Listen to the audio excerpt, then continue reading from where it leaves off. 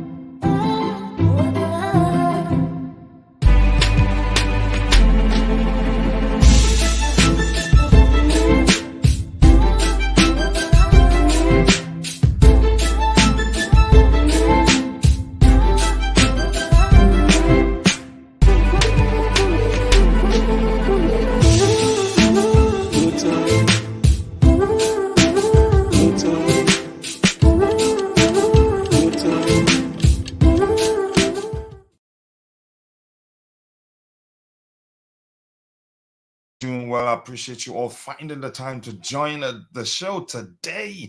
Let me see. Please do let me know if you can hear the sound. Just a new installment, a new installations here, and I hope it's working correctly. Still working on it. Not done yet. Still quite a lot of work to do, but it looks like it's working. So let's see what we have in the chat already. Please keep dropping the likes on the stream, and also do subscribe to the channel if you haven't. The likes do go a long way. I appreciate you all finding the time to join the show. And for those of you that are watching, but for some reason or the other, not able to participate in the chat, just remember we appreciate you. But if you can do us one more favor, one more tiny bit of favor, just to take a second to drop a like on the stream, would really appreciate that. So thank you. Here, Jerry Z says, Kachila, I am eagerly awaiting your insightful analysis on the current Lukaku situation.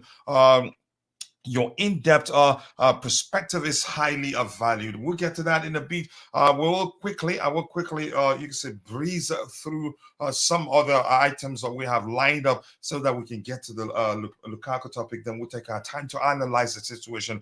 And I'm sure you all already know we don't have too many stuff to talk about. So keep dropping the likes on the stream, people. The likes do go a long way. And we have here, we signed Angela Gabriel. I've known that for a while. The question is, will he go out on loan or will he be integrated into the first team? I sincerely do not know, but we'll find out. It won't be long, and we'll find out who stays with the team and who goes out on loan. So relax and don't be in a rush. Big up, coach.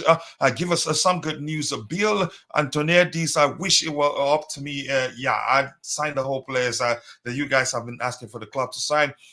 Chelsea need a Vlahovic as soon as possible. It doesn't look like it's going to happen. He's on a very high wage. PSG are interested and they pay better than we do. And it's looking like what I've been thinking, my suspicion for a while now will come true. Will truly not, we may well not be seriously looking for an established striker, if that's what you want to call it. And again, I did see a fellow content creator, Jan to be specific, making an argument.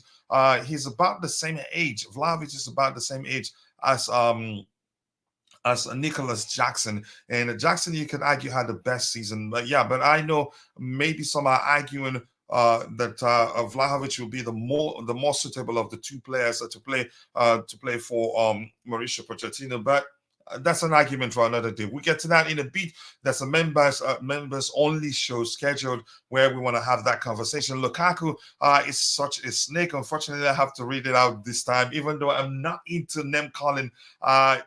Yeah, again, the situation, it just makes me feel like this guy, I'm not too sure about his character. We have a Broya in Jackson and in Kunku. So why consider signing Vlahovic? It's going to be too expensive and probably will cause issues with regards to our wage bill.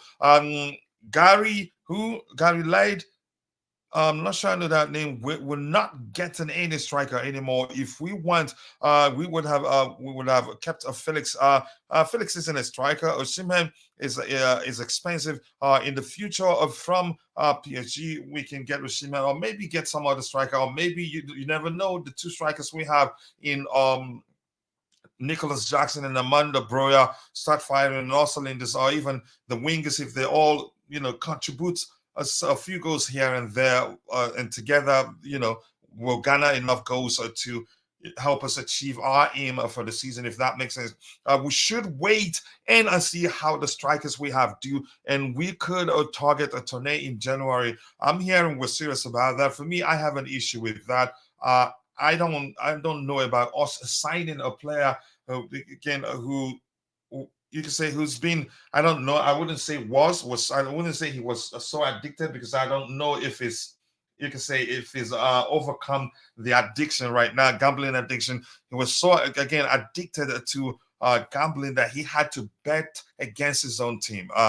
That's a problem for me. But let's see. It may well be all rumors. After all, we've been hearing that Mauricio Pochettino prefers Dusan Vlahovic and Lautaro Martinez. Sometimes the club, we've heard that the club, that we're bent on getting Victor Osimhen because we like him that much and all that. We're willing to pay whatever it takes. And then it turns out we were never planning actually to sign an expensive striker in the first place. And I've always suspected that there's a chance that may well be the case. And big up to you too, Ty. I appreciate you finding the time to join. I hope you're doing well. And if you're watching, if you haven't, the code, Agommo, all of you, and Christian Norton, if you haven't, please go check out Ty's YouTube channel called the Chelsea Sessions. Just click the three dots to his name, click and go to the channel, and then subscribe. Believe me, you will not regret it. You will thank me later. And if there's any new signing that you don't quite understand how they operate on the pitch,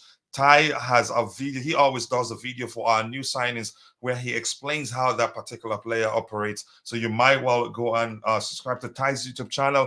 My brother Ndeo Otutoma, good morning, Otutoma, to you too, my bro. I appreciate you speaking my native language. I like it whenever anybody comes here and is proud enough to do that. I oblige. Yes, I'm not against spending on young players, but experienced players are all crucial for every team. We don't have one now. We have a few.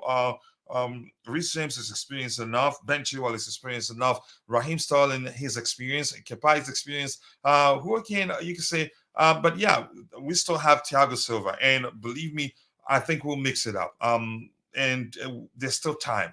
The priority right now, as we've heard 1,000 times, is to sign or get the deal for Moises Caicedo across the line. And my bro, declared, I haven't seen you in 1,000 years, bro. I hope you're doing well. And I was meaning actually to find time to send you a message to know how you're doing. But I appreciate you finding the time to join in the chat here.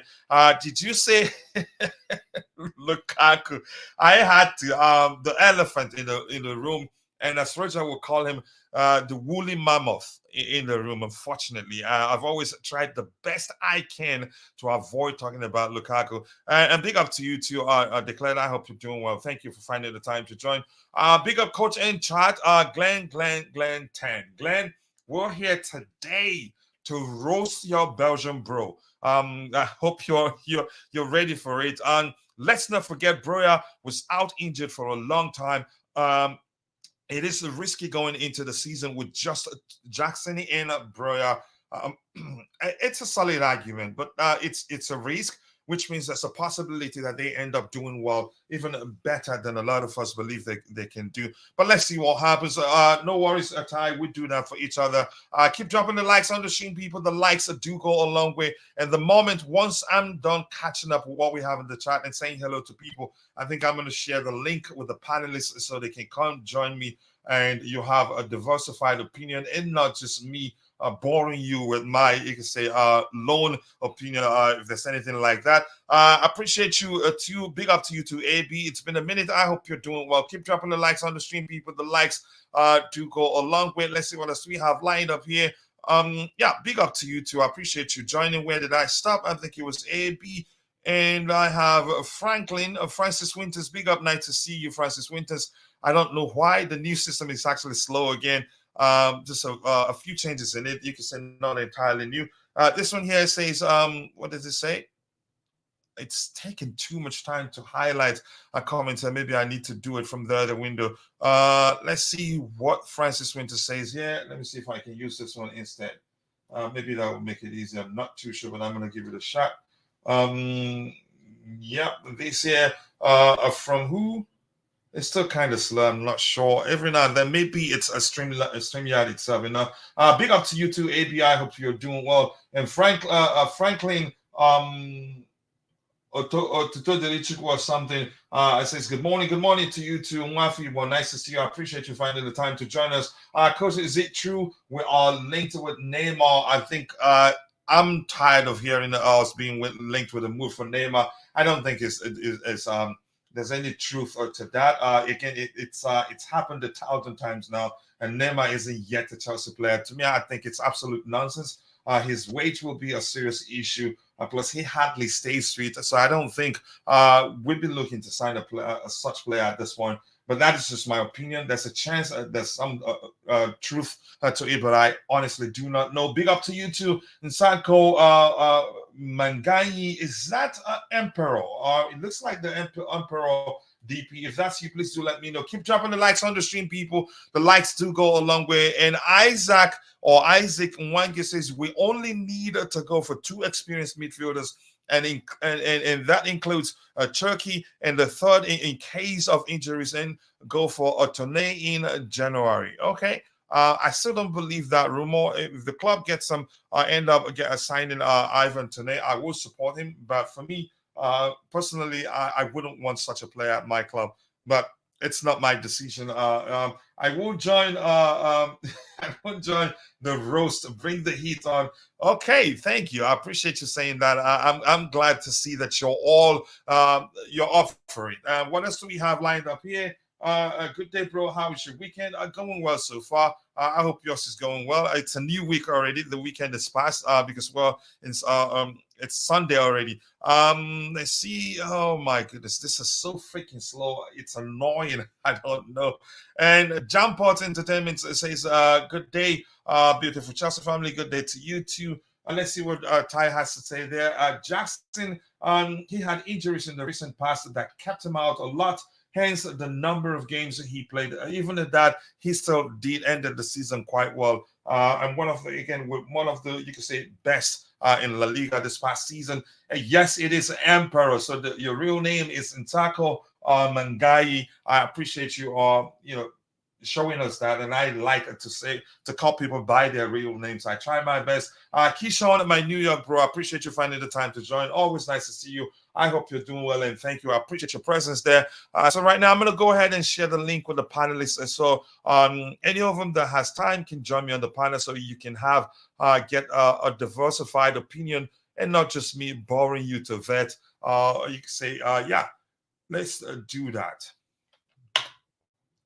And if you're watching, please keep dropping the likes on the stream. The likes do go a long way. So let's see the first item we have lined up here. I'm gonna stop this right now. Maybe take it up. So maybe that's one of the things that's slowing it down. I'm not too sure. So I'm gonna remove this guy. It's not actually there. So why is it slow? So let's see the first item we have lined up here.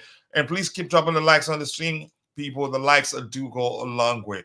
The first thing we have to talk about here is Mike Dean is quitting as a video assistant referee and will no longer be part of professional English football next season, ending a run that again that spanned or goes back 28 years to his early days as an assistant referee in the football league. I wish, hopefully, I'm able to find the response from my friend Mikhail, who said, yeah, Anthony Taylor and Michael Oliver should follow suit.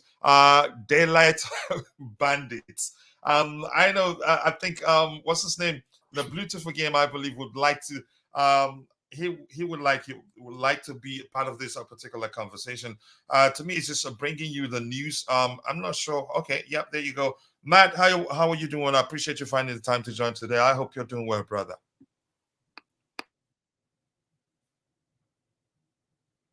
It looks like he's having an audio issue there. Okay, but Can you hear me good here?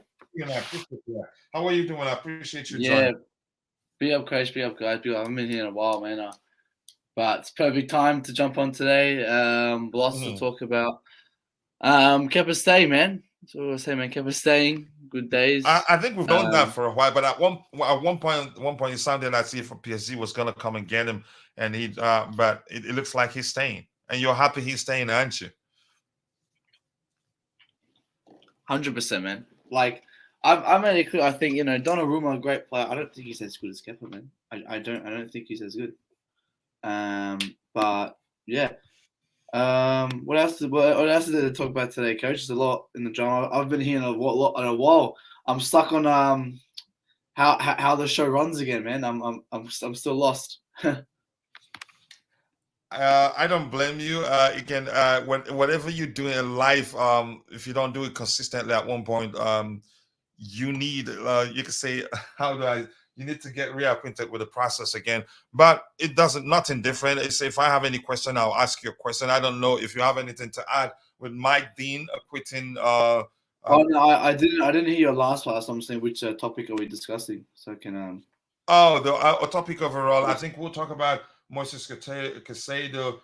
We'll talk about Rayan Cherki. We'll talk about Romelu Lukaku most definitely. I'll say with Caicedo, Coach, and I've been saying this for a while, is I think Caicedo is already a Chelsea player. I genuinely believe we will sign him. I just think we're trying to get the price down as low as we can because that's how business works. I think he's a player who may not be worth 100 million. I think the Todd Bowie and the scouts, we know this. And we've seen how smart Todd Bowie is. Todd Bowie is a very smart guy. And in this window, he's shown it. And I truly believe Caicedo is a Chelsea player. He's not going to be joining Liverpool. Liverpool, just like they signed Bellingham, like they're going to sign Colwell, again waffling.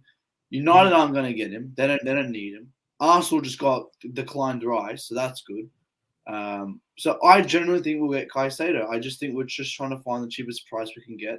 But at the end of the day, if it comes to having to spend the big money, we will spend the big money. He's the player that we need. It's not more about want; it's about need. We need him to join because I'll say right now, Chelsea need to finish top 4. I think Caicedo joins. I think we get top 4 if Caicedo joins. We just need to get him to join first. That's the issue. I think I agree with you. We can't.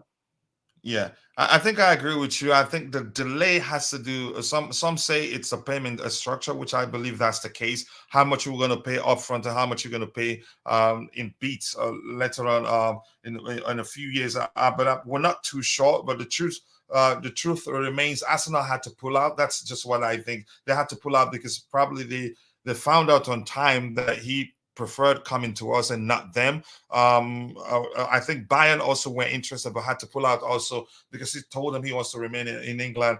But that's, by the way, I do believe that's one deal we'll get across the line. But we have some report lined up here that we will talk about. And from what I've seen, I don't think you have anything to add with this news here.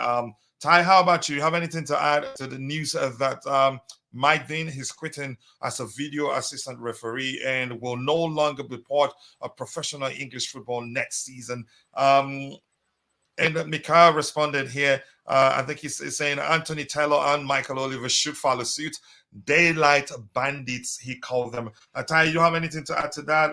Let's breeze through every other item we have lined up here and get to the Willie. How does Roger say it? Is it woolly mammoth in the room? But you go ahead, Ty. I appreciate you finding the time to join. Can you hear me? Yeah, I can hear you crystal clear. Okay.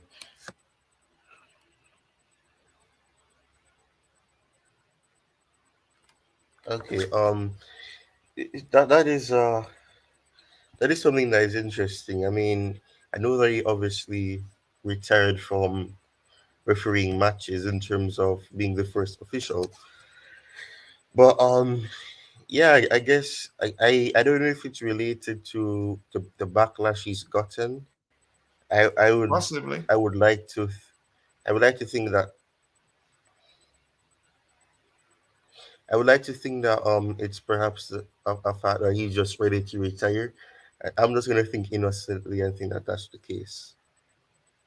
But it depends on what the entire article is saying, because based on that, based on the headline or what it says, it leads different interpretation, and perhaps the most likely one is that people will say that he's left because of the backlash and everything. But I'm just gonna assume that the fact that he had retired from officiating matches, he's decided to retire from refereeing in general, whether it's as a video assistant, whether being that referee that monitors and utilizes the video assisting referee. Then in terms of that, perhaps that's the case. But obviously, the greatest assumption will be that he is retiring or he's stepping down, as it says there, due to the backlash. I don't. I'm gonna think with my innocent argument though. Yeah, and if you pay attention there, I think he's for me, from what I'm getting from this report is that he's leaving English football entirely. It's quite specific there. He didn't say he's quitting as as a referee globally, but just English football. But that's to me. I just had to talk about it because I know some Chelsea fans will. Wait, so that means is he staying as a referee and leaving just in England, or? Yeah, the report isn't quite clear. It's not that clear. Doesn't make sense to me. It doesn't. I assume that he's still going to be refereeing, just not in England. That's what it sounds like to me. Yeah, but not in England. That's how I see it too. But that's by the way, Roger was here, and I think he went out again. Maybe he's having a connection issue. Declared is just joined us. It's been like I haven't seen Declared for like. Oh, look who it is! Now. He's came out of retirement. He's shown to himself finally. I showed myself first time, and he's finally here. He's been hiding, coach. He's been hiding. You haven't fought him for a while. I haven't seen him since his boyfriend, his Mount's gone, man. He's been hiding since that's been happening. I don't know, Declared. I haven't heard anything of how he's feeling about Mount leaving and all that, man. I don't know. I gotta hear it, man. We'll hear from him. Declared, more importantly, how you doing, bro? I'm doing good now that I'm sure you heard. Go ahead. Well, yeah, I've been missing because I've been looking for Matt, and he's been missing, but now he's been found, so I don't have to look for Matt anymore, and I can notify the police and know that he's been found. He was buying time till he gets some confirmation, which I don't know. Is there confirmation that Kepa's staying? 100%, man. He's the only proper Chelsea player at this club, man. He wants to stay. He loves the club. He's not leaving. Don't know about. Don't worry. Chelsea. But even if he stays, Matt, let me make something clear to you. If we sign another goalkeeper, probably he most likely would drop to the bench. Hey, we'll see. I mean, everyone said that last season. He was still playing number one, but I don't know. Well, Matt, we have to buy a keeper, yeah. Yeah, you have to 100% buy a keeper, and if that keeper competes with and becomes better than Kepa, then he becomes better than Kepa. But that has to be shown on the pitch, and we'll see what happens. Depends who it is. Well, I mean, there's definitely better keepers on the market, out there. No, I'm saying that would be telling. So if they go big on a keeper, then the thing is, we still need a keeper. They look at Kepa's number two. Like Mendy's gone. We still need a keeper. That's what I mean. It's not to replace Kepa, yeah, but it's a keeper does need to come. It's not 100% be taking over Kepa. He will compete with Kepa, and if he becomes better than Kepa, then yeah, he will take over Kepa. The actions from how they approach a keeper is how you're gonna know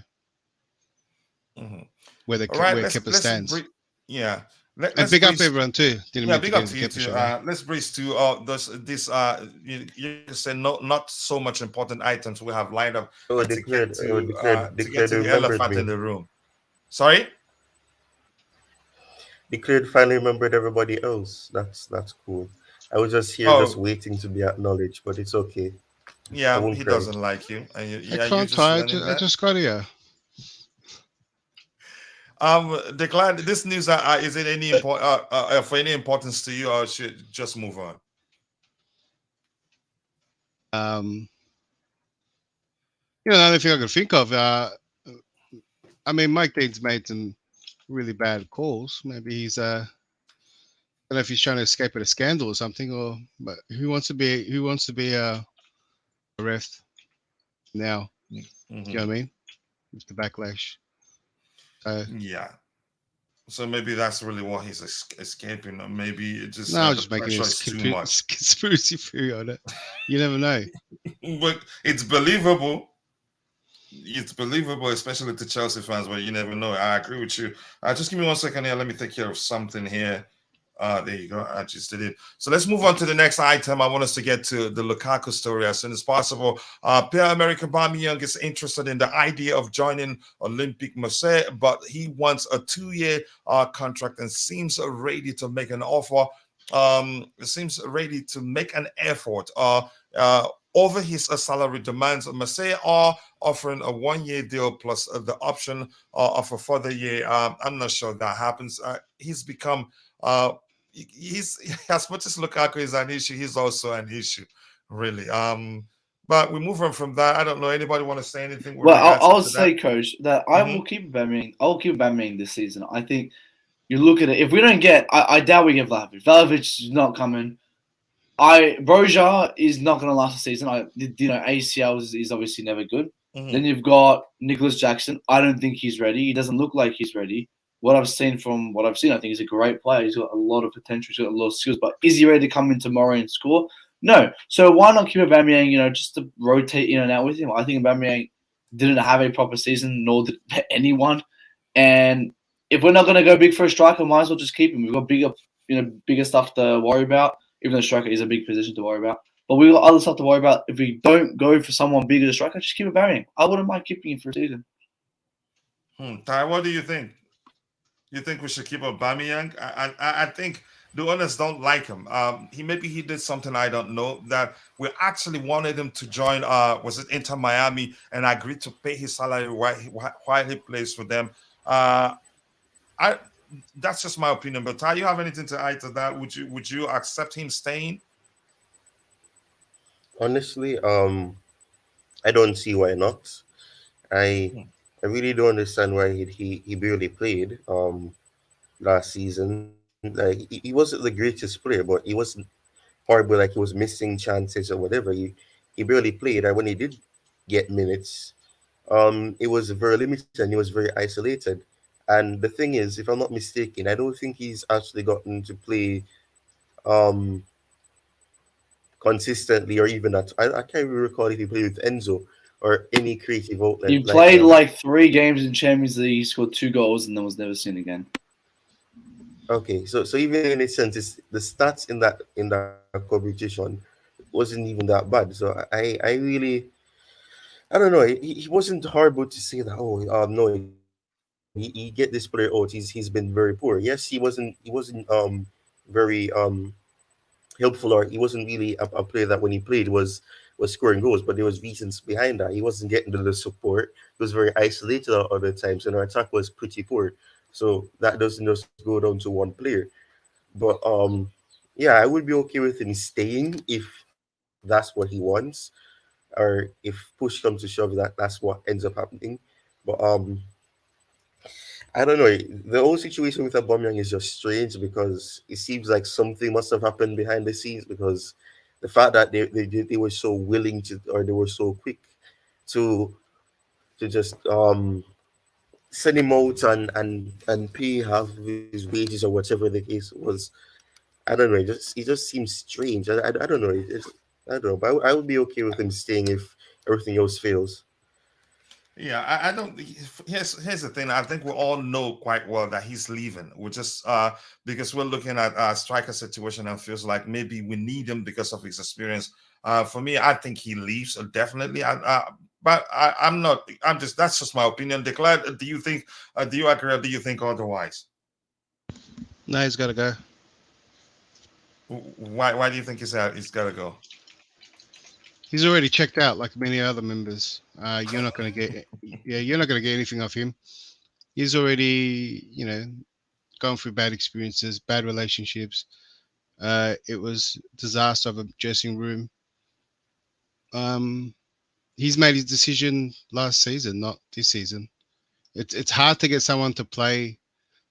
I mean, the only person that can do that if Pochettino somehow convinces him something magical. No, this guy's in a stage of his career. He just wants to play and get big money for it. I'm surprised he hasn't Why taken the didn't he Saudi. take the Saudi offer? Maybe that's what's going to happen. Well, why didn't he go to Saudi? What was the reason there? I thought he was done due to Saudi. The only thing we heard is that there were offers on the table for him. They wanted him. Because he's been training quite hard as well. Like, come recently, he's been training quite hard. Yeah. Well, maybe he still wants to play at a decent level. That's one thing. He's still getting quite a bit of money. Maybe he just wants to achieve. Saudi, taking the decision to Saudi Arabia is not like others.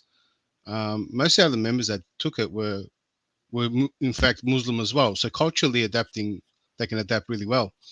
Aubameyang's not in that part of that group, and maybe the age range. I think Aubameyang believes that he can still maybe play at a top level and still do something, and he's still getting massive money anyway. If he does move, he'll still be on the same honestly, wages. Declare, for me, I just think maybe the offers we heard that were on the table for him were just nonsense, not truth. Not the truth. Yeah, non-true or maybe not far off what he's getting now. Possibly. If the offer's massive, he'll go. Yeah, he'll be gone like yesterday. Yeah, I think I agree with you. Roger, welcome to the panel. Bonjour, gracias. If you're still there, I think he's gone again. Maybe he's having a connection issue. That's what I see there. But Chelsea, why can't they get us a midfielder than wasting our time for updates of Caicedo each day? Here's the thing: if you've been paying attention, Fabrizio Romano did report before we go for midfielders, we have the intention to sign more than just Moses Caicedo, but we want to see how the preseason pans out. For me, that translates to the fact that they want to give the youngsters a chance to see how they do before deciding what they do. And here we have Emperor here saying Kukure's hair is safe with regards to what's the referee who's quitting the Premier League. And sell Lukaku and Oba for us to have a space for all the players. Those players will be leaving. And Chowi Mundenda, please, if I pronounce your name, and I don't pronounce it correctly, please do let me know. I've seen that already. Let's see. It looks like I'm just going to scroll to the very bottom and I'll try the best I can to get your subsequent contributions in the chat. I think it's giving me a problem. Every now and then that happens with StreamYard, and I'm not too sure why. Mike Dean, yep, that's the referee we talked about. So, but I think that's not something we should take seriously, actually. It doesn't make any difference. I don't know what is happening to Lukaku, to Inter Milan or Juventus. I cannot wait. We'll get to that in a bit. Just relax, sit there, and don't go anywhere. We'll talk about that in a bit. Just working on the wage structure. That's with regards to what the hold up with our pursuit of Moises Caicedo. I think we'll get that deal over the line. I am happy Kepa is staying because on his good day, he's a lifesaver. Actually, I think he was one of our best players last season. I think the same too. You could argue if it wasn't for his brilliance between the sticks, we could have been ended the season worse on the table than the 12th position. But that's just my opinion. A lot of people think he's actually. A lot of people think otherwise. Big up to you too, Chelsea, all the way. I hope you're doing well. Let's see what else we have here. Unfortunately, I'd have Where did you guys hear that from? Sorry? Where did you guys say that Kepa is definitely staying? Who said he's because definitely staying? he FaceTimed me last night and told me he's staying. Oh, he's not gonna be leaving. Don't worry. Yo, bro. He's not gonna be leaving. Like, we said that last season, and then everyone said, "Oh no, he's leaving." He's not gonna be leaving. There's no one that's. We're not gonna change a exact whole team. I think he'll be the one who stays. No, we just changed the whole team already. Yeah, that's and what there's I'm saying. something else Listen, that man, actually makes it difficult for him to Ty's make right. his There's salary. nothing out there to say Keeper's not safe. Oh yeah, okay. And Declare said it to me 3 months ago when he said that Mount's not leaving, and I said no, he's not leaving. Yeah, you didn't even believe Mount was leave.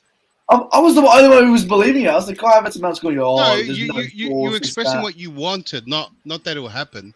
You said it might not happen a lot. And then apparently my sources. Look, it doesn't matter how people felt. There's no one that really could have predicted or really believed the kind of clear out we've done. No one. This is almost magical. And at the speed at which we've been selling players, I think the Saudis came to our rescue. I must say that. Not that it was by design. I think we were just lucky. It happened. We happened to be selling players at the time where they were buying quite a lot of players. That helped. You could say that made it easier for us because it would have been difficult, honestly, given the salaries of some of those players were sold. And here's the thing, something I wanted to say quickly. Kepa is still here, probably largely because of no club.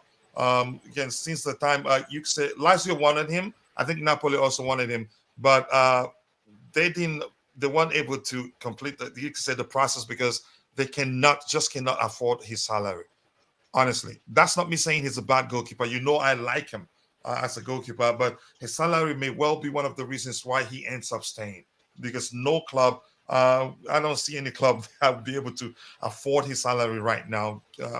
That's just my opinion. Pay 100 million and pay in 4 installments of Caicedo. Pay 80 million to 85 million. Pay in one go, according to reports. I'm not sure what to make of that report, but because it's not complete, what you have in the chat there is not complete. So let's see what else we have here. Anything else? Wait, Coach. Just quickly. What about Koulibaly? We got rid of him. He was on high wages. Is that same? You don't think I think he earns a lot too. To compare to how much the new owners are willing to be paying right now. I'm saying Koulibaly was on high wages. He's on a high wage too. If you look it up, you see. He was on a high wage, but we got rid of him right now. We ended up getting rid of him. We got rid of him. My thing is, I think Kepa can get a team. Like a team will get him. It doesn't. I don't think he's wages. I just think that the manager definitely wants him. I think he's here to stay. I think we're going to use him. And PSG were just kind of. I don't think that was even that real in the first place. Yeah. Just to people in the chat, unfortunately, I'm having issues highlighting comments. For instance, you can see this one. Maybe you're seeing it already, but in my screen, it's still a bit blurry. It's not. It hasn't loaded properly. So that it's a serious problem. And I'm not sure how to deal with it. Sometimes it happens with StreamYard, which means I have to move to the next item we have lined up. Maybe I'll be fortunate enough by the time we go. You can say about 1 hour into the show, it stops. Sometimes it is like that, or maybe I'll switch browsers. So I apologize to you. Let's see what else we have lined up here, and we can continue. I want us to get to the Lukaku discussion as soon as possible. Yeah, it's a bit too slow to my liking. I just don't know what to make of it. Let's give me 1 second here, people. Let's see the next item we have lined up here. I'll come back to the chat in a minute. What else do we have here?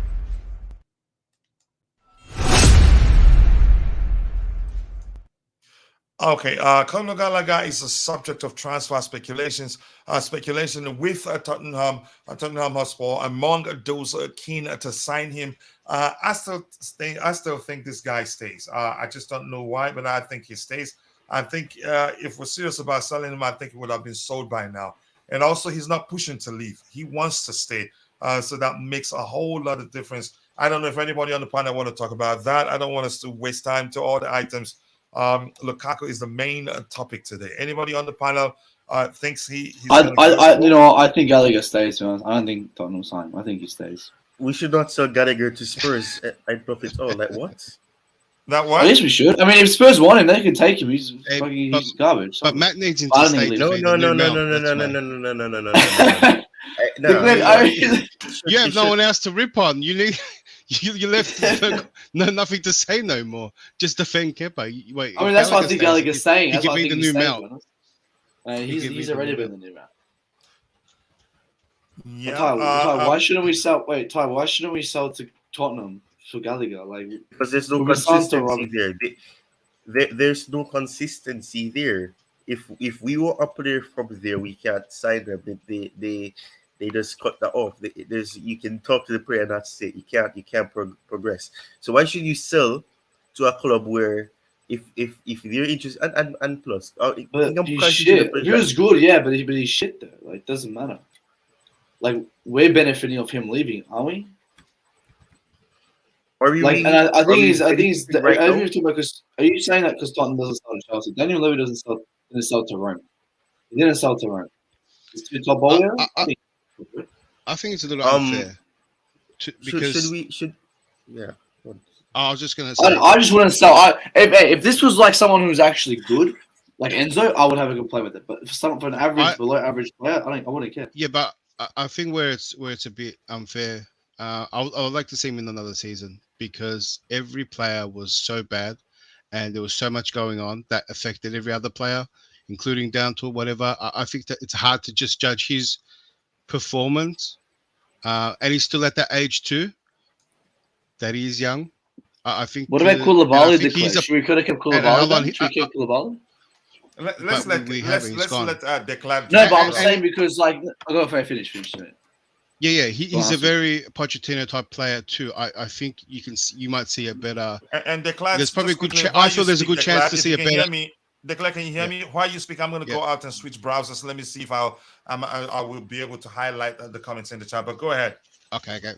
Yeah, I was just going to make the point. I think I feel there's a good chance that we will we'll see a better Gallagher this season under Poch and Fresh because that was his first season.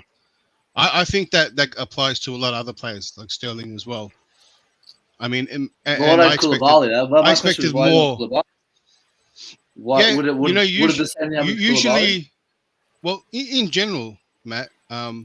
Usually, second season you get to see a better player. Usually, there's a lot of factors when they first come in, and you want to give every new player at least a second season, right? Just in general, right? Yeah. But then add on everything that's happened. So if Koulibaly stayed, and under this manager, you probably could have seen the old Koulibaly of the past. You know what I mean?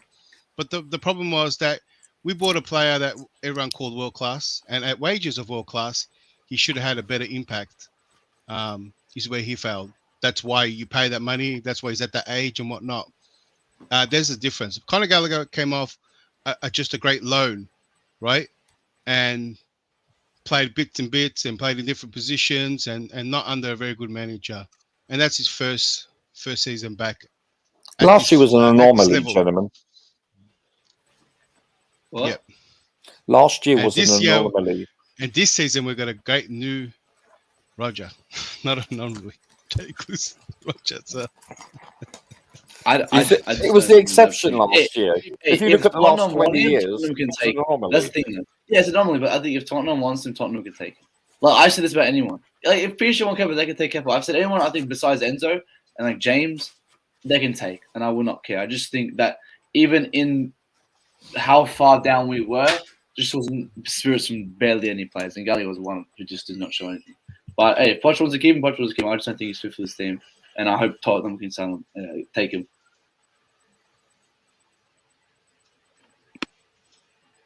Hey, at the same time, we do need a lot of players.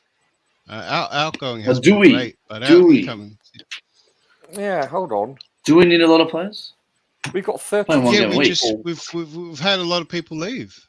Yeah, but we've got 32. We have 32 people on the roster, gentlemen. 32. Roger, I mean midfielders. We're lacking there. Sure, we only have 5 currently. Yeah. Well, that's there's a couple to 11 departures imminent. Let's be honest, right? So it's listen. You've got people like Ziyech, Lukaku, Hudson-Odoi, Pierre-Emerick. These chaps are going to be leaving. And also Callum Hudson-Odoi. I think obviously Gabriel Salina is probably going to go out on loan. So Ethan Ampadu probably won't be around. So you're looking at 8 to 11 players going to be departing. And with 2 to 3 additions, you're looking at a roster between 24 and 26. Thing is, we're only playing 1 game a week, though. Like, I understand, because I think Santos is looking at his team. You got Chukwuemeka, you got Enzo, you get Cole, you get Caicedo, I think Chalobah stays, so not Chalobah. Omari Hutchinson's going to go out on loan, probably. Like, I mean, here's the thing: if he wants to keep him, like, I understand. I think the fitness-wise, under Poch would be good. And if Poch says, "Hey, I want to keep Gallagher," I'll say, "Poch, let's see how it goes. Prove me wrong." But I do not think Gallagher will finish good, and I think we should get every bit we can and sell as much players as we can because we are in a rebuild, aren't we? And why not get rid of every player we can? If Tottenham say, "We're going to give this money," why did you say we have to get top 4 earlier? Yeah, the rebuild says we still have to achieve what we need, and Gallagher will not still help. Do you not think Gallagher? No, but you said we have to get these players for top 4, Matt. Yeah, and Gallagher's not a player who is needed for top 4. He's not a player. Let me ask this. No, but you've changed what you're saying. No, my stance to the point is we still need a rebuild, right? Let me ask you. We still need to get our expectation. Let me ask this quickly. It's not even just a rebuild. Just quickly. Can you guys hear me? Yes, we can. Okay, just quickly, I've switched the browser and I think it's better now. I'm able to highlight comments and just quickly, apologies to all of you in the chat. I had to scroll to the very bottom. Now, I think I'm able to highlight your comments. What I want to ask is this: if we sell Gallagher, which means we'll have to make up the number in terms of with regards to the homegrown quota, aren't we? So if we sell Gallagher, we'll be replacing him. You could say with a less experienced homegrown player, probably not as good as him, and will not be as productive as him for us. So I'd say keep him. And Poch is the sort of manager that will help him, you can say, become more polished, because that's a good player in him. He just played all the while from Potter to Lampard. He played even Thomas Tuchel played like way too raw to my liking, and he hasn't played particularly in a certain position consistently. It's here, it's there, it's everywhere. And believe me, to me, a young player like him, I don't think that helped. But I don't know. I don't think Matt, clearly you think we should sell him. Declan, I don't know. Do you think he stays, or do you think we should sell him? No, I think he stays. I think because he wants to stay. Well, yeah, I mean that, and we're short on people that want to stay. The only way I clear out like this happens, the only way I clear out like this happens is when many people want to leave. There is, there's a lot that's happened, and people were just willing to leave. Do you know what I mean? It's just that people getting what they wanted, and they didn't want to question that. I think last time I don't get on many streams, but on another stream I questioned that, and it was like I was telling everyone what was in the sausage and how the sausages were made. A lot of sausage lovers out there were having a meltdown at me. So just in the same phrase, I think he deserves another chance. That's just an opinion. But in terms of incomings, we're lacking. I think we're almost in the case where we have to keep him just because of the lack of midfielders and the lack of transfer activity in that area. Well, I thought the strategy was to thin the squad, because we have 22 players out on loan, technically, by the end of last season, and we had a squad of 34 people. I mean, that's substantial by anyone's standards. It's prolifically large. So I think it was to thin out that was the main priority, considering that they've added in the last 2 windows, 18 players.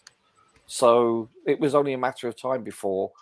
Listen, I know some of the new additions have departed, like a Koulibaly, etc., and in all likelihood, Pierre-Emerick, Zakaria, and then Felix. Obviously, those latter 2 their loans have not been renewed, so I get it. But I think it was only the main objective was to thin the crowd. Every expert that has ever coached at any professional and international level, and every player had stated that it's not attainable. You cannot succeed in at a very high level when you have a squad of 34 players. It's just so the main objective was to thin out. It can be problematic, but you could still argue. Well, highly problematic. Listen, yeah. I've never coached at that level, and I'm saying I didn't see a coach or a player that played internationally on a very high level in the top 5 leagues around the world say otherwise. In fact, they all concurred.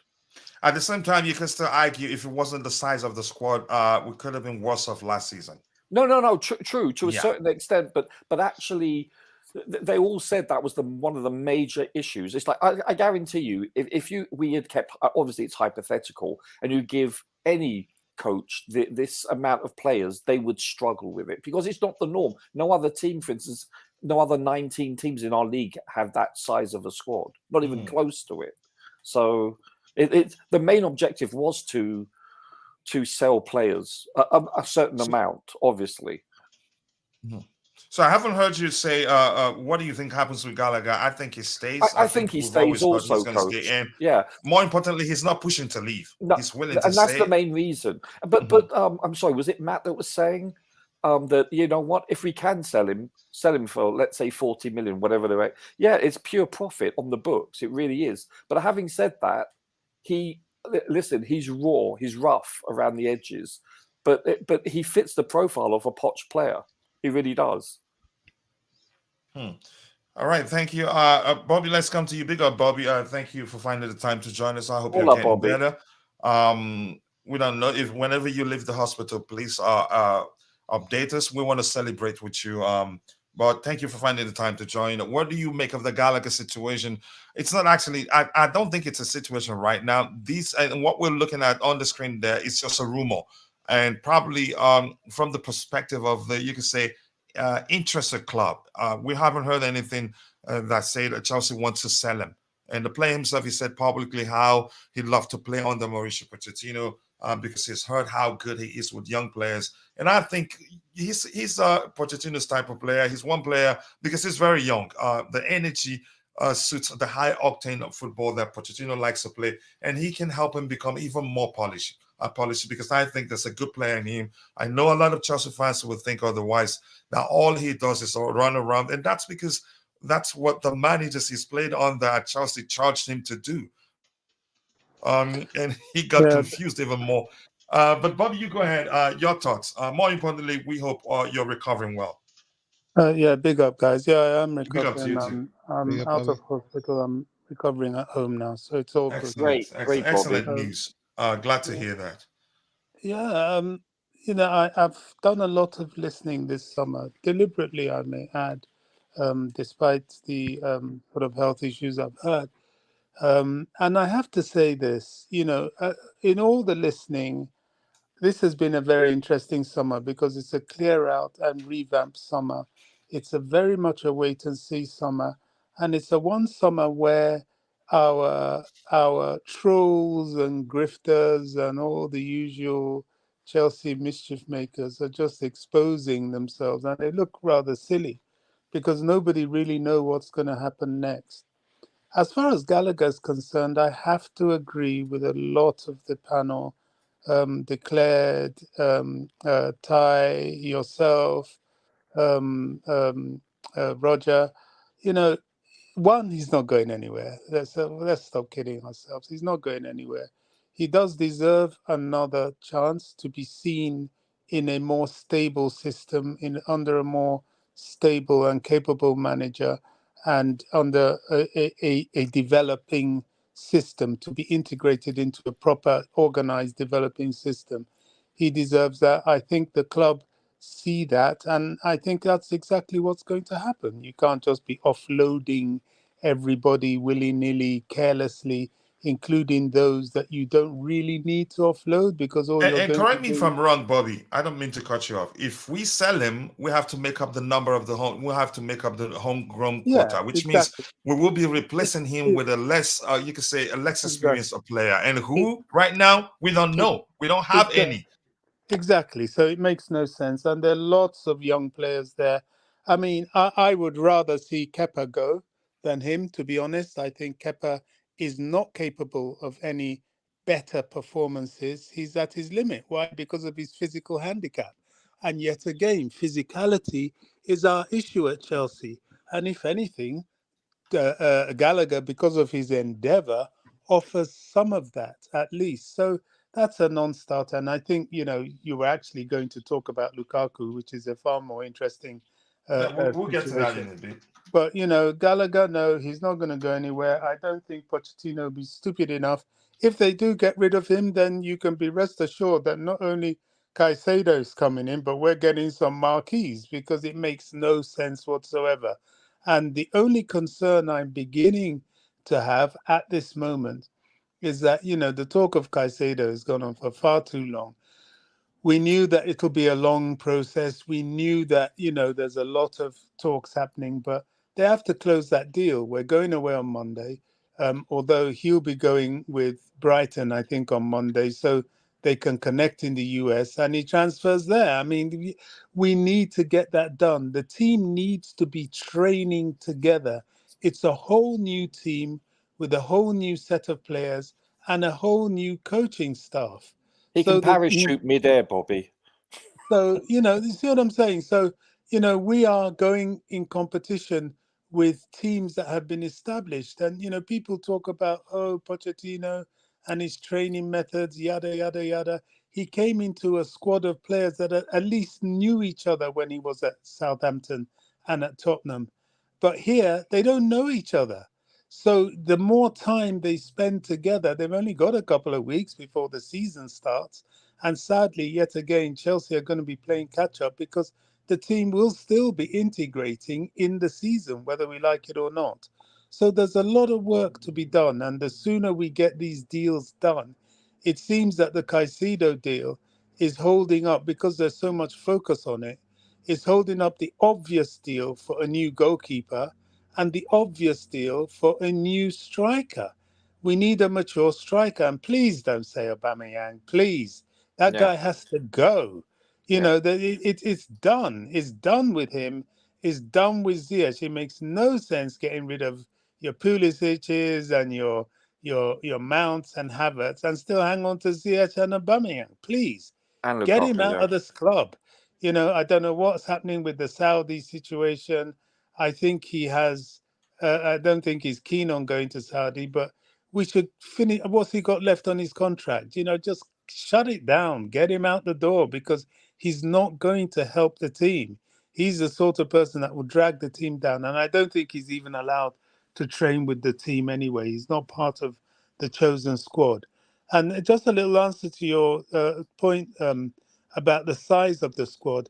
I mean, we've got rid of about 10 people already, 10 players, first team players. We haven't even looked at our dead woods like Malang Sarr and so on.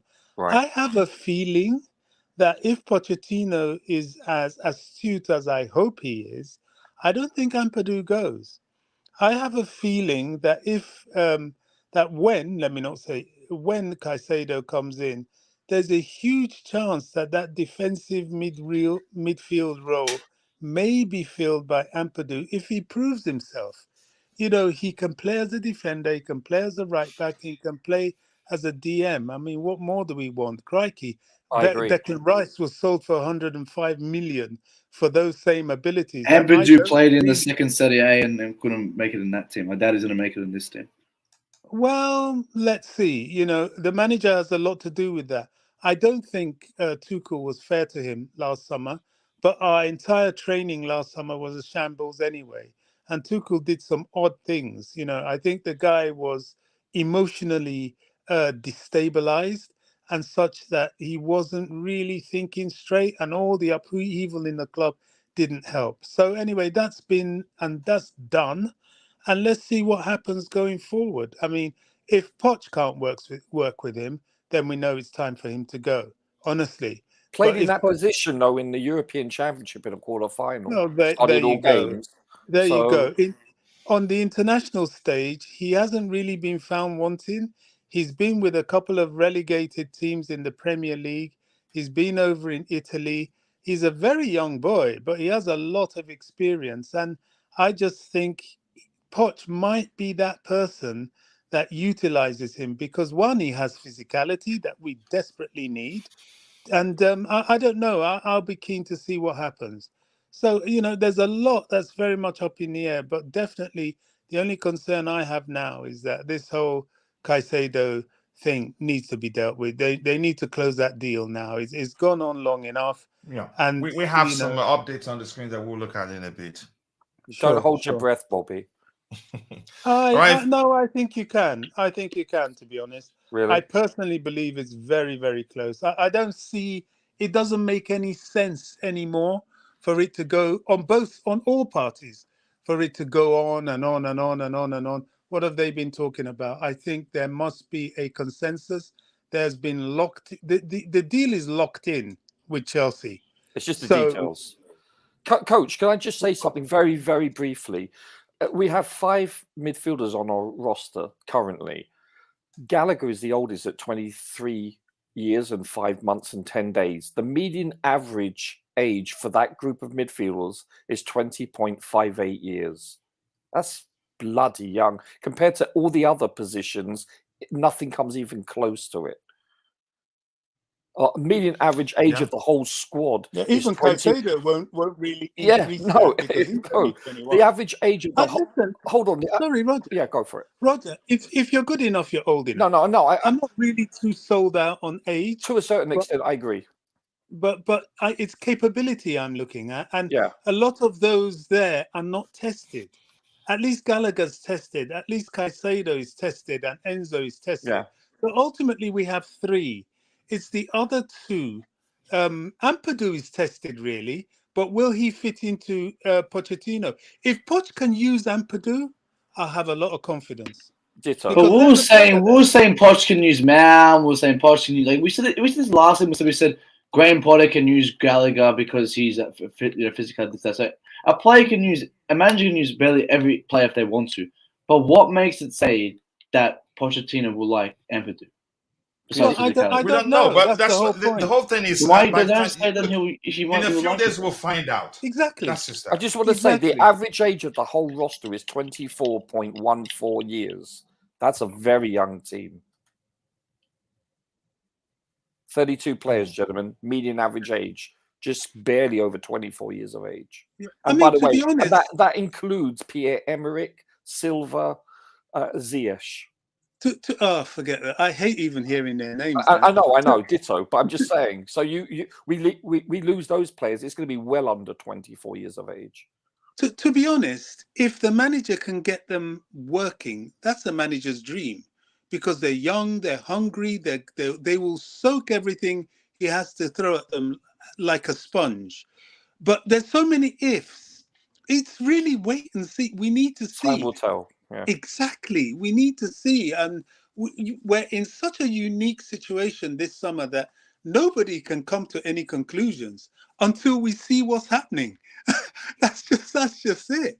The only thing we need to do, get Caicedo in. Let's see what Poch is cooking. Nobody even knows if he's going to be a success at Chelsea. We're just hoping, really. But if he is, my God, hang on to your hats, man. We're going for a serious uphill ride. Yeah, the fan base needs to stick with him. Let me catch up now. And again, once more, I apologize to all of you in the chat that I haven't, given you audience. I had issues. I had to even switch the browser that I'm using for it to start working. So I appreciate that. Who do possibly have to swap for Gallagher? I don't know. I don't think they have anybody who would like right now. Ampadu. Let's see what happens. Chalobah, maybe. We're not too sure. Roger, Dodger. That's a new one. I haven't heard that before, and I think I'm going to start using that. We need key players. We do need experienced players, but we still have experienced players. I get it. Some of these players are still very young, but they've garnered enough experience to do well. But we still need to mix it up with more experienced players. Imagine bringing on a Gallagher, run from the bench as we are go down. Too much pain. Okay, that's just your opinion. Kane to Bayern close. I think they will eventually take the money. I think he will force a move. That's just my opinion, but let's see what happens. Mitchie Boy, nice to see you. I appreciate you finding the time to join. If you're in the chat, please go check out Mitchie Boy's YouTube channel. And doing that is easy. Just click the 3 dots by the side of his name and click on go to channel. Please subscribe. Let's help him grow. He should have at least 1,000 subscribers. And Ty has shared the link to his channel, Chelsea Sessions. Go check it out too. subscribe. Very helpful. If you don't know how any player we've signed, how they operate on the pitch, I think he does a profile video for any new player we sign, and I think you'll find you find that of the Jamaican international and Santos and other players who signed in recent, you can say, months, and you will like it. Let's see what else we have here. Keep dropping the likes on the stream. Gallagher is a good player, but he cannot fit in Chelsea squad, and that is a BVIG Jang. Let's see what happens. Oh, gang, I don't know how to pronounce your last name. What's the profile of a Poch play? Running around with desire and energy, or what? I don't know. To me, high octane football. More importantly, passing with papers, no too much sideways and all that. But you're just saying this because of Gallagher, because we're talking about Gallagher. I think that's a good player in him, and the way he's been running around on the pitch comes down to how the manager charged him to apply himself whenever he's on the pitch. Remember at Crystal Palace, he played all the time I've seen him at Crystal. I saw him play for Crystal Palace. He played on the flanks and was effective for them. But when he came back, Tuchel started playing him as one of the 2-6-6, and that's when I knew he's in trouble. The players that should be sold are Pulisic, and where are you just emerging from? Really. But big up to you. I think thank you for saying that. I appreciate you joining. Mitchell boy, always nice to see you. Keep dropping the likes on the stream, people. Wouldn't mind that's seeing Gallagher here. He understands his role. That's another way to see it. Big up to you too, Tony Tiger. I hope you're doing well. Big up everyone. Keep smashing the like button, people. The likes that keep growing. I think we're close to 100 likes right now. I disagree. I think we can do better than Gallagher. The reason City and Arsenal are winning is a profile of player they have on the bench. You don't reach anywhere with the likes of Gallagher. So let me ask you this question. If we sell Gallagher now... I just want to shout out to Mitchy Boy, coach. Please. Yeah, Mitchy Boy, I already did that. I've actually asked people to go subscribe to his channel. But if you want to do it a special one, let it come from your mouth. You go ahead. No, it's all good. Sorry, I stepped away. I didn't hear that.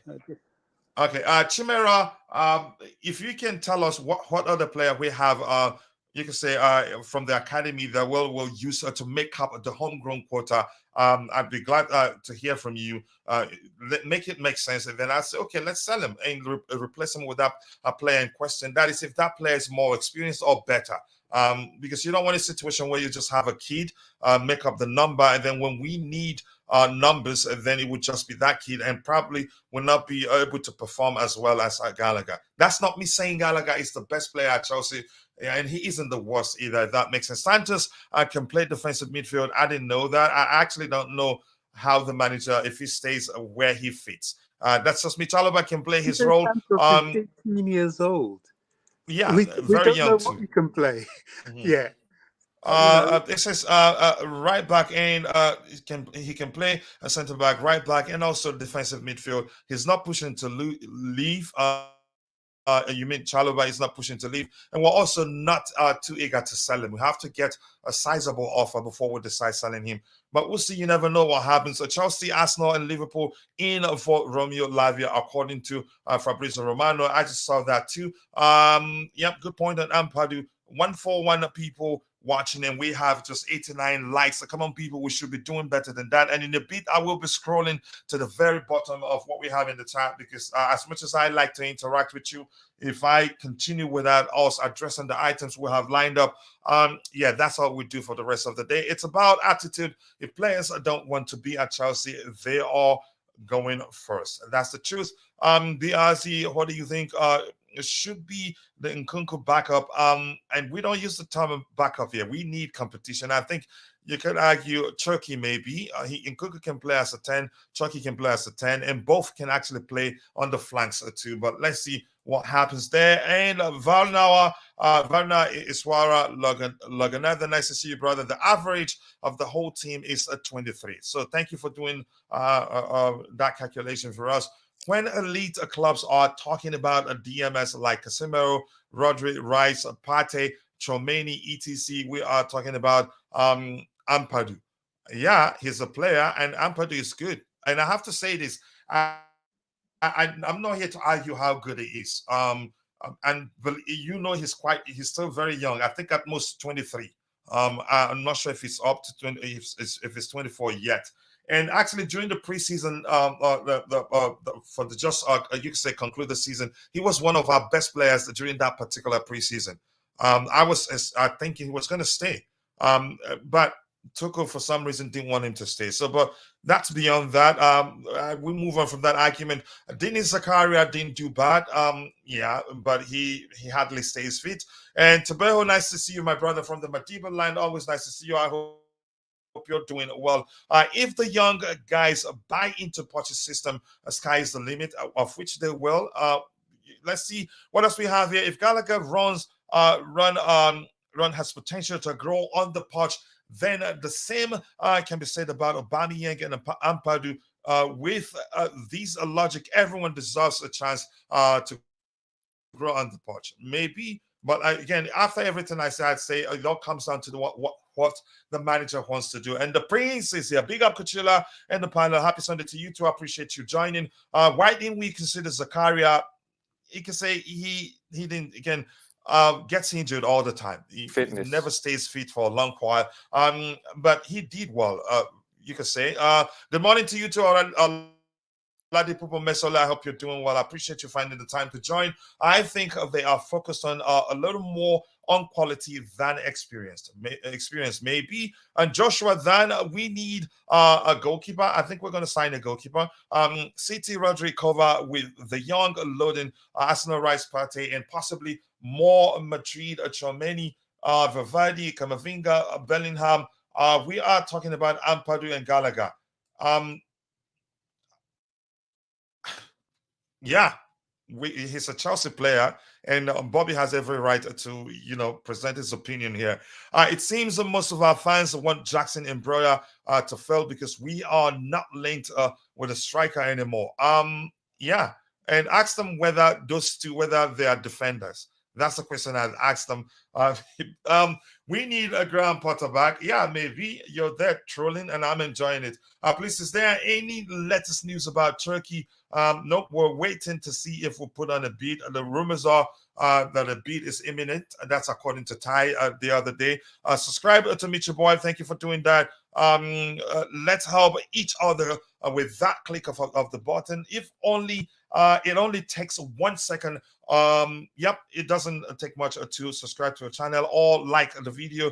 Good day to you too. Supreme Quaz, always nice to see you. So once more, I'm gonna scroll to the very bottom. I can't get everything you have there, especially when you're dropping it beat by beat like that. Santos is young. He will be flexible like Mourinho. A change. Mikel will love Gallagher and Chalobah to stay. I love to know how Ampadu is doing in training. That's where the manager comes in. He has to see them, take a closer look at them, and decide what he does with each of those players that you've mentioned there. Big up to you too, Idewa, my bro. And I'm looking at your message there, and I think I'll bring you in a bit. Just give me a few seconds here. Let's see what else we have here. The concern we have in midfield is coming from the fact that we haven't signed midfielders, and we've lost a Kovacic, N'Golo Kante, and what's his name? Ruben Loftus-Cheek. So we need to sign more players there. But I think we've heard severally that the club are looking at midfielders, but they want to wait until after the preseason to decide the profile of midfielders that we'll look for. We'll be looking to sign, which means they wait to see how the youngsters we have, how they do to decide, okay, what players we should be signing. Guys, let's be honest, we all know our owners like attention, so they like attention, so they might announce Moises Caicedo in America, like we did with Sterling and Koulibaly. That's a chance. That's the plan. Ampadu is 22 years old. Yeah, and we forgot. It's easy to forget how young these kids are. It's just because they've been there. You can say we've been hearing their names for a while now, and some of us expect them to be performing. You can say beyond the level at which they're performing right now. it's easy to look beyond their age and not recognize they're still kids anyway. But let's see. I'm just again presenting my opinion here. I think Ampadu is a good player. If Ampadu was good, I am pretty sure some Italian clubs would have come for him after relegation. Okay. Maybe you're correct. The discussion on Gallagher is about the player profile, and how the Poch may choose to utilize him. Toko, Potter, and Lamps got it twisted. So we wait for Poch to see how he does, which brings us back to what Declan said. Just give him another chance. Unfortunately, guys, I'm going to scroll to the very bottom, and I'll try to get your subsequent contributions in the chat. Who are the registered center backs? You know them. Nothing has changed at this point. Big up to you too. I want Ampadu to stay, but it's not my choice. Thank you for saying that. I think we'll have to move to the next topic, and I'm going to try. Anybody else on the panel want to speak about Conor Gallagher or Ampadu? Since we've ventured into that topic, for lack of a better term. Ty, you have anything to add? All right, one more. Kachila, an elephant and a dog got pregnant. Okay, on same day, the dog has since delivered 3 dozen puppies, but elephant is still pregnant. Something big and worthy of admiration is coming, Blues. Wow. I'm not even able to decipher that at this moment. I think he probably feels like I should be able to decipher that, because I think that's a saying in my native language, but unfortunately, I'm not a vet. I don't get it. I don't get it either. Chris Mosso, nice to see you. Who will be the Nkunku? We don't use the term backup here. Who will be rotating with him? I'd say Cherki if we end up signing him. And there's a chance 2 of them actually can be on the pitch, because either of the 2 can. Then 2 of them can actually. They're able to play on the flanks. I disagree. I think somebody was saying something. I disagree. Go ahead, Ty. Yeah, go ahead. Cherki has to be in the middle, and Christopher Nkunku has to be on the wings.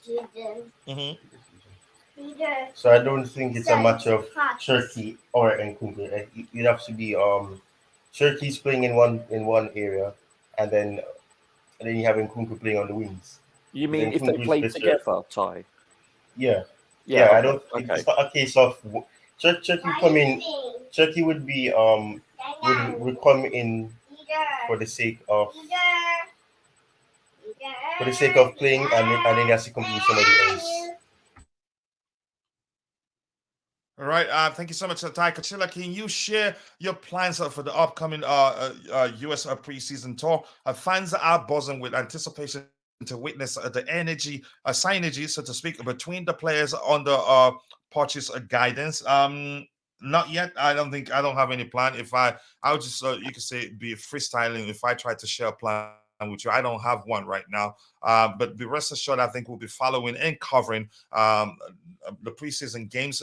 Not the covering doesn't mean we'll be showing the games. At most watch-alongs. Anybody else in the chat? Glenn 10, I appreciate you joining back. Don't expose Lukaku like this. We haven't even started talking about Lukaku yet, so relax. Let's see what else we have lined up here. Anything else in the chat before we move on to the next topic? And this is Colton. Is that Simon? We need a little more experience just to bind everything together. Generally, another goalkeeper. You can say I think we'll sign in a goalkeeper. Cherki will be a great addition. Chadwick Ebanks, I appreciate you joining. Poch might be a good manager. Thinking he will just perform miracles with all average or below average players. Good luck with that. That is just your opinion. I get it. I think, but I'm not going to get into that anyway. Who is going to be taking our penalties? I don't know. It's up to the manager to decide. Don't want to see Cherki. He needs. You don't want to see Cherki? Okay, he needs your French, and I can tell you that he is too young. His game is not mature, and he really needs to play in a 10 position so he can also play on the wings. I've already said that he can actually play on the flanks, but I think we should get him, even if it means, even if we end up sending him out on loan, or asking him to, you could say, to finish, play the coming season at Lyon, I'd take him to. He's a good talent, and one that if we cannot get him this season, it's going to cost a lot. By the time we go back year for him in the coming season, yeah, you probably be paying twice as much as they're asking at the moment. Roger, were you saying something? Yeah, you did a tap in. I totally agree. I think if we don't acquire him in this transfer window, assuming he stays healthy, obviously, I think you're looking at his sale price in the next window, whether it be the January window or next summer for sure. I believe he'll be going for substantially more money. I think he's going to have a breakout year if he stays in the French league. I'm quite impressed. Can we afford not to sign him this season, though? So, can we afford to sign him this season? Like we just said. It all depends. Can we afford to not? Can we afford not to? Yeah, that's basically what I'm saying. Yeah. Yeah, that's what we're talking about here. Yeah. Yeah, I agree with you. That's what I'm saying. The fact that he will, I think his purchasing price this time next year will, I think, be possibly close to double, especially with today's inflation. It's obscene. So, Are you sure? No, I'm basing it off what's transpired in the last 2 years with the cost of players. But based on what I've seen of him, I think he's probably going to have a breakout year, assuming he stays healthy. His statistics are quite impressive. If you look at his stats, they're very impressive. Yeah. Most departments in most areas in the 99 percentile. Yeah. I mean, we're not talking about borderline. We're talking about off the charts, so to speak. Listen, he's raw. Don't get me wrong. I'm not saying he's the finished article, but based on how the game has evolved, especially financially, this is why I was asking Coach this week, why are we the only ones that are going in for him concretely? I'm surprised other teams aren't beckoning. I really am. Spurs are in for it. Not Spurs. Newcastle are in for him as well. We're not the only club. And more clubs who can come. How much was the fee for Cherki again? Wasn't it 60 or 50? No, I think it's 40 50 million euros. Is it euros? 50 million euros. Like that. 50 million euros. Wow. In euros, not pounds. No, that's about Euros. 42, 44 million. Well, that's why no other club. That's why not other clubs in for him, because he's way too much money. That is not. I'm sorry. He ain't worth 50 mil euros as well. Jeez. So it's about 40. There's something in his contract that. But I don't think we'll pay. I don't think that's the quoted price. I don't think we pay anything close to that. You can get 2 backup tea ladies for that. That's what I'm saying. Like, that's why not other clubs are in for him. If he was 30, 35, yeah, we'll get him instantly. But I thought Lavia was on the market until now. I don't know what's happened to him. Does anyone know what's updated with Lavia? Because I thought he was our secondary. I don't see the point of getting Lavia. Lavia cannot play 10. Yeah. But wait, do we need? So is Cherki? Wait, why do we need a 10? So wait, are we not talking about getting more 6s rather than a 10? No, we need more like we're still I think looking like at an getting 8. 6s, I believe. I think we need a Caicedo and another 6 because in the 10 you got Nkuku, and I would use Chukwuemeka in that 10. Yeah, that's what I'll be honest with you. What is this? As much as I want Cherki, Matt, and everyone else, as much as I want him, what does this do to Carney's development? That's my only... Because I rate Carney, I really do. I've been so impressed with him. When he played for Villa, he stuck out like a sore thumb. When he was playing internationally, he was, let's be honest, he was a man amongst boys. And I can see him excelling in the Premier League. I really can, if he stays healthy, of course. And this may suffocate his development, so to speak. That's my only hesitation. Sure? I think Roger Chukwuemeka was unfortunately by a selfish bastard named Frank, who didn't give him that shot. He should have had every single game when Frank Lampard came in. He deserved to play every single game, but we'd rather play Kante and stuff like that. So I believe Chukwuemeka is a great player too. That's why I'm saying he could be a rotational player with Nkuku. Because you look on the right, we've really got Madueke on the right. You've got no one else there. You can switch Sterling around. And we got Morera on the right too. Yeah, but this is Benfica player. Nah, I don't know if he's gonna make the first team. Staying with the first team. I don't know. I'm just saying he's there too. He's technically in the 32-man roster currently. We acquired him. I was having a discussion the other day with a guy from Never Foul, and he was saying that Mahrez, if you get Mahrez in this team, an experienced player, and I was saying, but I was saying because he was on the market, so that's what I'm saying. Cherki, if he's good, I'll take it, but if he's a 10. I wouldn't get a 10. I want more 6s. That's what we need. Because you can always push Enzo up a bit more. If you want to play as more 8, you can put Enzo as an 8. Sure. So I think Caicedo, and then and I think you need one more to rotation because I don't know if Santos is going to be playing with us. Is he confirmed to be playing? Yeah, I think he's going to be on the first team. Our needs are definitely number 6. There's no doubt about it. Having said that, I have to go with Bobby on this. I would like to see, Ethan Ampadu be given a chance to at least show what he has. I mean, but are we at that stage where we're giving donations out? Like, he hasn't performed at his loan club. Yeah, but we gave Gallagher that shot because he performed at his loan club. I think he had every right to deserve one. He's shown it. I think it's off he goes. But for Ethan Amber to come, I just don't think it's good enough. And I think someone said before, and I've been saying this: if you want to build a team like Manchester City, you need very good players, not just he's all right on good days, this and that. Like we need very good players. And in their prime. That's why we're trying to get rid of Kepa, one who is here and there to get a class player. I'm not going to keep these guys like Gallagher and Ampadu who are like decent players. Like, no. We got to get these players who just show up every single time. Off the bench, you get class off the bench, not, like what we had previously. Yeah, just quickly, Declan, do you want to wait? Do you want to talk about the Cherki debate? You want to get into the Cherki debate, or you want to talk about address the question on the screen?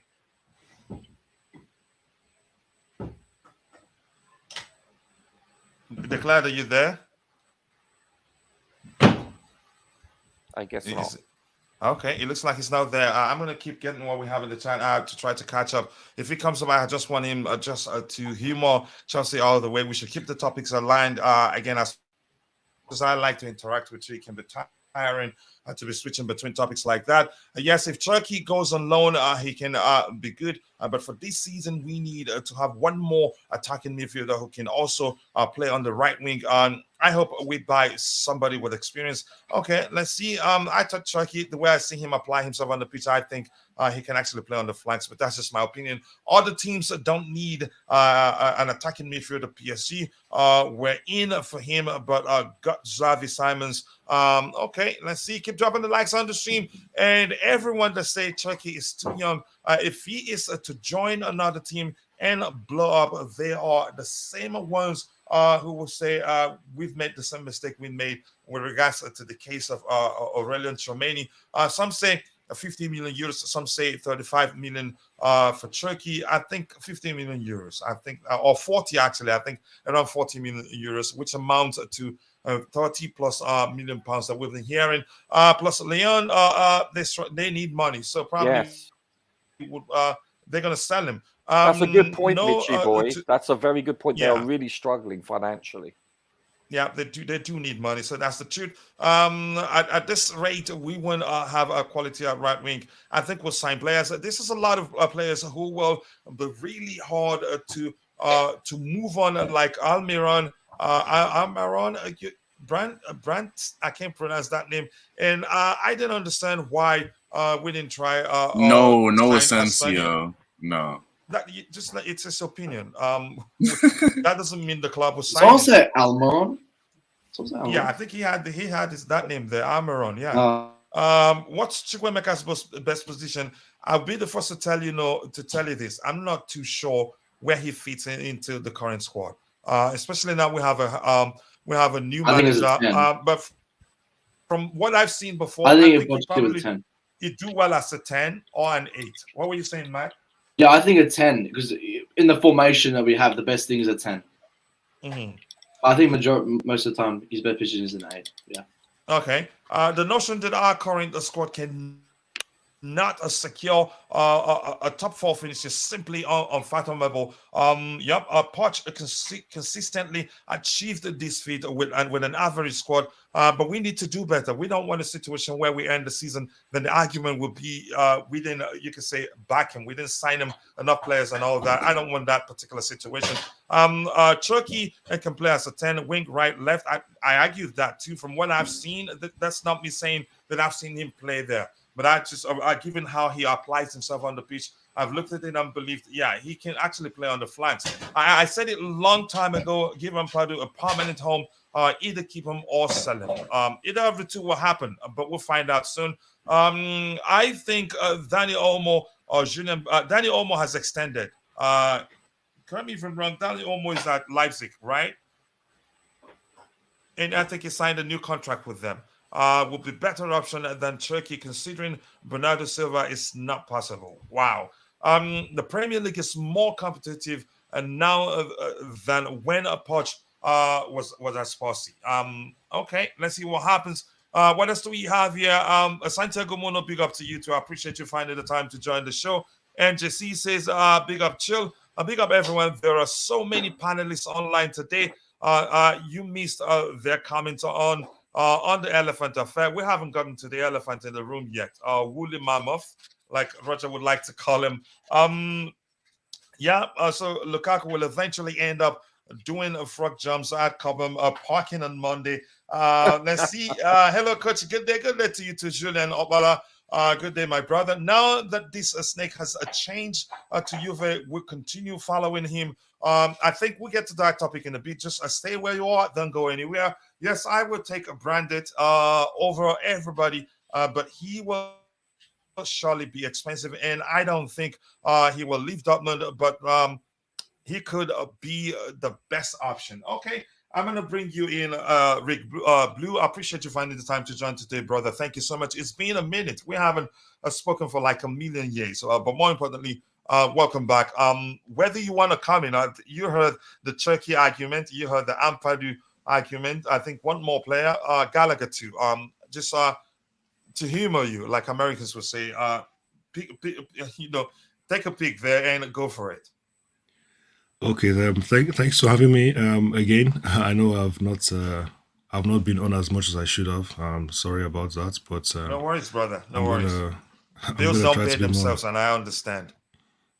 So just I'll talk about all of the topics. I'm very, it's always I'm very willing to just talk about Chelsea. We're all here for the same reason, to be honest. So I'll just start with Ampadu. I think that the way Chelsea are, because we are such a big club, one of the biggest clubs in the world, and are we still that big? Okay, so that's a good question. Just pulling your legs, but go ahead. Yeah. So even though the way some decisions have been made, you can say, are we still a big club? What are we doing nowadays? But obviously, we're still a big club. We're still, we still have the reputation for having one of the best dev, setups or academy teams in the world. We always have a good academy. We always have talented players coming through, and I know it's very important to not lose that. But the reality is that not everybody can play for Chelsea. I think only the very, very best should then move into the first team, like Reece James, like we saw with Mount, and a few others who have left. I think only the very best should then move on to the first team. And as good as Ampadu is, as much as I rate him,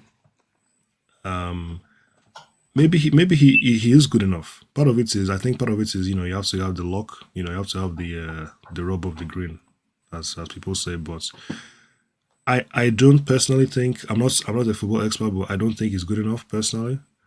But I also know that the manager has to give you a chance.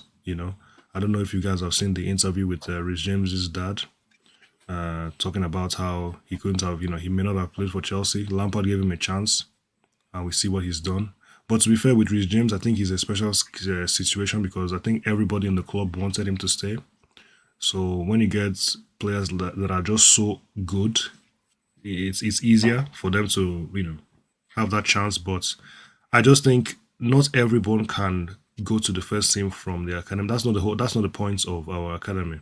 I think our academy is successful because players become professionals. Even if it's not for Chelsea, they actually have a good career, and that's the main focus. And that's what I think people are proud of the most. So I hope Ampadu, I'm very sure he's going to get a club. I think everyone can see that he is talented. So let's wish him all the best for his future. But I just don't think he's good enough. I think the second topic was about well, I'm not sure which one I'll go with first, but this whole thing about players competing with each other. I understand the risk of someone else not having as many games, but we're making assumptions. We're not thinking about the injuries that might happen. We're not thinking about the fact that maybe Cherki comes in and he's out of form. He might be out of form, and then he needs to go on the bench, or maybe he needs to rest. So I think bringing him in is not a bad idea. The competition is fine, in my opinion. I don't think he's Noni's growth is going to be stunted because he has somebody he's competing with. I think it should help him. He should understand that this is a huge club, and you should expect competition. People forget players like Drogba, who is an absolute legend for Chelsea. We kept signing strikers. He was there. Drogba was there. We kept signing other guys. Other strikers kept coming and going. So you just have to know that you can be replaced at any time. You have to perform. You have to do well. I think that is just fine. I don't see the big deal. Let them compete and let a better player come out on top. And if you don't think if you don't want to fight for your place, you don't think that you should have to compete, then you can leave. So I'm hoping and I'm thinking that he will not, he won't be have his developments majorly affected, and I'm hoping that they can just compete. Healthy competition is not a bad thing. Maybe I'm wrong. I don't know, but that is with that one. And our squad is so small now. So I mean, 3 or 4 wingers for our team I don't think that's too much, to be honest. So maybe I'm wrong, but I don't think 4 or 3 wingers is too many players. And I always like having options. Selfishly, I like having different profiles. I don't think they're even the same profile. So just having different options, having as many chance creating players as you can is good. So yeah. And what was the last thing about I don't remember. Was it Gallagher? I think you've touched everything. Gallagher? Bro, yeah, I think you've touched everything. We haven't. Bro, it was just I think somebody in the chat talked about him, and as one of the panelists was speaking, they did talk about him. I think Gallagher is going to stay. I don't know if sometimes you hear. I know Gallagher. Mm-hmm. Yeah, it's funny because when you get all these reports, you don't know what is true and what is not true. Mm-hmm. When you hear, Poch wants this guy, Poch wants that guy, do we even know who he really wants? We'll have to just wait and see when the season starts. If Gallagher gets sold in a few days, then he probably didn't want him. But if he stays, then, he can be a squad player. So I'm not really worried about the squad depth. I'm just focused on the first team. I think even if Caicedo is the only signing we make, I know we've already signed Jackson, but, if he's the only other signing, that's fine. Go into the season with that, and then we evaluate what worked, what didn't work, and then we can just fine tune the squad from there. So I don't really see the problem. I think Gallagher is a good player, even though there's a good player in him. Honestly, yeah, he's good. He's good. I think he's not good enough for Chelsea, but I'm happy for him to prove me wrong. And if he can be there for squad depth, then that's fine. Yeah, thank you so much, Roger. If you're there, Roger, can you address this question? I was trying to get Declan to address it. He didn't. It says, "Say Chelsea don't buy any more players. What position does the panel think we will finish on the porch?" I would say between 6th and 8th, assuming we're not. I said top 4. I think we should be in top 4. No. Even without signing any other player. If we don't get a Caicedo or anyone else at the current roster, I can't see us being, shall we say, competitive. What were we saying, Matt? Okay, go ahead. You were still speaking, Roger. Yeah, the reason why is you look at the actual roster. I mean, it's so young, and 24.14 years, and the midfield is only 5 with an average age of 20.58. It's so really. I don't really think age matters because you look at Arsenal. Arsenal, they're young and they were still doing their thing. You know? Yeah, that did just. But did they win the league? I'm just saying, age isn't the biggest factor in how you. Okay, let him drop. That's what I was drop. You can come in. Go ahead, Roger. To a certain extent, but over the length of an entire season, otherwise you would have every single team with a bunch of 18-year-olds that can run for miles and are physical and all. No, you need leadership. You need not just on the pitch, but off the pitch. This is what you have to understand. You need people that are mature, responsible, lead by example, like a Silva, like an Aspie, like a Terry, etc. All different kinds of leadership styles. Don't get me wrong. I'm not saying one style is better than the other, but you need leadership in every part of the field. And Chelsea doesn't have that. So that eventually will catch up and bite you in the gluteus maximus. It really will. You need maturity. Because, listen, I'm not saying women are far more mature than men. They are, actually. But these players, you remember when you were that young, if you're like a fish out of water, you don't really know what life's all about. And I'm sure they eat correctly, they train correctly, but just generally the mindset. And then you have to look at the football IQ. Yes, especially for defenders. Look at the lack of seniority, with the exception of Thiago Silva. You've got a 20. It's basically with Thiago Silva, you've got a median average age of 7 centre backs of 25 years. You take out Thiago Silva, and it drops dramatically. The oldest is 24 years of age. That's ridiculously. That position requires experience. So, listen, I'm not saying Chelsea can't win the league next year if we don't acquire another player. I'm not saying that. It's possible, but it's highly unlikely. We need more experience. There has to be a balance. This is just my opinion. I mean, I think it's the general consensus. Around. Do you get what I'm saying? And yeah, I fully understand. And our midfield, which is the engine in the vessel, it is bloody young. I mean, it's 20.58 years. The veteran is Conor Gallagher. You got a 19, a 23, 18, 19, 19, and a 22-year-old. If we don't acquire another player, do you think this midfield is good enough with Carney, Connor, Lewis Hall, Omari Hutchinson, Santos, which is an unknown commodity, and Enzo, obviously a proven commodity? You think that midfield, assuming there's not one injury, can compete at a competitive level for a top 4 or even a top 6? I beg to differ. Maybe look at the difference between the other teams, though. I mean, I would say, yeah, but then you look at what we have. We don't have any European football. That's true. I concur. And then I would say, Roger, when you look at Arsenal, Arsenal's an example of just having just pretty much the league. I mean, they fucking fucked up Europa, but it's obviously, I think our younger age is actually much younger than Arsenal's because they still have Xhaka, Partey, and all that. But are we going to compete for top 4 as well, Roger? Is that our expectation, or is that what you think we're going to get? What would you say Chelsea's expectation is? The question was. No, I don't know what the question was. I want to know what you was thinking. Oh well, what? Okay, are you talking about if we don't sign another player, or assuming we acquire Caicedo and maybe one or two? No, yeah, I think Caicedo is done. I think we get Caicedo. Yeah. But right now it's not. Right now it's not. Now I was asking. But let's answering the question based on the current. Let's let him drop. Let him drop. Go ahead, Roger. As of the hour right now, it's not a done deal. You know, and I know things can fall at the fall apart at the very last minute. We've seen it time and time again.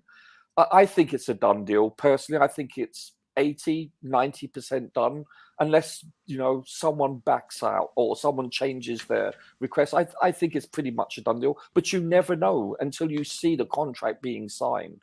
But, okay, so let's make an assumption that we do acquire Caicedo and one other midfielder. I think we're probably going to be top 6.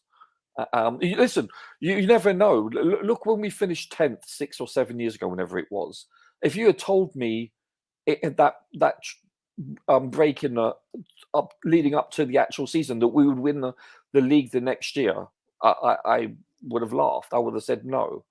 And I understand that it was a different set of circumstances where the team down tools, etc., and they had a lot more veterans, etc. But I didn't see it, especially the beginning of the season until we got beat 3-0 by Arsenal and changing to a back three. I never saw that coming.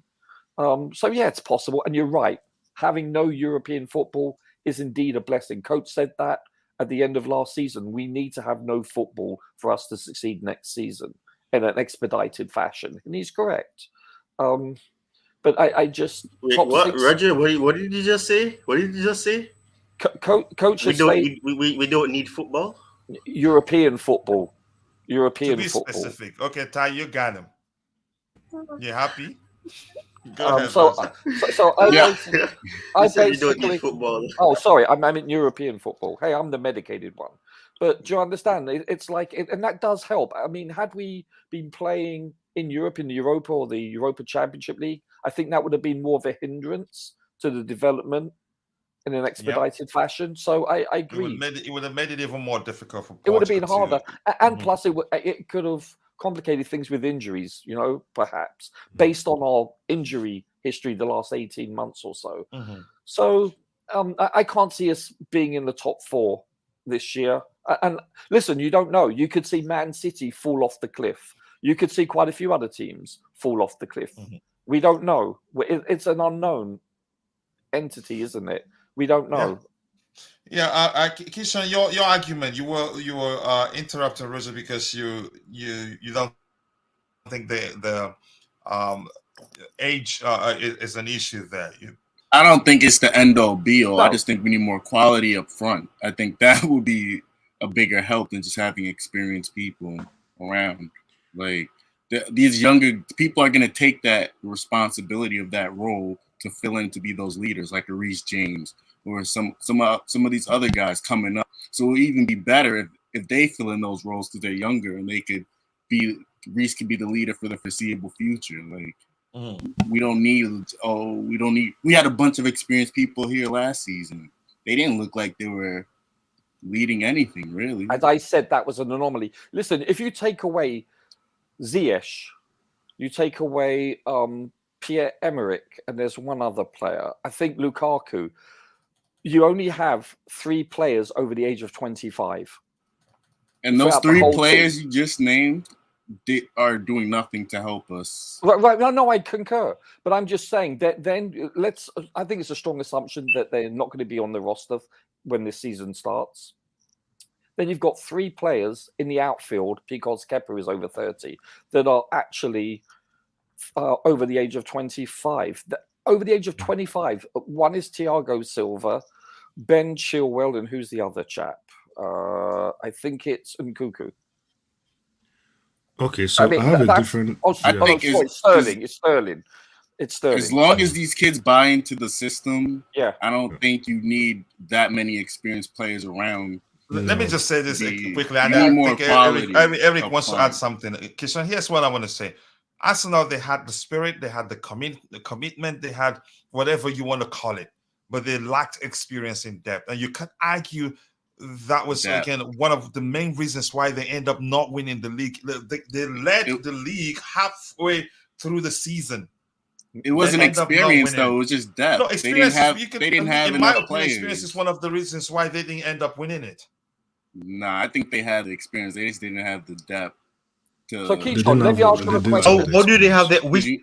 Which players at the club at that club had won the league or had won any domestic league to say that we have the? It didn't matter. They were still in the running for it. So I'm just saying they didn't have the depth. Yeah, they were in the running because Saka looked tired.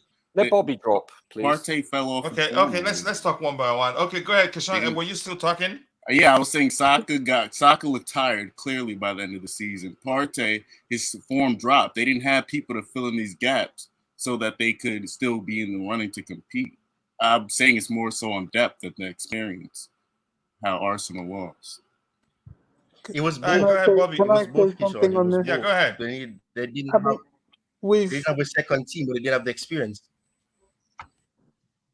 We've made a lot about age, rightly or wrongly, I still hang on to the idea that we're still in no man's land. We don't know what's going to happen with the team. But I think you can make too much about age.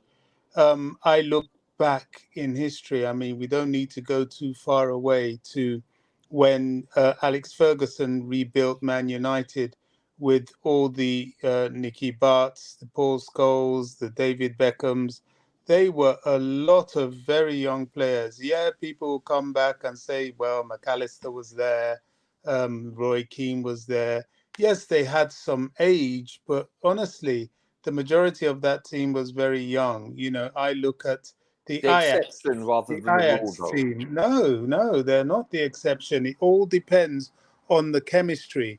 You know, the Ajax team that won their league and the Champions League under what's the name of that coach? Louis van Gaal.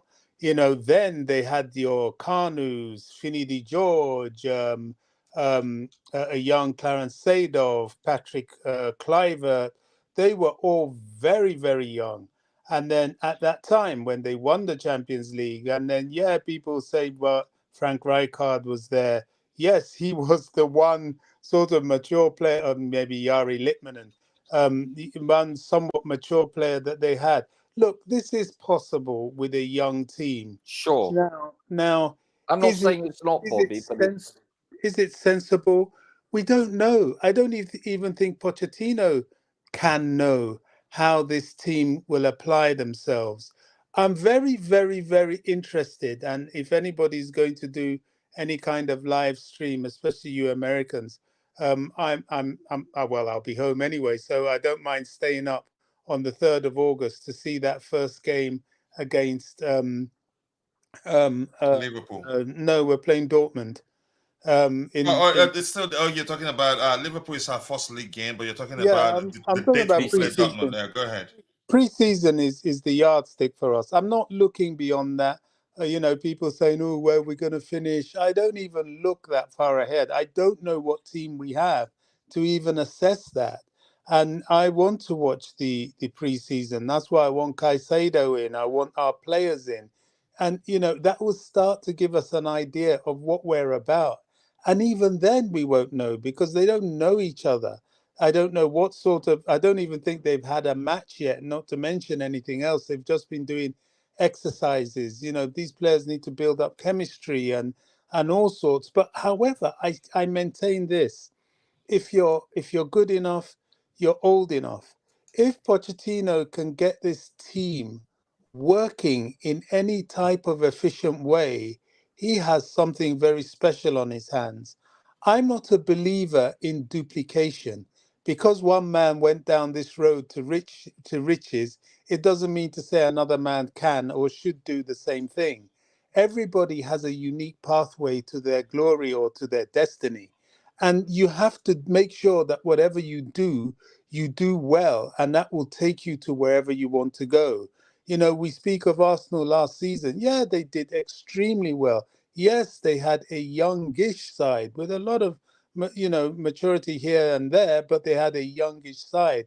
What was their failing? I don't think their failing was anything other than Man City were just that much better than everybody else. They just that more stable, just that more strength in depth, that more organized, and of course the genius of the manager they have. I don't think we should underestimate Arsenal's achievements last season. In any other season, they probably would have won the league, but Man City were just then, and probably still are at the moment, that little step ahead of everybody with their Erling Haaland's knocking in how many goals that season? 37, 38 or whatever. I mean, that was an exceptional team or squad, shall I say. So I don't even look at that. I think at this point, personally, my focus is what are we going to become? What are we going to do? What team do we have? We don't even know this. You know, we can't now. You know, people are talking about Cherki, and I don't even know what that player's about, to be honest. I've heard the name. He sounds like a good player based on what everybody says. But do I know him? No, I don't. Andre Santos. Do I know him? Yeah, I've seen a few little clips. I watched a little bit of the Under-20 World Cup. But Under-20 World Cup and Premier League are two very, very, very different things. So I'm keen to see what this is going to pan out as. Pochettino, what sort of manager is he? I mean, we're living all in hope at the moment because we had a dreadful manager before, but please God, let him be what it says on the tin. There's so many unknowns for us now. It's remarkable, and I think it's a brave man or woman who's going to come out and say, "Oh, we're going to do this, we're going to do that," whether good or bad. The simple truth of the matter is we don't know. All right. Yeah, I have a completely I have a completely different perspective. I was going to bring you in. Yeah. Yeah. So just to add to what Bobby just said at the end, I think because of that uncertainty, because of so many things that we're not sure about, I think no matter who we sign, no matter what we do, I think top 6 is what we should expect personally, because this is just a brand new team, and we're not talking about Pep Guardiola, who maybe he's the best coach in the world right now. So you can't necessarily expect. I know what Poch said, and of course he's saying the right things. You need to hit the ground running, but I'm pretty sure it's going to take some time for chemistry to be built up, players to get an understanding between each other. So regardless of what happens in the window, hopefully we get to Caicedo. But even if we sign him and 2 or 3 other players, I still think we'll get top 6. I definitely don't think. Even if we don't sign any more players now. Whether we sign no more players or whether we sign Caicedo on his own, or whether we sign Caicedo with maybe 2 or 3 others, I think no matter what happens moving forward, top 6 is what we should expect. Just because it might take some time for the team to gel, and I don't think Poch is as good a coach to just make everything work instantly, especially with the profile of players. We have some young players, like people have been saying. So it will take a few weeks, maybe a few months to gel everything together. But that's just my opinion with that. I don't think it's going to be instant. So we're going to start challenging. But falling outside the top 6 is not an option, in my opinion. I think we have to do whatever we can to make sure that we don't get 7th or anything lower than that, because I don't think there's any excuse for that. But in terms of this, the idea of the players being young, I think we do have young players, and you can't overlook it like it doesn't matter. At the end of the day, you need the right balance, and Poch mentioned balance himself. So I'm sure he knows that you can't just have everybody being under 21 in the team, and we don't actually. Maybe we don't have enough experience. Maybe we don't have enough players over 25. But we're building towards something. We're not finished yet. This is just the start of this new journey we're on. So I think that can happen in time. Who knows? But with the team we have now, I'm not even sure the team is that young, to be honest. Some of these guys are in their mid-20s, 23. Yeah, we still have a few experienced players. Hey, gentlemen, can I just say something very briefly? So the 1993 team, the average age was exactly 26.0 years. There's been 16 teams that have been champions that have won over the age of 26, and barely the few under the age of between 25 and 26. So the median average age needs to be 26 to 28. Chelsea has the youngest team ever in 2005 and the oldest team ever in 2010. Okay, so, but we're not that. What I'm saying is we're not that young. So the point I'm making is that even if we're not ready now, we just need a year or two. Yeah, no, right. In a year or two, some of these players will be 26, 25, and all of a sudden, we'll have a team that fits that average age you're talking about. So I'm not really focusing on the age thing. I'm just more concerned with how is the team actually going to function? How are we going to create chances? Are we going to look balanced? And then we can worry about the age later, No, So I get it. All I'm trying to say is, listen, we're going to lose, I would assume, Ziyech, Lukaku, and Pierre-Emerick Aubameyang. These players are, 30, and 34 respectively. And so you're looking at the median average age of the team dropping below 24 quite easily. That's all I'm trying to say. I'm just basing it on statistics. That's all. That doesn't mean we can't win the league. I'm just basing it on statistics. All right, let me catch up what we have in the chat. We can move on as soon as possible. Big up. Kachila says DJ. So always nice to see you, brother, and everyone in the chat. DJ still on holiday. I forgot where he told me he went. Let's see. JC says Kachila, the lack of experience in panelists shows in the knowledge of what we will face issues at the team. A lot of adrenaline, passion, hormones, but we also need proven skills and experience for top six. Go ahead, Bobby, quickly. Please, coach. Lack of experience in the panelists. I have to assure you that I alone bring up the age of the panelists. No, you shouldn't. I think you, me should too, know. Mate. You should know that JC is he's trolling. He's joking. No, I'm joking. Jesse is just joking. But that's by the way, let me catch up. But thank you for letting us know, Bobby. Mitchell boy, DJ saying hello to you. I really like the new Chelsea project, but we will need to wait some years to see us back on the top.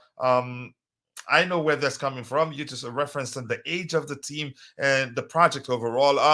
Let's see what else we have here. City are unbeatable. I think they are beatable. Coach, you have a bloated squad on your stream. We have, not just me. Today, same as a CFC 2022, and he's laughing at us. You didn't need to know him. You're watching every league. Who's the reference? And I don't know. Rain, but Rain, more importantly, nice to see you, Rain. I hope you're doing well. What is the average age then? I think Roger did answer. Roger answered that. I think you said 22, 23 point something.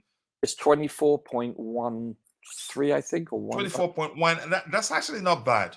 Actually, I was thinking it was going to be way low. 24.146 to be exact. Yeah, so that's not bad. Arsenal had Xhaka, Thomas Partey, Gabriel Jesus, Zinchenko. That blend well with Saka, Martinelli, Odegaard, a very reliable goalkeeper in Ramsdale. We too shall catapult our way up with our strategic assembles. Yeah, we need to be strategic in again this window to be ready to compete. The young players will do well. Mr. Oku Chukwuchinedu says, okay, let's see. The thing about Pochettino's words is that stakeholders will hold him to his statement. If we aren't even somewhat competitive, he will be under fire. That's why this window is so important. We have to make sure he's well equipped to do well. We don't have the capacity, says Chimera. Football is not gymnastics. That the sports person retires at 24. Okay, I'm so optimistic. We will do very well. We'll do very, very good this season and surprise people. I believe in Pochettino and this young team. We don't need a year or two. I've always said, if we do sign the right players at this transfer window, I think we can do better than a lot of people expect us to do. I just leave it at that. I don't want to go to the extent of saying I expect us to do that, do B, C, D, and on. I have heard all your arguments and all are valid. Say we add Mike Mayon, okay, Paulinho, Caicedo, Osimhen. What position does the panelists think we have to finish? I'm going to highlight this. If we have time, we'll try to address it. We have quite a lot to catch, and we haven't even gotten to the woolly mammoth in the room. Ivan Toney is making a strong case. I think we're the ones looking at him. Left for me, I'd say, please don't bring him to my club. You are in Romania, so enjoy yourself, brother.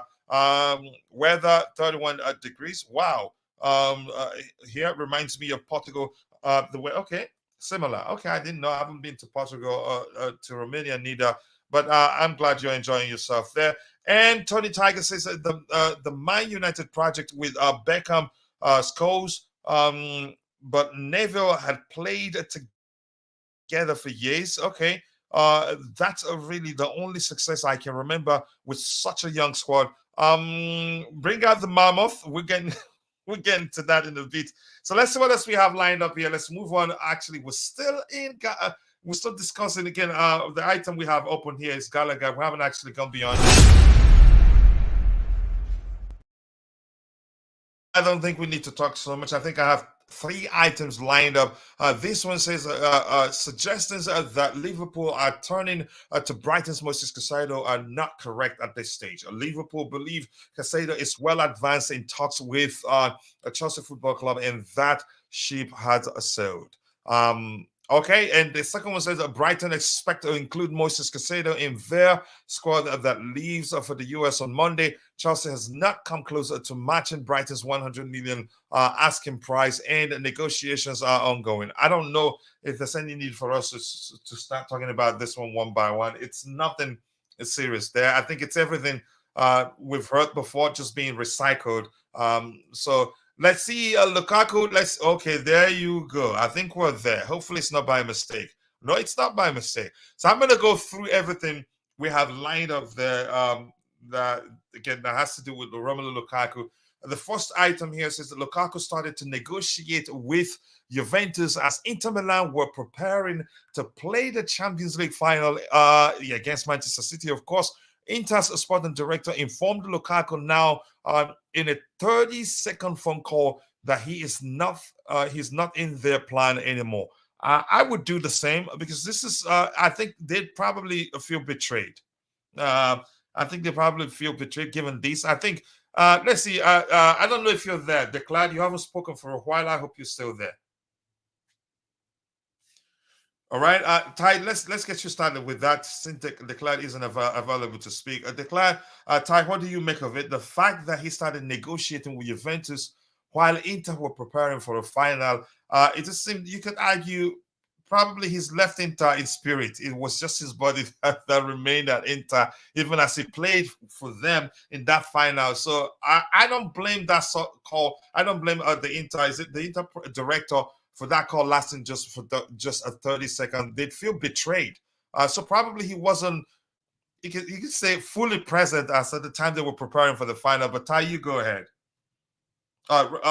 Is Ty there? Okay, Roger, you go ahead. It doesn't look like Ty is ready to speak.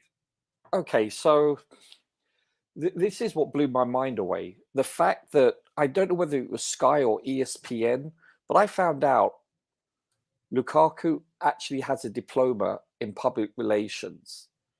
I was like, what? Who taught him? Who bloody taught him? What? I could have done a tapping on that one for you. Jeez Louise. Like, did he learn anything from that? I have no idea. I mean, I thought I was a bad student, but this chap, he must have been sitting in the back of the classroom, because he has been so self-destructive. If you look at the last few years, what he has posted on social media, I'm not sure whether we should blame the people around him, but he's not a teenager. He's a mature young man. He should know better, coach. And I'm sorry, the stuff that he stated, just with us alone, and I think a few years ago he posted he would never play for Juve and another team in Italy. You know, I just don't know to say that. And he said it emphatically so. You know, and it was quite, I wouldn't say offensive, but it wasn't exactly endearing, shall we say. And now, look what he's doing.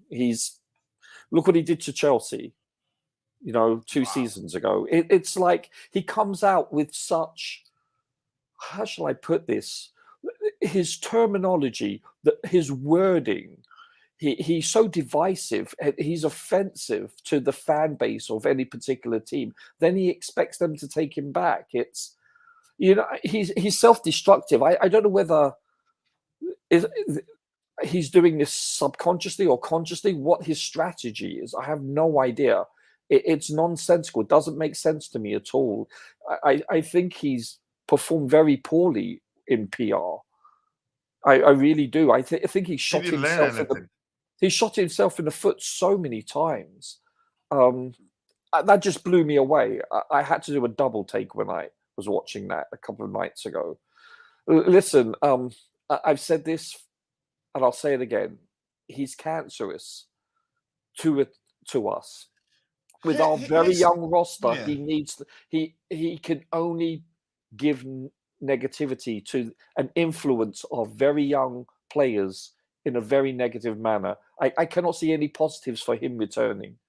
The sooner we can move him on, the better it is for our team as a whole. That's my opinion.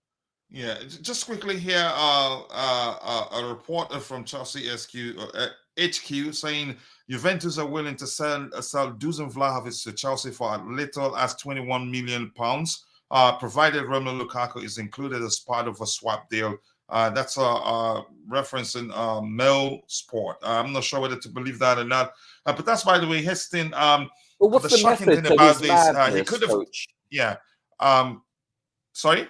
What's the method to his madness? I don't get it. Honestly, I don't know either. And his thing, the sad thing about this thing, he could have told them he wants to leave after the season ends.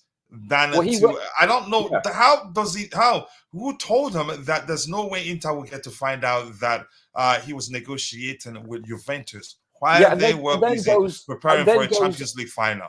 Yeah, and then goes AWOL in the last couple of weeks with negotiations. Doesn't return any calls or anything. He wasn't answering their calls, and everything comes out now. I think we should be asking the question if he has a diploma in public relations. What did he learn? Shamefully, it doesn't look like he learned anything. Or what does PR stand for? Oh my goodness. Let's see. Lukaku is simply chasing the money. I don't blame him for that. It's business for all parties involved. But it's how you do it. So the choices you leave as you chase money, again, it could come back to haunt you. I think his specialty at this point, you could argue, is just to bomb bridges. A lot of people say it simply means Lukaku just wanted Inter to sell him to Saudi and not Chelsea. The guys thinks it doesn't look like they were planning anything together. I think he was doing his own thing, and probably Inter thinking that they were together, not knowing he's actually behind the scenes. He was actually you can say make sure he has options available to him in case he didn't get you can say preferred move to Inter. That is just my opinion. I'm not too sure. It's so confusing. I'm not too sure what to make of this, what to make of the situation right now. I credit the man who said Lukaku would abandon his mother for his wife and then cheat on his wife with her sister. Yetunde, I think somebody said that in the chat. But Lukaku should leave Chelsea, but Inter deserves this. What goes around comes around. I think, I was happy that actually he did that to Inter, but at the same time, you have to ask questions about Lukaku's loyalty. Again, his ability to be loyal to anybody he should be loyal to, or any entity he should be loyal to. It looks like being loyal isn't his thing, or loyalty isn't his thing, for lack of a better term. The average age of the panel was the question, Coach. Okay, I can't answer that. I cannot. And why are you helping him, Michi boy? Roger Lukaku spoils the average weight of the squad statistics. Just go away. You've started now. That's funny. The Bluetooth game says, Roger, it's not that deep. He studied at the same uni Potter got his fraudulent degree in emotional intelligence from. Big up, Coach. We did ask that question quite a lot. But it's one thing to have a degree in emotional intelligence. The other is being a good coach. I don't think both. I don't think they're aligned in that case, if that makes sense. In my view, Lukaku is done in Italy. He will not play anymore in Italy. Whichever way he may try. Hence, I think Lukaku should go to Saudis for the sake of his career and the money. He's not 26 or 20 or 25. Let's see what else we have here. Anything else? I just want this Lukaku saga to end. Let Juve have him for 14 million.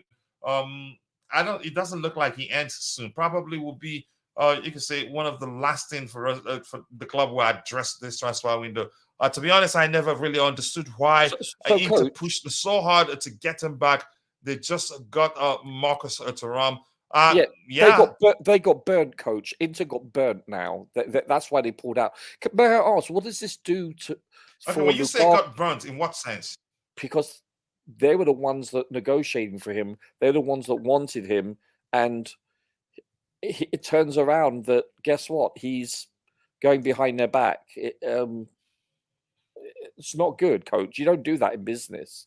No, you don't. Yeah, I get it. It's all business for all parties involved. I've heard of back channels. That's fine, but not to this extent. And one thing I want to say: what does this do for us with Lukaku's return date to coaching? So it's supposed to be next week, right? So now what happens? Yeah, let me. We have some items lined up here. Sorry, this one says Romelu Lukaku called Inter Milan's sporting director Piero Osilo to try to mend things, but the phone call didn't last long. The rift of the last few hours cannot be healed between him and Inter Milan. And this one here says Inter Milan sporting director Piero Osilo informed Lukaku last night in a 30-minute phone call of their decision to withdraw from their transfer pursuit of him. And this one here says Romelu Lukaku is expected to return to Chelsea on Monday, but won't travel to the US for their preseason tour. He has never spoken to Mauricio Pochettino,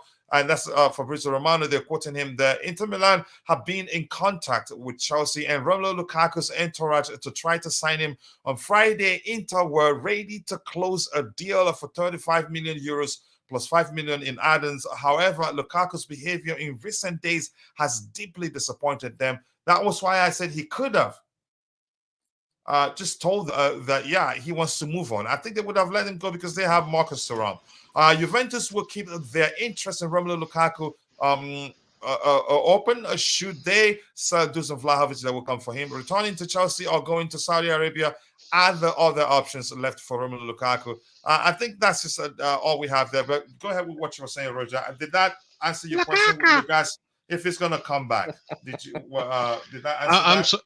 I'm sorry, Coach. Too sorry. Something that was meant to take a short while took very long, and I'm back now. No worries. But I did hear some of the crazy takes. You guys almost made me crash my car, just with some of those expectations that you guys had. Made me furious. I haven't been on the stream for ages, and then I wasn't there, and I couldn't say nothing. Sorry, Obi. So it's almost like you guys did it on purpose. I really felt attacked. I think we did, but go ahead. And now I'm back, and I've got a long list of things to talk about. You guys have moved on. I haven't moved on. I'm drop, Obi, drop. Go ahead. You have the floor. Okay. Your biggest irritation that I've had here, right? And I'm sorry to go back on expectations. I can't believe some of the expectations that you guys had in here, and to dismiss age of players and experience. I mean, what are we talking about? Benjamin Button? Huh? Does not in your workplace does not experience come into play? Do you let your kids do whatever they want, and we just say age is just a number or something like that? Please, you guys can't have a top 6, top 4 expectation. Exactly. You have to look at the potential we bought and hope we get a style of play, and we develop these players. So I totally the players. Agree. I get what Bobby is saying, though, but listen. I completely concur with you, but I get what Bobby's saying. There are exceptions to the rules, but they're very few and far between. I just looked it up, the stats for each winning year. Okay, go ahead, Declan. In terms of what? To be fair, I'm not really saying anything. I really did stress the fact that we don't know what to expect. That's true. That's true. Expectations. It's irrelevant. Sorry to lump like those kind of opinions all in one. It was probably the overall thing. It probably started out with Crazy Matt, and he left too, and I'm not happy about that. How he wanted everyone gone, and he still won top 4 and stuff like that, and he dismissed age, and then some people followed on, and it wasn't as extreme, but they're like, well, I mean, who was it? I heard top 6. Sorry, I forgot some people that were, and there were some good opinions too. I'm not going to say some people had some realistic stuff, but overall, I have to sum it up in my frustration. No one can have, I mean, a table winning one, and sorry, the worst one of it all was comparing us to Arsenal. Arteta Arteta had 3.5 seasons with this young team. And it took a season where Liverpool, us, and a whole bunch of other teams underperformed for Arsenal to go second. And the irony of the whole thing was that they found themselves in a title race they probably didn't expect to be. And they crumbled because of their inexperience in one. Right? Which goes back to the younger players. Now, take that with, if we're in a top 4 race, this team can crumble. Young players can crumble. And to have any expectation. So it wasn't about the depth. It wasn't about the depth. It was because they didn't know what they were doing. That's why. I think because so Martinelli and Saka forgot how to score goals. That makes sense. Explain to me. They weren't experienced down the line to score goals. There's 3 games that they lost, right? Season. And drew. Let's talk one by one. Can you let him drop? Sorry. That doesn't make sense. I'll quickly add to your point, because it wasn't depth. It was the 3 games that they had a team good enough to win, right? And they dropped points. And they crumbled. And they let Man City back into the race. Right? The 3 games that they won before, that team was more than good enough to win, right? And they crumbled under pressure. And before that, and it happened before that, they were conceding goals and just coming back and you know who crumbled? You know who crumbled? Their most experienced player crumbled. If we're talking at the same time, we cannot hear the whole team's culpable. Go ahead, Bobby. Sorry, I really have to make this point.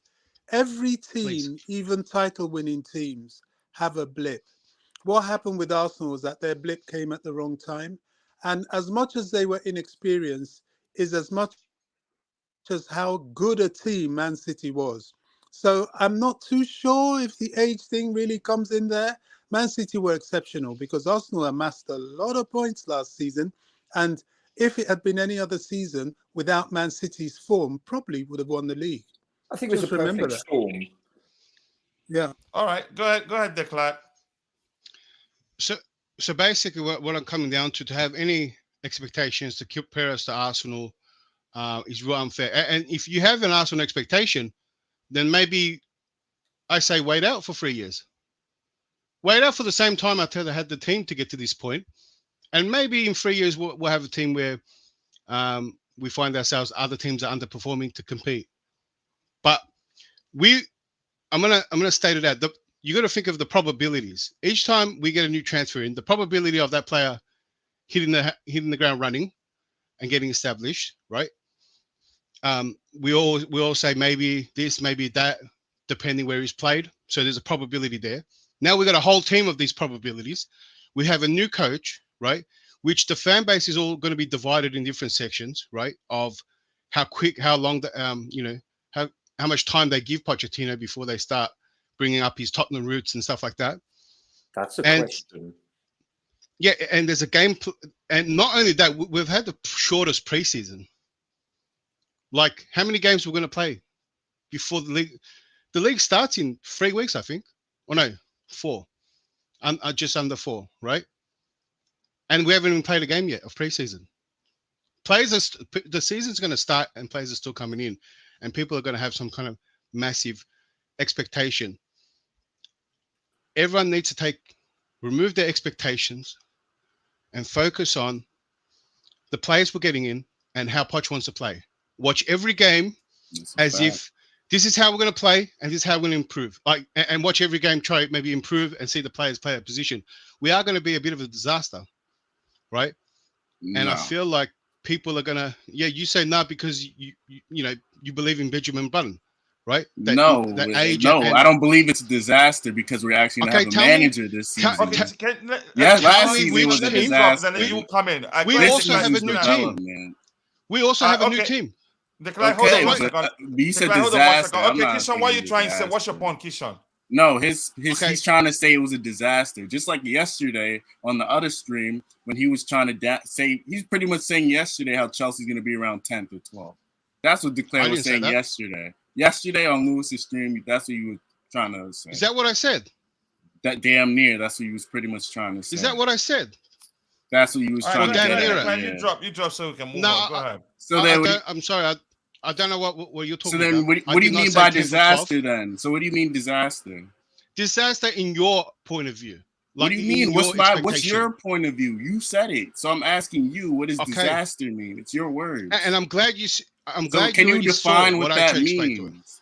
What does disaster mean? Let him tell us. Kishan, you've asked him the question. I use the word disaster because of your expectation. What's right? I never said my expectation. So I'm asking you because you just said it's going to be a disaster. What do you mean by disaster? Wasn't your expectation top 4? No, I never said my expectation at all. I never even brought it up. I never said anything where we're going to be at. Okay, so where's your expectation? Okay, go ahead, declare what you were saying. Okay, yeah, I'll just say the point.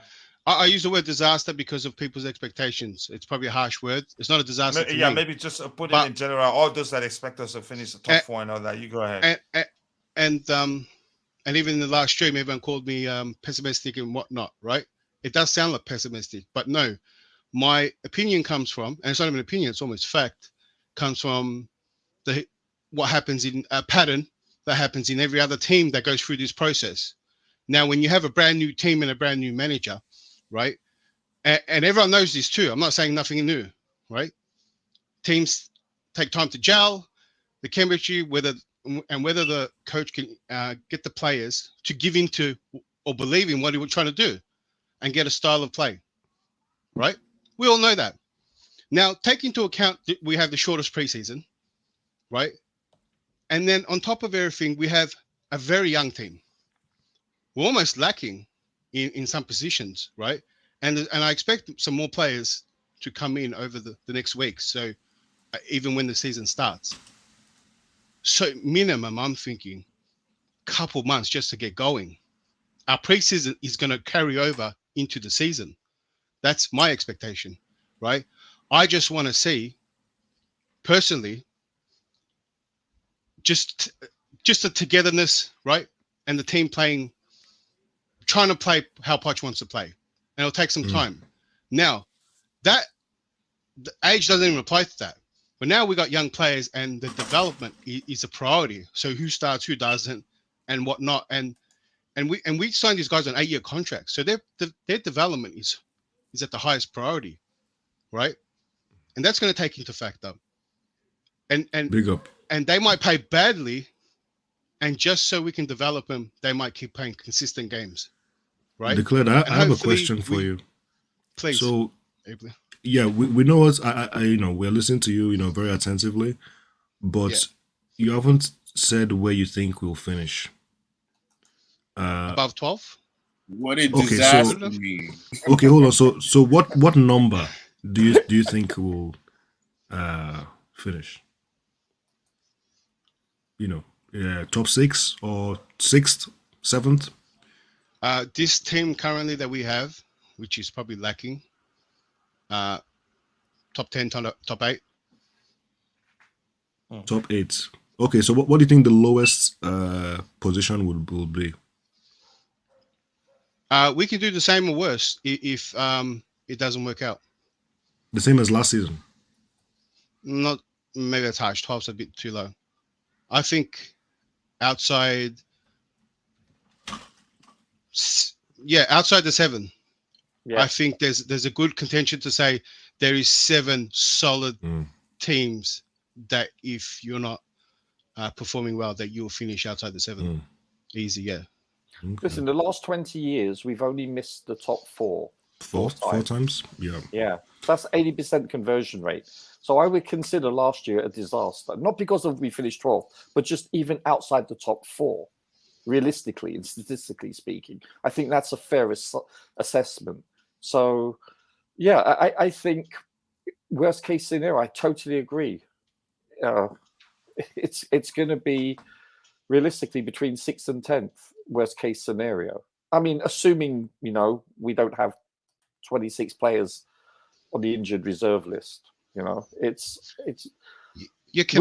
to make top 4 to top 6. I think anything other than that would be considered a disaster. It's that simple. Listen, and I know we've been sport and we've had a different ownership model than anyone else. We've spent money, but also you have to remember, with the exception of last year, because I don't know the statistics on the amount of money we raised from the sale of players, Chelsea, since 1992, since the Premier League has started, has raised more money from the sale of football players than any other team. So it's not like we're just spending, we're also making money from them. Yeah, have we spent a lot of money? Of course we have.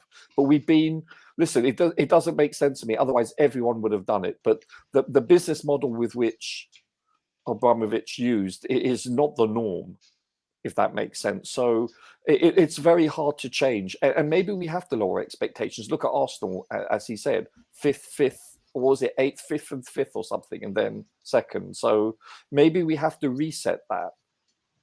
Our expectations, push that button. I mean, listen, we have been spoiled. We really have been. Yeah. So I want to quickly just refine my point. Sorry about that. Sorry. Yeah. So basically, to sum it up, my what I'm saying is my expectation is different, because what's a disaster to me is investing heavily into these players, 8-year contracts, and them turning totally into flops, right? You have to imagine, and it's already started, that we're going to have a season where Poch's Tottenham roots are going to come into play, right? Yeah. And if he's good enough or not, compare our players to Mount and Rice and Havertz, right, on how they do in teams that are already well prepared than us, right? I can already see a rocky road, and if you come into this season with already finishing expectations rather than us making sure our players are in the and the team are heading the right direction, right? So all I want to see, and I'll say this, that's why position. I'll say this: I want to see us top 4, right? That's what I want. I want Champions League football. I want us to see that. I can understand everyone else saying that we're going to finish there because everyone wants Champions League football. I want to see Champions League football. So that's what I want, but I don't expect it. And what I expect from the team, right, is just to play a certain style well. That's it. And then watching these younger players improve in these positions. Develop. You see this for 1 or 2 seasons, right, if it needs to be. And when you really can start asking for expectations, right, is as these players get older and closer to their prime, and when the team is at a prime age, and then we start to fill up the gaps with ready-made players, and then you can expect trophies every season, because that's the process. That's a process that's been going on for a long time. If you just follow Chelsea, then that you miss the process, because other teams were doing different things compared to us, right? But how it generally goes, right, it is if you pay for potential, you have to try to fill out that potential. And Chelsea has been failing on filling out potentials. That's why we've been getting ready-made players for so long, right? And that's how we won a lot of stuff, right? Now we get a whole new regime, and they want to be the masters in producing talent, right? It seems. I still question it, right? But they want to buy different clubs, and they want to do this all the time. They want to almost make it a factory. So if players don't do well, you might see other potential come in, right?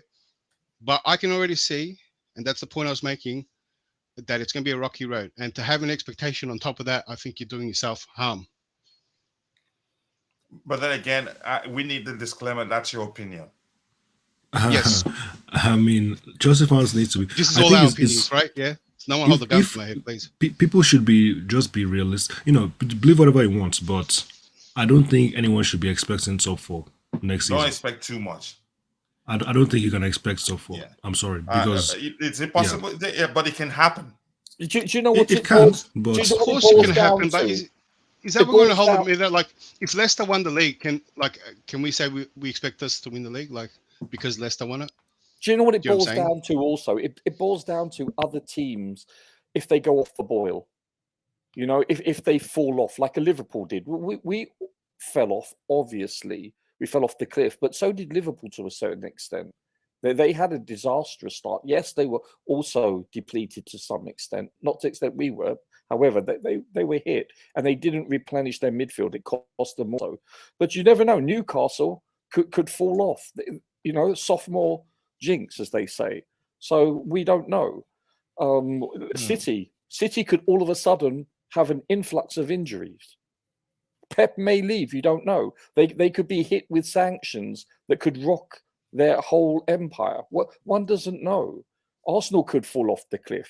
We could be blessed. There could be an opening. Conversely speaking, we could be worse off than we were last year. We don't know.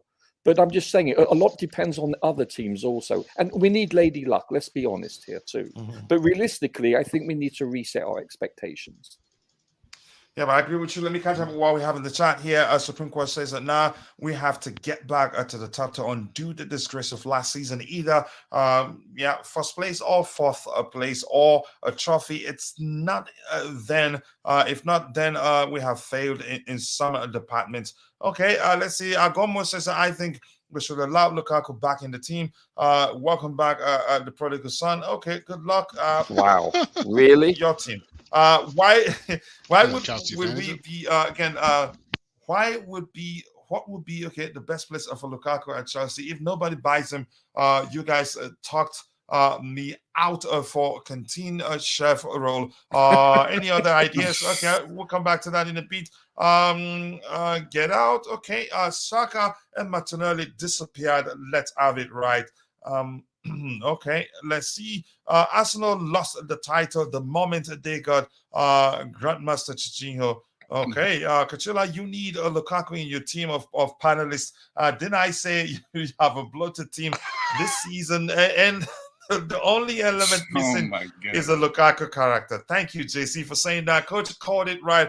Arsenal were never, ever going to win the league. I said that 1,000 times, but I maintain they will get the champion. They will get Champions League football. So thank you for saying that. The Bluetooth game, some credit for me. Peace and blessings, Coach. Blessings to you too.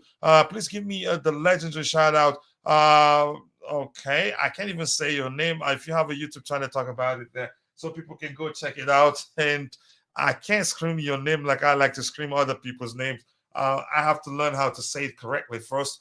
Smash the like button, people. 131 likes. You people are absolute legends, and we do appreciate the likes. It does. The likes do go a long way. If you remove expectation, you sink into mediocrity. Wow. If you want to do that, then what was the point of sacking Potter? Some argument, you're wrong. We cannot be a disaster. Okay, but he's entitled to his opinion. Let Declan talk, bro. Okay, he's spoken, and I'm sure you listened. We have a Kepa in goal, so 12th place is realistic, to be honest. Yeah.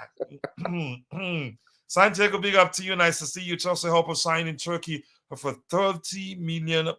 Yep, according to 90 minutes via the Express. I hope that happens. I like the kid. Let's see, what else do we have here? Anything else to talk about here? What position would you be okay with us finishing? Declan, do you want to answer that? What position? 4th, 5th, 6th? I think Declan, go ahead. As in, okay. Just, I don't know. Like, I think I spent all that time saying there are other things that were important. And it sounds like what's the minimum? 12th was a disaster. 12th was a result of bad management, players down tooling. That's a disaster. Something else is up. So minimum top 8, I guess. I expect that's how good enough the team is now. I would say. Which is not financially, great. We need Europe. At least I would say Europa League. To be honest with you.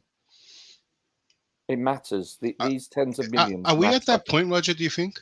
I've heard that before. Apparently, did the owners spend that much money that we're now like Barcelona ready to sell our rights just for financial need? Did they? Was it wise to unspend that much money? Because we've accumulated so much money, right? And we don't even have a sponsor. So this sponsor deal could be record breaking, right? And a whole bunch of, I'm pretty sure there are a whole bunch of ideas to expand markedly, which will bring in a lot of money. We do. We need to improve our marketing. I'm not saying be on the same level as a Real Madrid or a Man U, but we also need. Don't forget, the higher you finish in the league, the more money you get, revenue. So that's important. In addition to European money, in addition to a shirt deal / a sleeve deal. All these tens of millions add up. In addition, listen, we've had a business model where we've we sell so many players for between 4 and 10 million, on loans and so forth. We usually have between 20 and 30 plus players on loan. So this is how we make you don't count the pounds, you count the pennies. So all these 4-10 millions, they add up, and that's why we've been able to have prolific sales figures. So yeah, Roger, the point I was actually going to make, I think you're right. I'm not saying you're wrong. No, I know, mate. I'm saying that, yeah, yours. the mindset I'm saying is that you invest heavily into the team now, right? Yeah, is it come to this? Is what you're saying? I get it. Yeah, I know. Yeah, 3-4 seasons, say, of debt, or let's say it's debt, right? And very little money coming in because of going further in competitions and maybe missing out on Champions League and whatnot.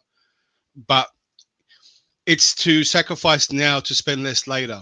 When the team is built, you don't have to really spend as much, and we will be competing for everything. So that's why I said you're right. But where it's not a massive urgency, it's more about getting that team into that position so they can be in every competition and win all the major prizes and get that. So what you're saying isn't quite an urgency this season, right? And you kind of felt that when we had Potter. You remember the PR and also what was coming from the top. They didn't really want to get rid of Potter. They're willing to give him time and go through this, right? They expected maybe us to miss out on Europe and or not go further in competitions and miss out on some prize money.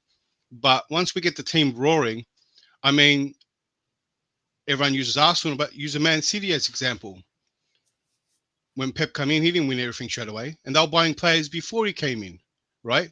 Once he got everything he wanted and the style, that they've been roaring they've been winning back-to-back stuff. So that's the position you want to build in. You want to build a foundation and a team that can go out, and then you can then come here and say, we're going to win it all. That's the feeling you want. We also have a better chance of next season if we can get Europa League. That means if we can win that, and we have done successfully twice in the last decade or so, that gives us another avenue to qualifying for Champions League, which is a significant bump in revenue. So I think to make top 6 would be an imperative, in my opinion. Is it realistic? I don't know. Yeah. Sorry, Coach. All right. I mean, in some way, I'll just add to it. In some way, going to Europa can hold you back too. Yeah, so no. This season, if we can win prize money through the cups as well. We could do well in there and finish higher in the league. And then if you're in Europa, you can bring all that down. So there is kind of some silver lining, I guess, as well. Yeah. All right, let me catch up with what we have in the chat here. Mr. Boy says he's for top 4. And the Bluetooth game says the team is, as it stands right now, is not finishing above 10. Wow. 10. We need Caicedo. Don't sell him. We're not selling him. Rumors are that Leicester City are interested in taking him on loan, and he may well go. There's a chance he still stays. And Henry Kenechukwu says it's top 5 now. Okay, I'm not sure. He's referencing something, I think. It's like none of you think we can win the title next season. We are in no other major competition except the league. Get rid of the deadwood because I smell a title charge. Okay, if we do it, I'll take it. I haven't argued we're not capable of winning anything. I'm just saying I will not go to the extent of saying I think we'll achieve A, B, C, or V. I just say if we do well, I can assign the right place in this transfer window, we end up doing better than a lot of people expect us to do. And then Maya Fowler, big up to you too. I hope you're doing well. Caicedo is getting sold. Isn't getting sold, and yeah, he's not going to get sold. Newcastle have submitted an 82 million for the Napoli guy. That's how I like to say his name. I can't say his name according to Delo Sport. Okay, good luck getting him. Let's see what else we have here. Keep dropping the likes on the stream, people. The likes will go a long way. Arsenal went for top 4 and ended up in title race. Okay, you can argue that. We passed out the test, and big up to you too, Kalito. I hope you're doing well. The best place for Lukaku is Siberia. Oh my God! Let's get into it. But more importantly, before we move on, please, if you haven't, go subscribe to Worldwide Shows. Again, Sadiq is my brother from another mother. We were very close even before Carlito became a co-owner, become the co-owner of the worldwide shows. So it turns out Carlito himself, we have a good relationship right now. So go check out the channel, subscribe. Good content, especially on Saturdays. The barbecue with Jesters, him, Matt sometimes, Jessica Frotter sometimes, and also who once I think I'm KJ, maybe I think I'm missing one name there, but nice to see you, Carlito. Let's bring the topic back to Lukaku, and I'm going to come to you. You haven't spoken about him. Let's hear you, Declan. I'm not going to ask you any question, but you know where we're at, what he's done, the fact that he was negotiating with Juventus while his current team was preparing for a Champions League final. To me, I think probably that was why the call, when he called to try to mend the relationship, didn't last beyond 30 seconds, because they feel like he backstabbed them, because he betrayed them. But you go ahead, Declan, you have the floor. You know, the one person I don't think that would. You haven't even spoken. You're laughing at yourself already. But go ahead. Look at this goose. I mean, no one's surprised. Is anyone surprised? This guy is waiting for a bid from Real Madrid and Bayern Munich. That's why he's holding out. He knows these bids are coming in. He's just being patient, and he's really trying to just blow everyone off. He's not really trying to. So there's a method to his madness. Of course, he knows they're coming in. He knows they need a striker. He knows he's one of the world best. Do you know what I mean? The World Cup said so as well. You're killing he was in the greatest positions. But go ahead. His team let him down. Yeah. That's where we're at with Lukaku, and the reason he doesn't want to come back to Chelsea because he's too good for this team. That's Lukaku in a nutshell. Yeah. And now he's also turned on Inter because now he feels like he's too good for them. I mean, just his bench performance was, award winning for the whole season. Do you know what I mean? Oh my God. This guy lost his spot to Dzeko, and now he's going to turn around and start demanding stuff. This guy should have taken that Saudi deal grabbed it with two hands and got. Why do you think he didn't take it? There. Or the same reason you mentioned, he still think he's the best in the world. Yeah. His ego is why everyone does not like him. It's hubris. That's why everyone turned on him. Yeah, it's the same ego that in the World Cup he's failed and this and that. He has one good season. He thought he was back. This guy. Yeah, exactly. It's almost come to that. I was thinking of a movie quote, but I don't want to. It's hubris, and he probably has people around him that's telling him how good he is. Yeah, this guy thinks he's almost like a god, like in the sense of that, where he thinks he's so good that he does not have to improve his game anymore. He had to go through something real bad for Conte to really just put him on a good diet and show that he could be all right in an athlete's body. Do you know what I mean? And that's probably goes against him. That's a big, hard battle for someone that size. But he doesn't think he has to. Because he's used to, I'm the best, this and that, and he doesn't have to try hard, right? And going to Saudi Arabia is almost, he's going to be out of the limelight. It's blasphemous. Once he's there, who's going to care about Lukaku once he goes there? No one's going to care about Lukaku. He can't do interviews there. Imagine trying to do an interview against a Saudi Arabian club. Just cut that stuff up. They don't air that stuff. No one cares over there. No one cares over here. So this guy is really burning a lot of bridges. I actually think he might end up taking the Saudi deal at the end. Who's going to want him? I hope so. Yes. Yeah, he has to take a big massive wage cut to get where he wants to go. And we're told he didn't tell them no. He's just considering it. I think the offer is still on the table for him. Go ahead. Yeah, I was going to add, you know what's going to happen to Lukaku? I almost think. I think I think he will leave, but what he deserves, I think that this guy's going to play the game so much that no one's going to want him. And then we're stuck with him. And then we just put him in the under 18 teams, right? And let him go there for 6 months till January comes again. And we play this game again. And maybe he realizes he's not as good as he thought. And he might take one of these deals. I can't stand another year of this dancing. He needs to leave this window. Yeah, but I wish he if was. worst case scenario happens, I want him gone. Yeah, go ahead. Yeah, if worst case scenario happens, he needs to be fined because he already didn't turn up to training. So fined every game, and then when he comes there, he trains with the under 18s. Yeah, he trains with the kids because that's where his age really is. That's how his attitude is. So Matt, and that's what he does for 6 months till January comes along, and then we sell him again. Matt Law said in an interview recently, a couple of days ago, that he's in Italy and he doesn't expect to return to report to Cobham, and therefore, if things do go awry, and this is prior to yesterday, they expect him to be fined for not showing up. Yeah, but that has changed. He's saying he's going to return. That's prior to yesterday. I know. Yeah.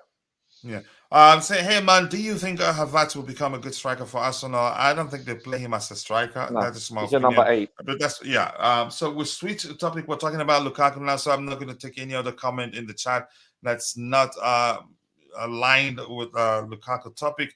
Let's see what else we have here. This is fortunately we will know exactly how short we are after the very first game. After 90 minutes, we could be singing parched praises or languishing at the bottom of the Premier League with the worst goal difference. Okay, let's see what happens. Game? The beautiful game. Are you talking about the Liverpool game?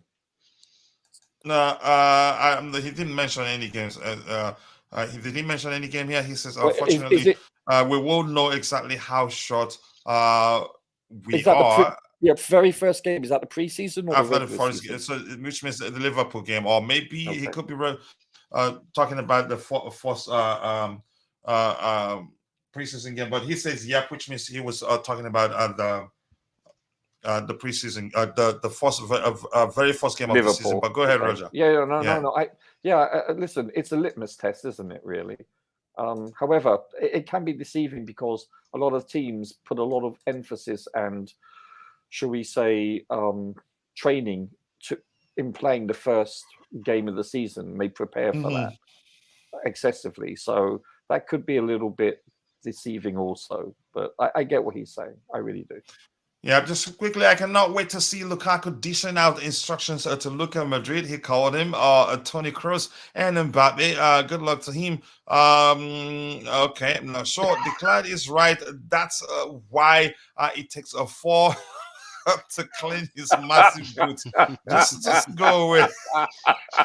Lukaku needs to revise his university notes more than he needs a dietitian. Wow. Lukaku cannot play with the kids. He will corrupt them. I don't think that happens.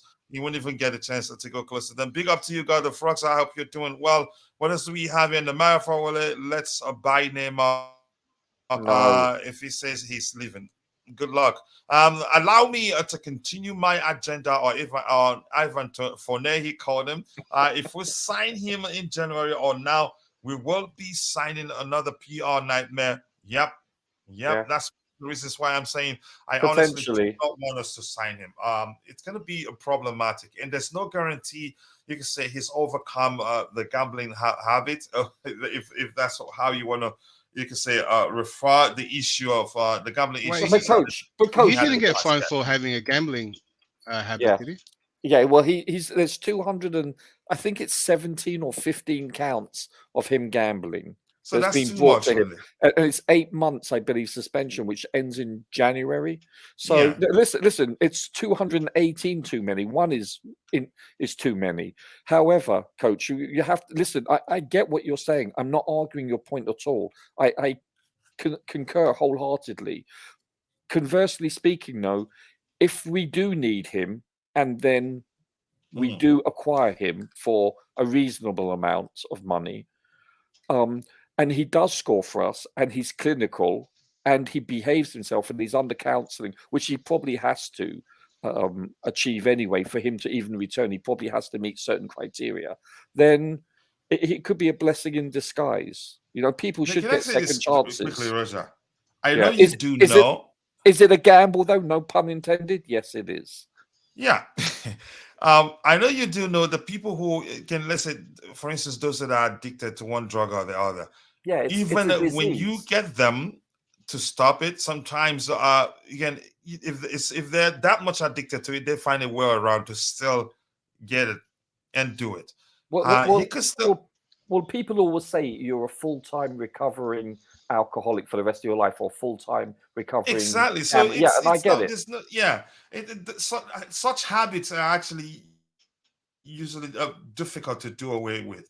Honestly, Yeah. it's a risk, and I at this point I would say I seriously do not believe we're serious about signing him.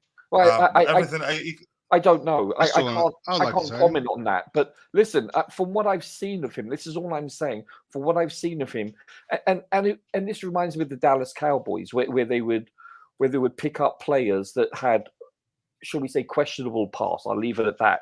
And they would actually hire someone to be their personal, shall we say, how shall I put this? A personal representative to the team that has history in drug rehabilitation, so forth. So they don't relapse. And exactly, so they counsel that person, and that person is available 24/7. And so I'm pretty sure other sports franchises do the same thing, whether it be cricket, football, ping pong, whatever. It's like, so I think they will do their due diligence and speak to the people that have given him the counseling and so forth, and say, is he sincere?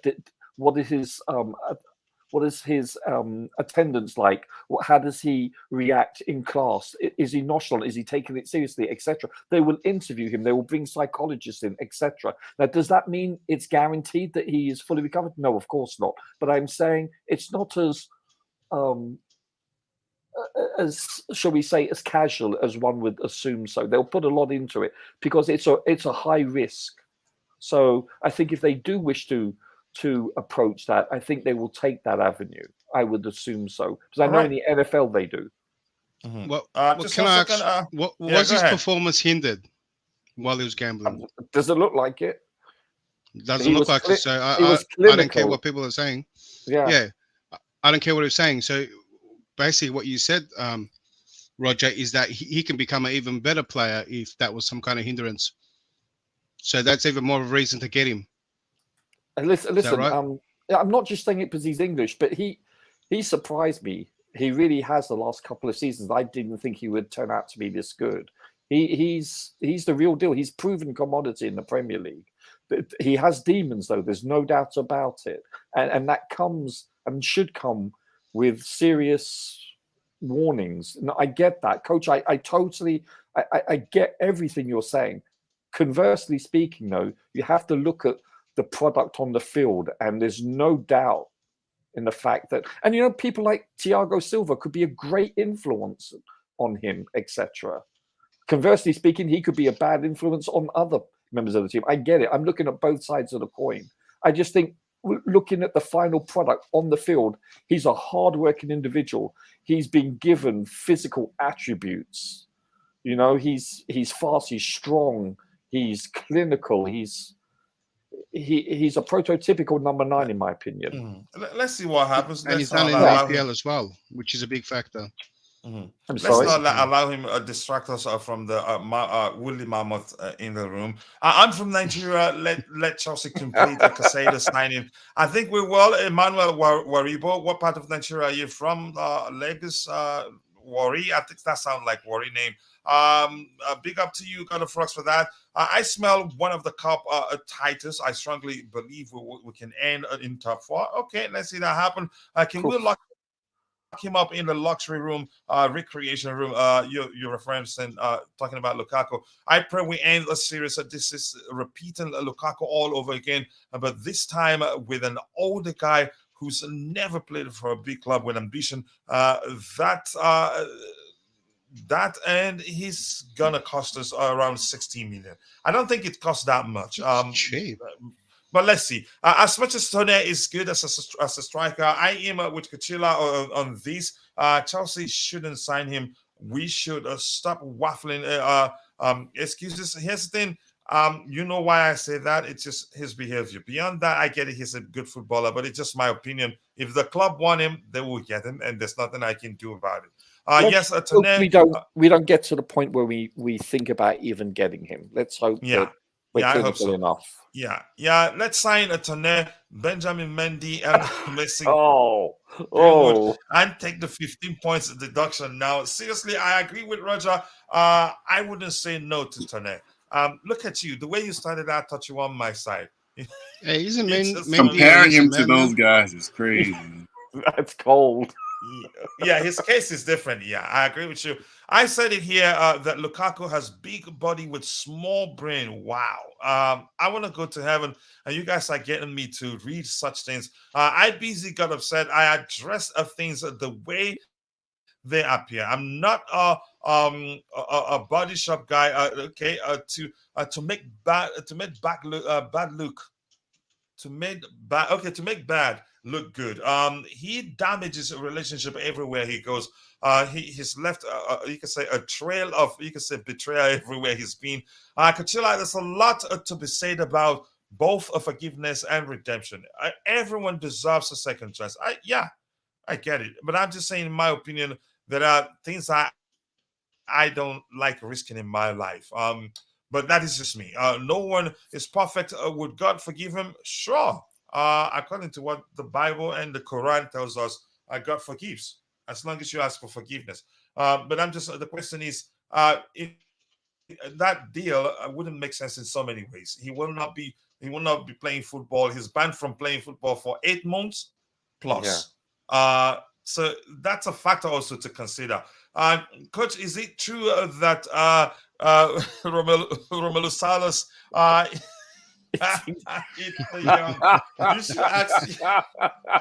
you should ask JC, not me. It is different. Mendy is actually innocent. Yeah, I agree with you.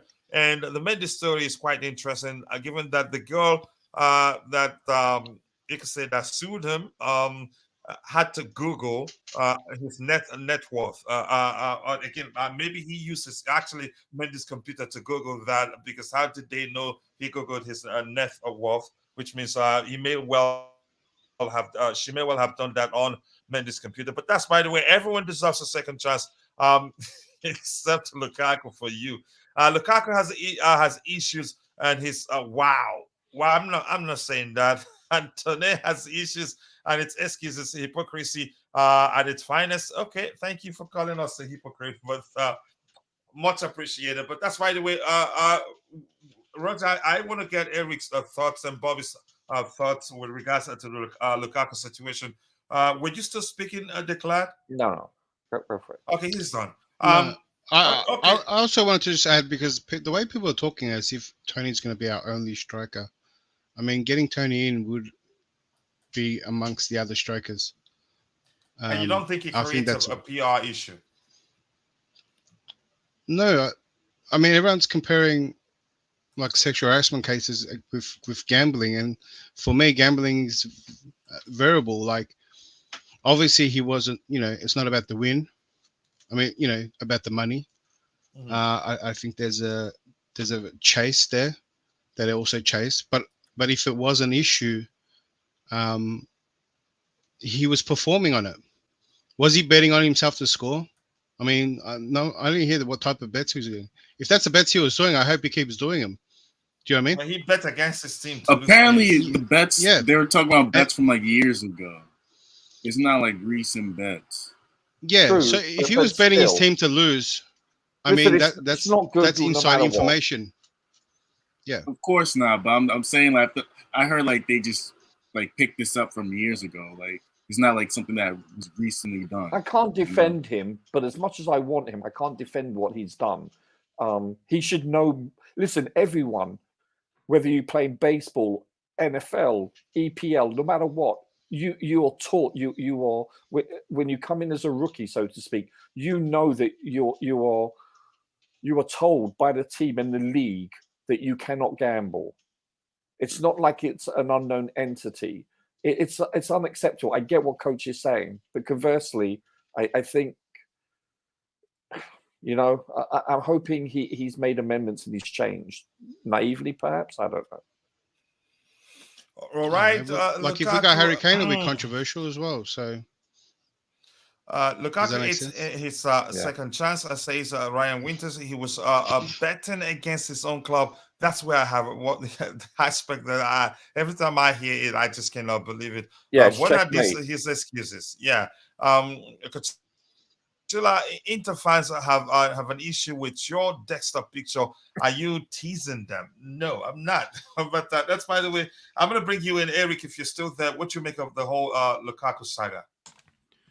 Yeah, I mean, I don't want to. I can't say some of the things that I feel about Lukaku on your channel because I don't want to. No, I can't. I can't do that. But I'm really tired of just this. Let it rip, and coach will try his best to beat you out if it gets too much. No, I'm not gonna. Just go ahead, Eric. Go ahead. No, I won't give you a headache. Don't worry. I won't. You might have to edit this. No, I won't do that. But look, Lukaku is somebody I'm very tired of at this point. I want him out of here, out of the club. Out of sight, out of mind. And you were actually one of his strongest supporters, weren't you? Well, it depends on how you look at it. Maybe you say strongest or one of the strongest or a strong supporter. I was in favor of it, even though initially I wasn't looking at Lukaku. The person I really wanted at Chelsea was, I think it went from Benzema to Harry Kane. Those are the guys that I was really looking at. But then I also went to Holland. When we started getting linked to Holland, I thought, okay, actually, he's another one that I would like to have, at our club. But then when we moved on from, I knew Benzema wasn't possible. Kane was, not possible. Then Louis would never sell Kane to us. Yeah. And in Holland, we just didn't pay the money needed, right? But things quickly moved on to Lukaku, so I just went on board, I decided to just be in favor with, in favor with this decision. And I thought to myself, okay, the club must have an idea what they want to do with this player. I never believed that he was bad the way people said he was. I didn't think he was world class or anything like that, but I always thought you have a goal scorer, play to his strengths, he can score goals. So I was on board with it. But we very clearly see that the problem people have with him is not what he's doing on the pitch.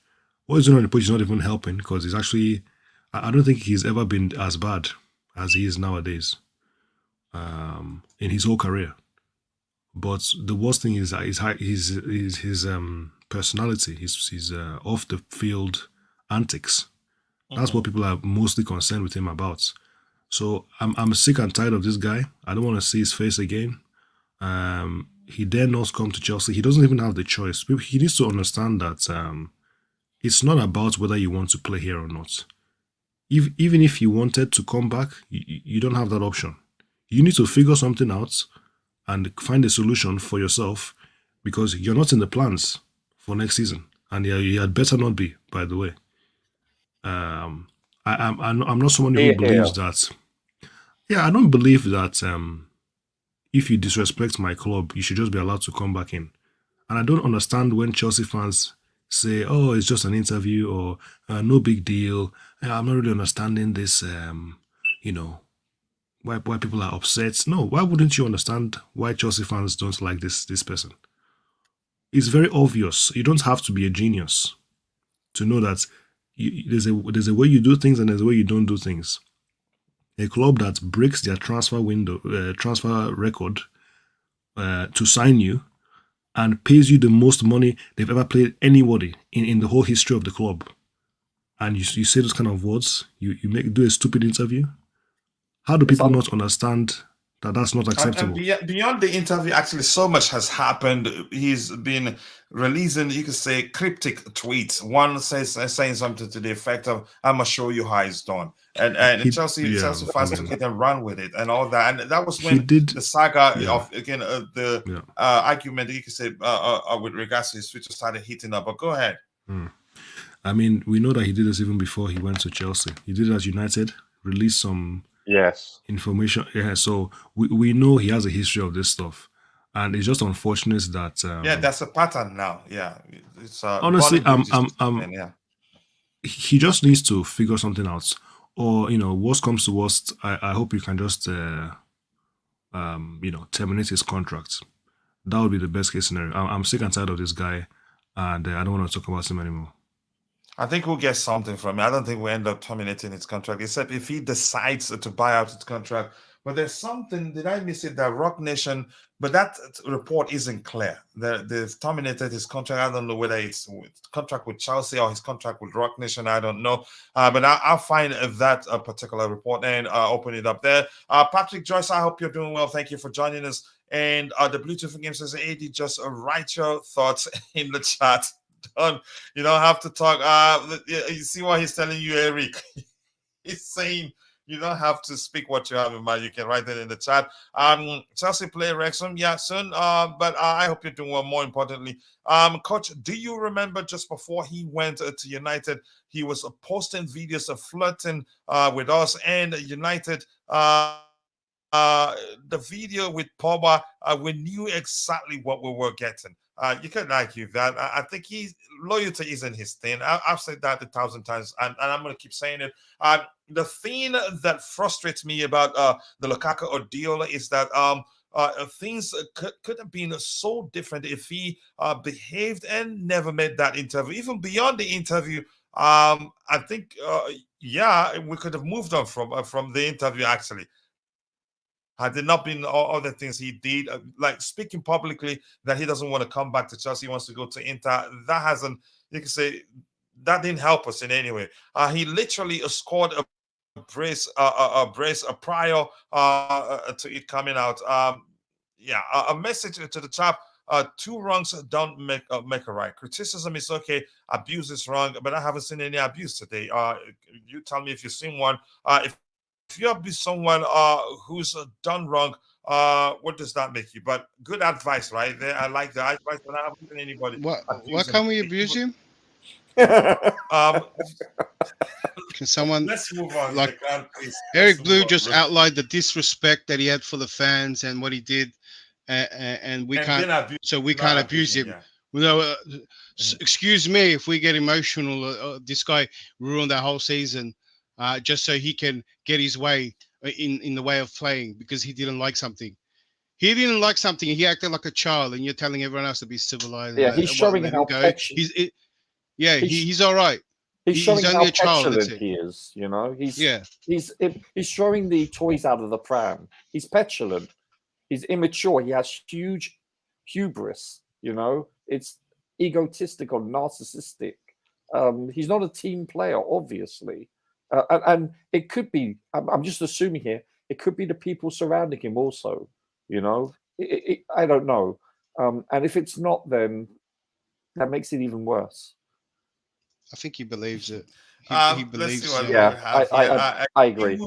Can we move Lukaku to Pulisic's old home in London? It has excellent furniture. Okay. Rock Nation told Megan V Stallion that Lukaku was Stormzy's and bye-bye now. Wow. Declan, did you abuse Mount? I don't know. Declan actually likes Mount. Declan is actually one of Mount's biggest defenders. Correct me if I'm wrong, Declan. You always... Yeah, I'm going to correct you. I've been put on a massive Mount defender for some reason. Which is kind of interesting. You always defend him. I said it before. Go ahead. Yeah, I was going to say I wasn't his biggest fan, but I didn't hate him like people did. It was an interesting spot to be in. Whenever you talk about him, you do keep it up. That is always objective.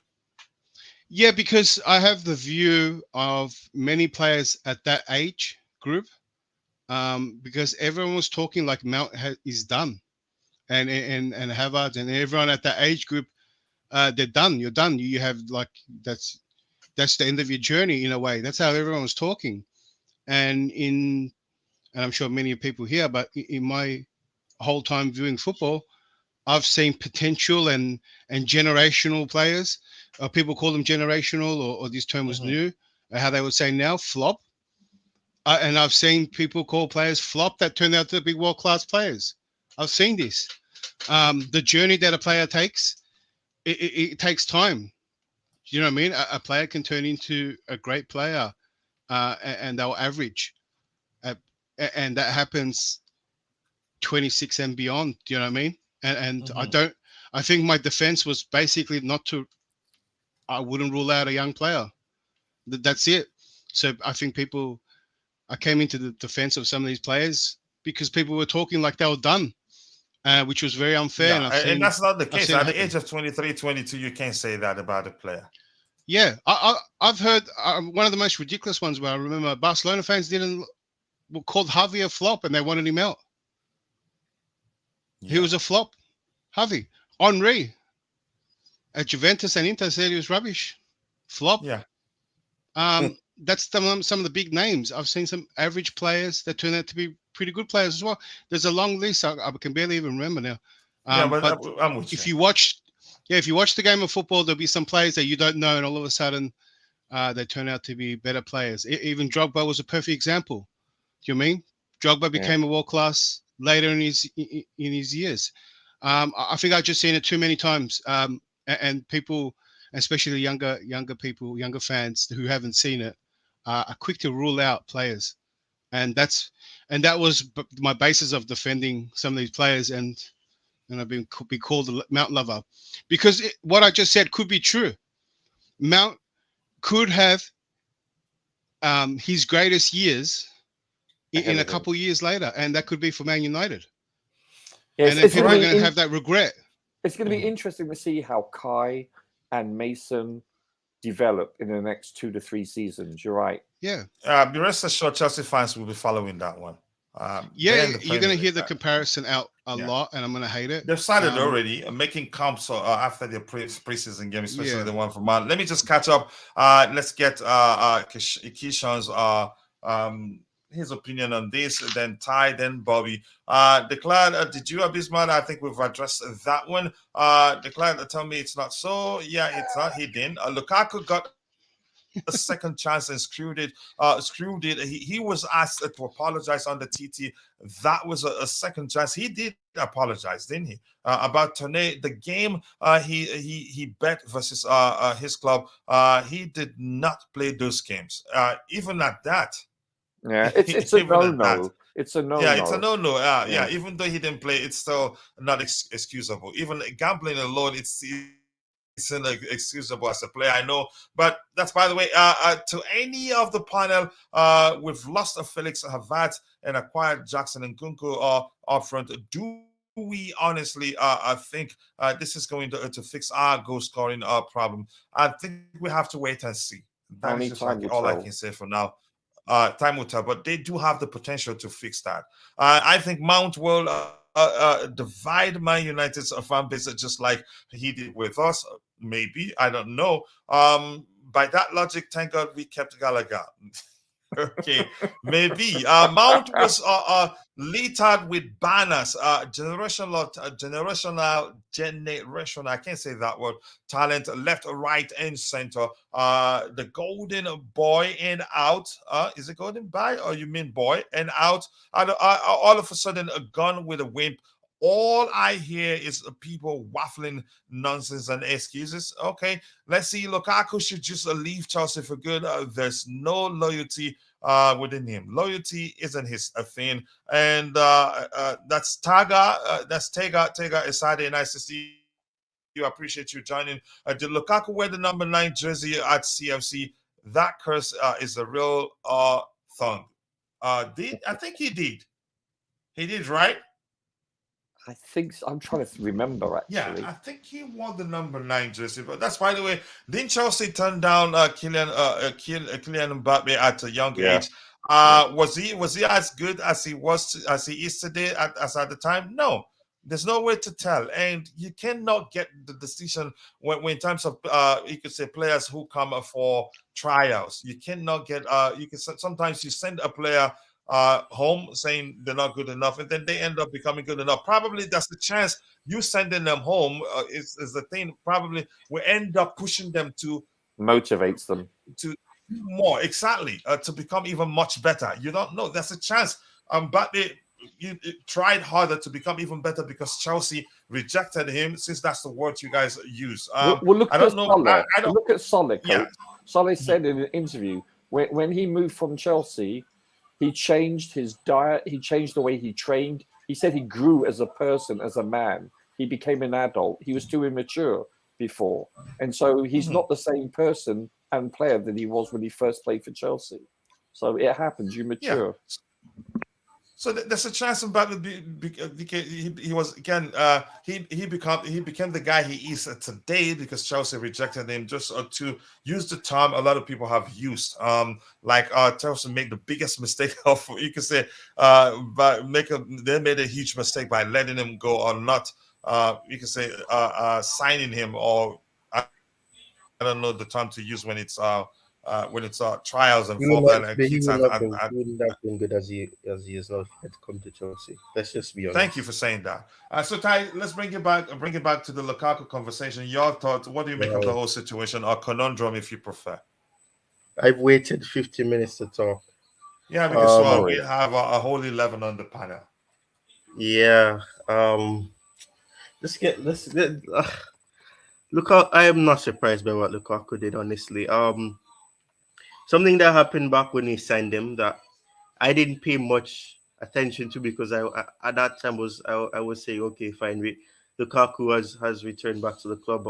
It didn't work out for him the first stint. Hopefully it does the second. Obviously it hasn't. But one thing is that before he even joined Chelsea, there was a situation where there was this, I think it was it was the Euros, I think. Was it Euros? No, it wasn't Euros. What was it? Anyways, there's some competition, and he went on to some podcast, and at that time Chelsea were linked with him. He said that he's only going to stay at Inter. He has no intention of leaving Inter. Inter is his club. He loves Inter, and then obviously Inter had that financial problem, and they still do to some extent. And he had to leave because they were at that time they were planning to sell some players, and they indeed did that. But one thing is that loyalty with Lukaku has never been really there. He's people have made little memes of him, showing that he quote unquote loves the club he's at, kissing the badge, kissing the lifting the flag and kissing the badge and the shirt and everything. But I don't think loyalty has ever really been there for him because I just think that Lukaku thinks about what's good for him, and that's not wrong. But in the process, you can do that, and you don't leave clubs in a certain situation, or you don't leave them feeling as if. My apologies. You don't leave clubs in the fashion that he's done, and with the action that he's done. The tip of the iceberg for me is the fact that if reports should be believed, is the fact that he, during the whole process of the Champions League final for Inter, they're in preparation. He's in communication with another club. That in itself is pretty poor. That shows his character, and that sums up the type of player that he is. He thinks about what's best for him. He doesn't think about the circumstances, and doing it in a way that is respectable. Yes. If you want to leave a club, if you want to get your options open, if you want to keep your options open, you can do that. But you don't do that during important events at the club that you're currently at. And for at me, the same time, giving them the impression you want to come back to them. Yeah. And to have that, so he's two-faced, that's two-faced, because you're gonna say one thing, that you love the club, you want to stay at Inter, your intent is to continue at Inter, only for you to be behind the scenes he's basically done what he did, but to a greater extent. What he did to Chelsea in terms of Inter, he's done that to Inter with Juventus, because I don't know, his mentality in terms of the way that he approaches situations. It's very shocking. It's upsetting as well. Obviously I have no connections in Inter Milan, but obviously I know that the fans were already split on him. From the fact that he came back and the way that he left the club at that time as well. It's just shocking, but I'm not really surprised. That's just the attitude. I just hope that he just stays into football and he can get loyalty in other ways. But I'm not going to go too deep into the other aspect of what I'm talking about. Thank you so much, Ty. Here says I don't condone what Lukaku did, and I want him out, but I will back him as long as I see hypocrisy and agenda-based arguments. Okay, you have every right to do that. And Bobby, we've been taking it one by one, and had you not been that you left the panel and come back in, you would have spoken before Ty and I think one more person. So I tried to do that. Yeah, but thank you for the suggestion. I appreciate that. Coach and panel, as soon as the stream ends, please take antibiotics to counteract all of these negative Lukaku contaminants. All these Lukaku talk makes me feel unclean. Wow, that is some word there. I cannot even imagine a Lukaku returning in Cobham to Cobham. This dude has no personality. Wow. 3 years ago, Havertz had a dream to play and be at Chelsea. Today, he has a dream to play for Arsenal in his inaugural address. I see royalty in that. Really? Okay, that's your opinion. Okay, Bobby, coming to you, the Lukaku situation. What do you make of it? Conundrum, drama, whatever you want to call it. I really do want to hear your opinion on this one. Yeah, Coach.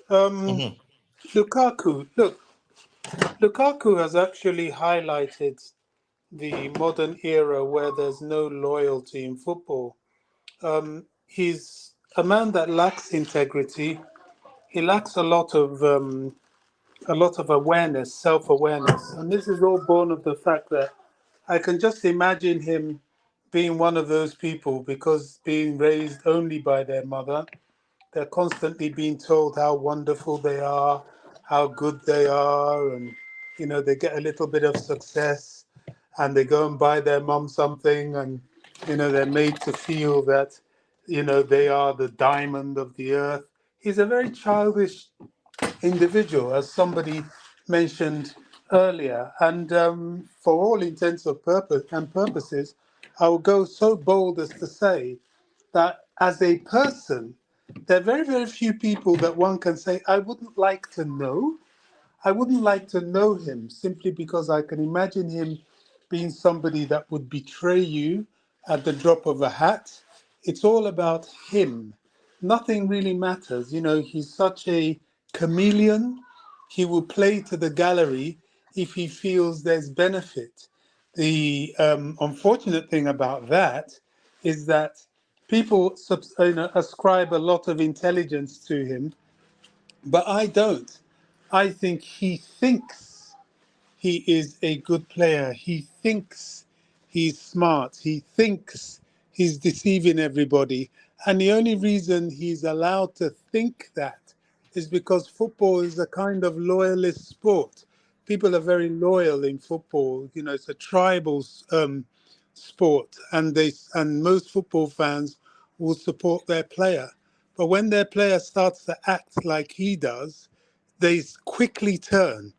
Lukaku knows right now that Chelsea is a no-go area for him. There is no way on God's earth, even if he turned into Maradona overnight, that he would be allowed into the club and play freely as a player. He has so damaged his relationship that there is no way back. So let's not deceive ourselves. It is impossible for him to be welcomed. And if he did, whether I'm working or not, I will personally boo him and encourage people to boo him. I will turn that stadium into a divided powder keg.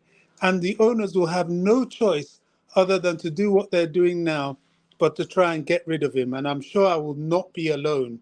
Lukaku is done at Chelsea. He's stabbed Inter in the back. He will stab anyone and everyone in the back. He's done it to Belgium. He's the only reason he has any interest for playing for Belgium again is because his ego was bruised with his shocking performance in the World Cup. And if he goes and scores one important goal somewhere, he'll think his job is done and he'll dump them too. I don't wish him luck in his footballing career anymore. I hope he falls flat on his face, especially when he leaves Chelsea. I feel sorry for the Saudis that don't quite know what they're trying to buy. I hope they get him, and I hope when he gets there, because they're very no-nonsense people, he sees a different side to football dealings, because they won't take any nonsense from him at all. They have the money to absorb his antics, and even if they're paying him 300k a week like he's getting at Chelsea, misbehave in Saudi Arabia, and you will sit in the stands because they can afford to sit you in the stands. And I hope that will be his end when he goes there and starts acting the clown. Lukaku's over for me. The only reason we're talking about him, and he's a topic of interest, is to see how quickly we can get rid of him. Yeah, thank you so much. We're very well spoken there. Wow, Bobby really went there. Big up. I can see you back in 4K. That's from the Bluetooth game. Some fans will clap for Mount when he comes to the breach. Let's see when he comes back. First, Stanley Onumba, big up Kachila Wandem. We are here to support you. Owen, I appreciate you coming here to support one of your brothers. I appreciate you. Thank you so much. I cannot thank you enough. Generational talent with banners, the face of Chelsea, and a man called Man United home. As soon as he signed for them, and most of you stay quiet. What an embarrassment. I think you're actually overdoing this now. Most of who stayed quiet when Mount signed for Manchester United, maybe you weren't paying attention, or you're not following some of us on Twitter, seeing how we reacted to that comment you referenced there. I put out a tweet saying that the dream was never to play for Chelsea. When somebody tweeted something saying something to the effect of the boy who dreamed of Ronaldo. Sorry? Didn't he look up to Ronaldo? Was when he was young? Was it Ronaldo at Man United? I'm not too sure, but I just want to move on from the Mount argument. Of course, he was. Wait, yeah, Moscow was when? 2008? Was it 2008? The Champions League final when we lost to Man United? 2008. I don't remember what year. It was. Was he? Oh, yeah, but it's not really surprising, man. It was not really surprising. I mean, his father is a Man United fan. Saying you're correct. It was 08. Maybe yes to the fact that he looked up to Ronaldo or something. I don't know. Exactly. So therefore, and the fact that his father is a Man United fan, he would have grown up around that type of attitude and atmosphere, and that type of background. So it's not really surprising. So yeah, you can say that the boy who had a dream. Yeah, he had a dream to make it in football. Whatever club that may be, it doesn't matter. I mean, but I said it on Twitter as well. He was never really a Chelsea fan. He always said he's a Portsmouth fan, which is fine because that's where he's from. Which was why I said the dream was never to play for Chelsea. But go ahead with what you're saying, Ty. Exactly. So he said it publicly as well. He's a Portsmouth fan first, and then any other fan after. That's literally what he said. He said it. Nobody quoted him. It came out of his mouth in a video. He's a Portsmouth fan. They asked him if he's more of a Portsmouth fan or a Chelsea fan, and like I said, that's fine because he's from Portsmouth, so it's okay for him to be a Portsmouth fan first. But he was never really a Chelsea fan. So in terms of loyalty and having that sort of what do you call it, that the emotion there leaving the club, it wasn't really as filled as such as Loftus-Cheek was, because Loftus-Cheek actually posted a compilation of all these goals, his journey from the youth team and a little documentation of it, and with Aspie as well. So it is what it is. I mean, he's going to be good for his career at the end of the day, and Bobby made a valid point. Loyalty in football has gone out the door. Loyalty no longer exists in football. Money has played a huge part in it, and it depends on where you can go get the publicity at a certain time. Popularity is what matters. It doesn't matter about loyalty. Loyalties isn't there anymore. The only loyalty that you may have is with fans, and even that loyalty is starting to die down because fans will leave the club if they think that it's not good for the mental health, which is fine. But loyalties, it's not really in football anymore. It's more about monetary aspects, and isn't it? It's kind of funny. Like people make fun of Harry Kane because he's loyal. Oh yeah, but I don't know. I think they found ways to convince him. For instance, when Conte joined them, he probably believed Conte would win something with them. That was why he stayed. Can I add something to this, please? I think people that make fun of Harry Kane is just banter because he hasn't won anything. But on this aspect of loyalty, I mean, I don't even. He hasn't. I don't even think Mason Mount was loyal to Portsmouth. If he was so loyal to Portsmouth, he would have stayed in their academy and played non-league football and the like. So, instead of coming to Chelsea. Look, these guys, quite clearly, they went for the bag. And fine, it is what it is. They're in it for the money, and they've gone for the money. They wanted over 300k a week. Chelsea wouldn't do it. So they went to who would. Fine. All these people salivating and fantasizing that, they're going to come back and play like Pele and Maradona and, score lots of goals against Chelsea. Okay, let's see. But I'll say to you, I wouldn't hold my breath. Yeah, thank you so much for that. Coach, sorry, may I ask, how much is he getting at United? I'm not aware. It's something close to what we offered him, according to rumors. I don't know, really. I honestly didn't know. Update on Cherki, nothing new. 250. 250, okay, around that. We've been told that we're preparing a bid for Rayan Cherki. It hasn't happened. What else we have at Chelsea out the way? Most of you, I understand, and I like the way you somebody sometimes present an argument from a different perspective. It makes us think. Without something like that, we don't have a show, so I'm okay with it. Can Megan V Stallion adjust to the Saudi lifestyle? Possibly, you don't know. Kachila, moving on very quickly from the Mount argument. Yeah, because I don't need to waste my time on. He's gone. But we still have Lukaku here, if that makes sense. How many initiation songs does Lukaku have? I'm not sure why you're asking that. Balance and objectivity is very rare in the world we're living in. I agree with you. I'm going to come back to you, Kishan. I don't know if you've spoken about the Lukaku situation. Yeah, so regarding Lukaku, like, I don't even want to talk about this guy. I just want him out the club, man. I feel like this dude just came here just to get the money. Like, I got a conspiracy. I think he didn't want to be here to begin with. I just think he wanted the money, and maybe it was just like, Inter, like, Chelsea probably loan me back, and they'll pay most of my wages, and I'll just play for you guys. Like, I feel like he never wanted to come here, and it's just so disheartening to like see that. Like, I don't know. Like, this is just. I'm done with this guy. I'm just done with him. I think everybody at the club we're all done with them. You know what, Coach? Mm. You know something though. Kishan just reminded me of something. Lukaku never wanted to leave Inter. Inter told him that they were not going to extend his contract, and he would have had 1 year left on his contract.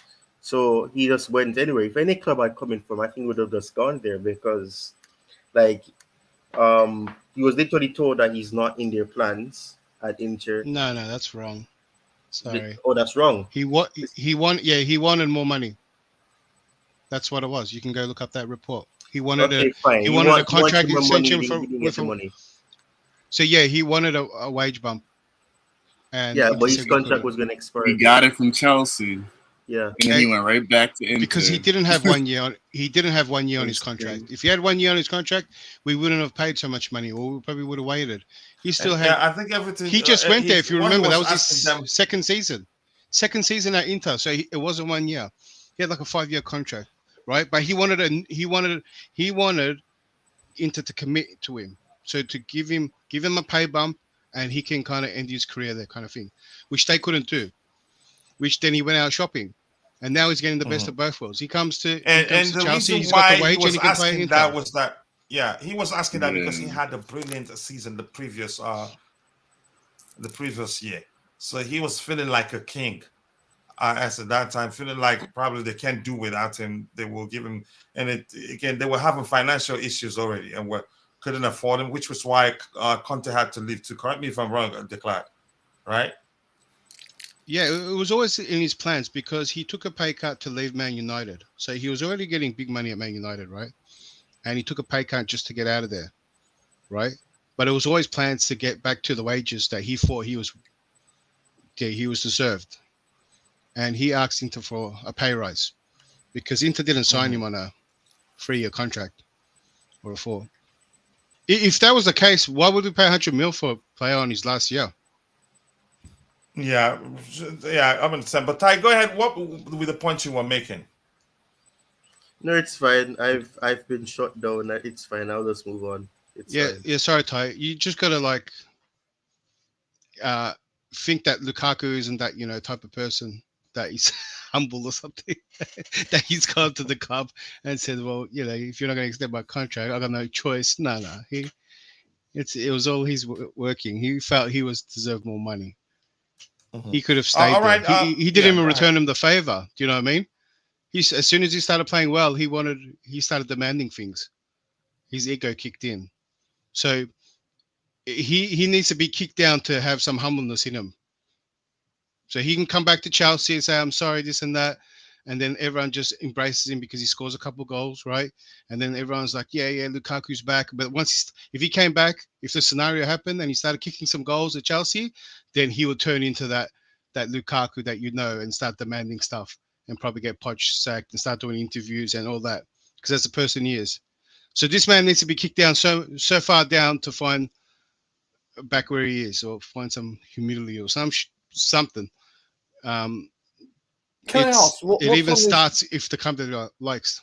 Can I ask what's on his CV in England? He's never won a Premier League, has he?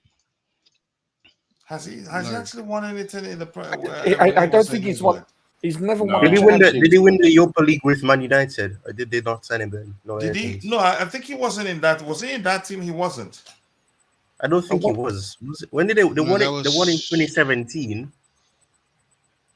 I don't think he didn't win anything in England. Let me check Lukaku. I feel like he underperformed everywhere he won in England. What do you think? You think he won in England? He did well at Everton. Did he win the FA Cup at United? But he didn't win anything. Yeah. Damn, he didn't win any domestic trophy. No. That is horrible. No, I don't think so. He underperformed at every English club he's been at, in my opinion. No, I wouldn't say he underperformed at Everton. He just didn't. Everton. No, he won the FA Cup. He won it. He's credited for winning the FA Cup. Yeah, that's what I thought. So other than that, with Chelsea. Yeah, with Chelsea. And other than 2012. That, or have we? Did we? Okay, he was with us in 2012. Yeah. Yeah, and he's also won. He didn't play that game, did he?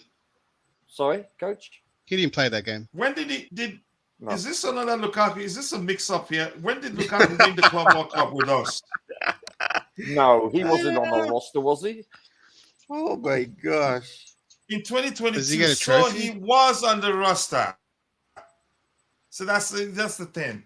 But we know really he didn't play a part. Yeah, he was not integral to anything. Did he play a part at all that Club World Cup? No. Don't believe so. Yeah, he did actually. Was he still in the team but injured? I think he scored. No, he scored. No. That's not true. That is not true. Lukaku scored in the semi-final and the final. Yeah. He scored. So he played a part. Yeah. Okay. Give the man his props. Hudson-Odoi cross. He scored. That's not that. Don't. Now do you see that. how much you were hating. Don't We hate do him that. so much. We even tried to strip him of things he won at Chelsea. Yeah, he won a Club World Cup. So the two trophies at Chelsea, the Club World Cup and the FA Cup in 2012. Two things. 10 years apart. I remember. It makes sense now because he joined us immediately after we won the Champions League. Was he there for the Super Cup then? What? No, sure? the Super Cup isn't there. What? He joined us. He joined us after we won the Champions After we won League? the year after we won the Champions No, League. that is not true because we did not win the FA Cup in 2013. No, the FA Cup in 2012. He joined before that.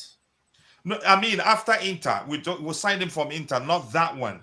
Oh, you mean that? Okay, my bad. Yeah. No, we signed him as a kid actually. Did he win anything for Man U? I don't think so. Did he? Nope, he did not. Nothing. The other trophies here are the Italian champion. Sure. Italian Cup. He won the Belgian Cup. The Belgian He won the Cup. championship. He won the Scudetto, I think. Yeah, Scudetto. Italian That's Super Cup yeah. also, and then the Belgian Super Cup. But he's never won the Premier League, has he? He's never won the Premier League. He has, No. Nope. Okay. He left before we won the Premier League, and then he Yeah. So yeah. I was just trying to think. Sorry about that. I couldn't recall. And it doesn't look like he's he won the lucky Belgian at all. I champion. think somebody put out the statistics of how he stopped his country doing well in the World Cup. He stopped Chelsea from winning the Super Cup. And he won, and he stopped Inter from equalizing. Remember that in the Champions League. Yeah, somebody took their time to list all the time he stopped people. Yeah. I mean, that's how much people hate him now. Anyway, I have the link to Chelsea's sessions on the screen, and that's the link to Thai Talks YouTube channel. Come on, people, get me to 900. I'm begging you. And all of you, Mark H. If you haven't, please go check it out and subscribe. Thousands. 3 away from 900, please. Ty, can I ask you, who do you plan on doing profiles on next? Oh, I was gonna be spontaneous, but the next I've already made 2 play profile videos on Caicedo and Cherki. Both will be up published if we do sign them.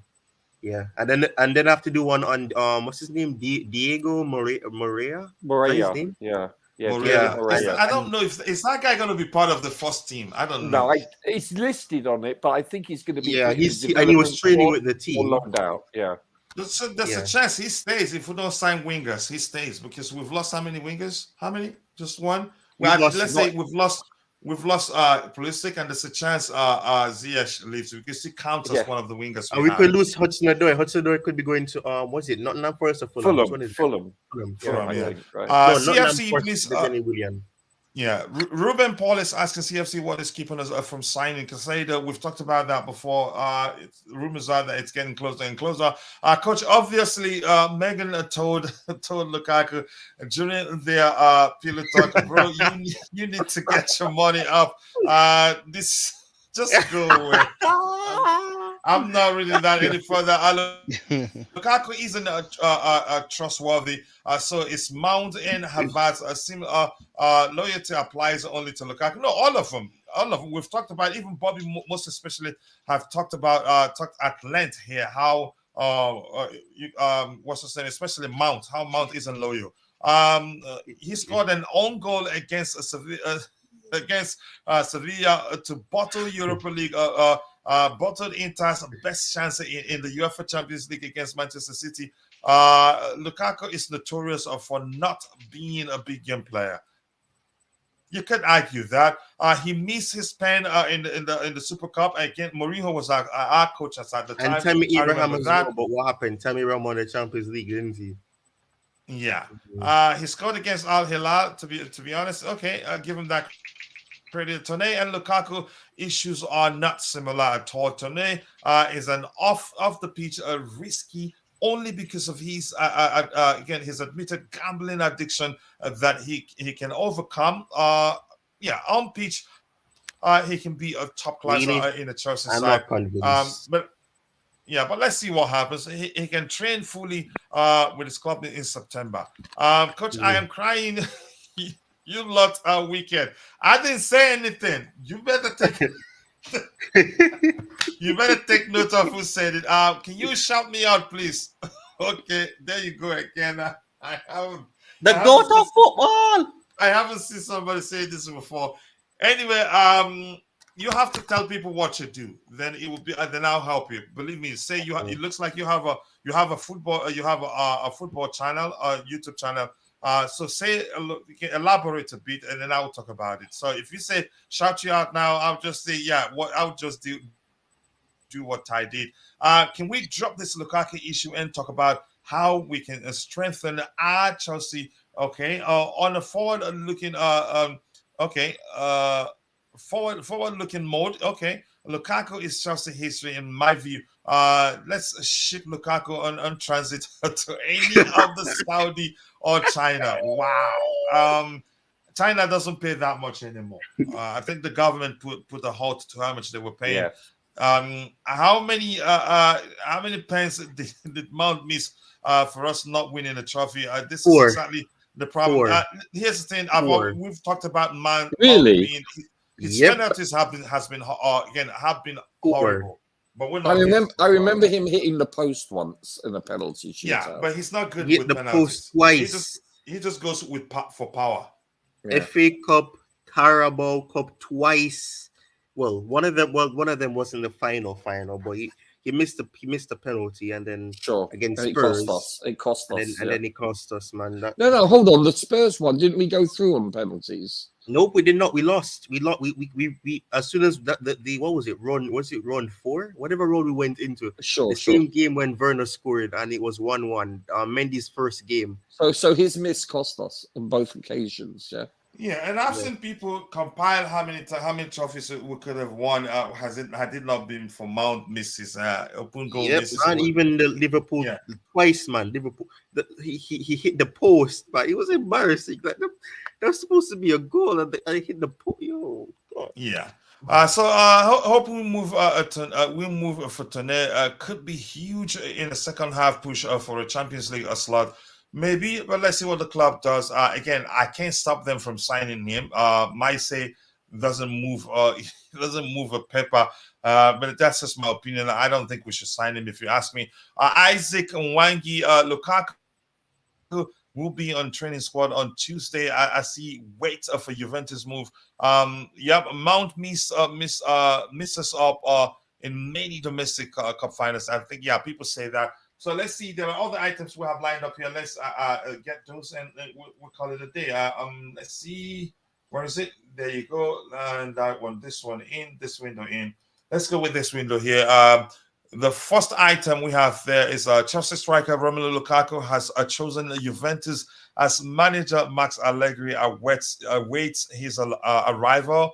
I've seen a report saying something to the effect of they will sign him, but they have to move on Vlahovic first, and that hasn't happened. Yeah. But it looks like PSG are serious about signing Vlahovic, and I've seen a report to this saying also we can get a Vlahovic for cheap plus Lukaku.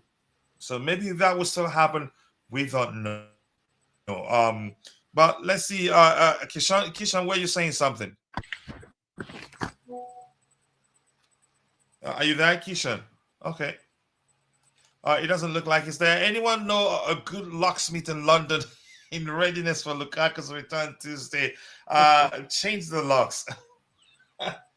Oh my goodness! I think he'd be limited to areas he can access. That's just my opinion, but I don't know if he's become that toxic that they don't want him to get into some certain rooms, certain areas. This here says, let me see. Romelu Lukaku will report back on Tuesday, and the full focus is now on trying to arrange a transfer to Juventus. So that's according to Matt Law. That's my Chelsea Dodgers there, quoting Matt Law. So from this, it's looking like he's going to end up at Juve, and probably I think the offer they had on the table for us was better than what Inter was offering. So I hope it happens so you can say, find closure and move on. People who say they don't want Vlahovic are the same clowns who take Tammy Abraham for 70 million. Wow, you just came out swinging. You chose violence immediately, and that's your first comment in the chat there. Why not just buy Vlahovic or swap him for Lukaku? There's a rumor suggesting that probably that will happen. A Vlahovic-Lukaku swap would be ideal. It's not going to be that easy. I think it will be complex, even though there are some rumors suggesting that that's exactly what's going to happen. I don't know if anybody on the panel has anything to add to that. Bobby, you have anything to add to that before you start accusing me of not getting you involved? But I like that. Once I saw that, that's okay. Bobby is way. He's have to be like Bobby. Bobby, you there? I'm gonna have to be like Bobby, man. Okay, probably trying to unmute. Okay, how about you, Ty? You have anything to say? The Vlahovic story, Lukaku story. The swap deal with Vlahovic. Somebody mentioned in the chat. I've always said that I'm not too convinced on Vlahovic because, people use things to say that he wasn't getting the service.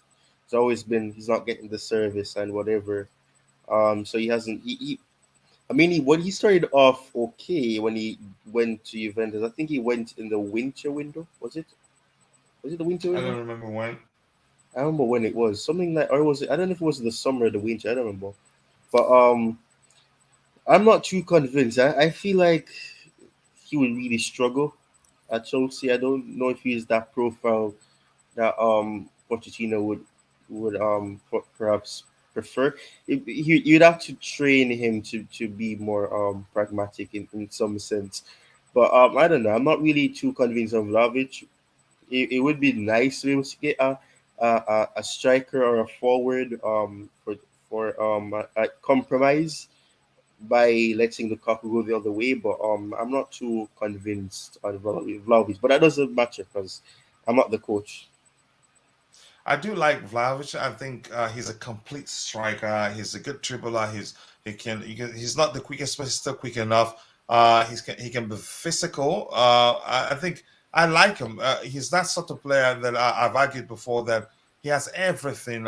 He has again in his locker, which means I've also argued that it's that sort of player that Pochettino can mold into.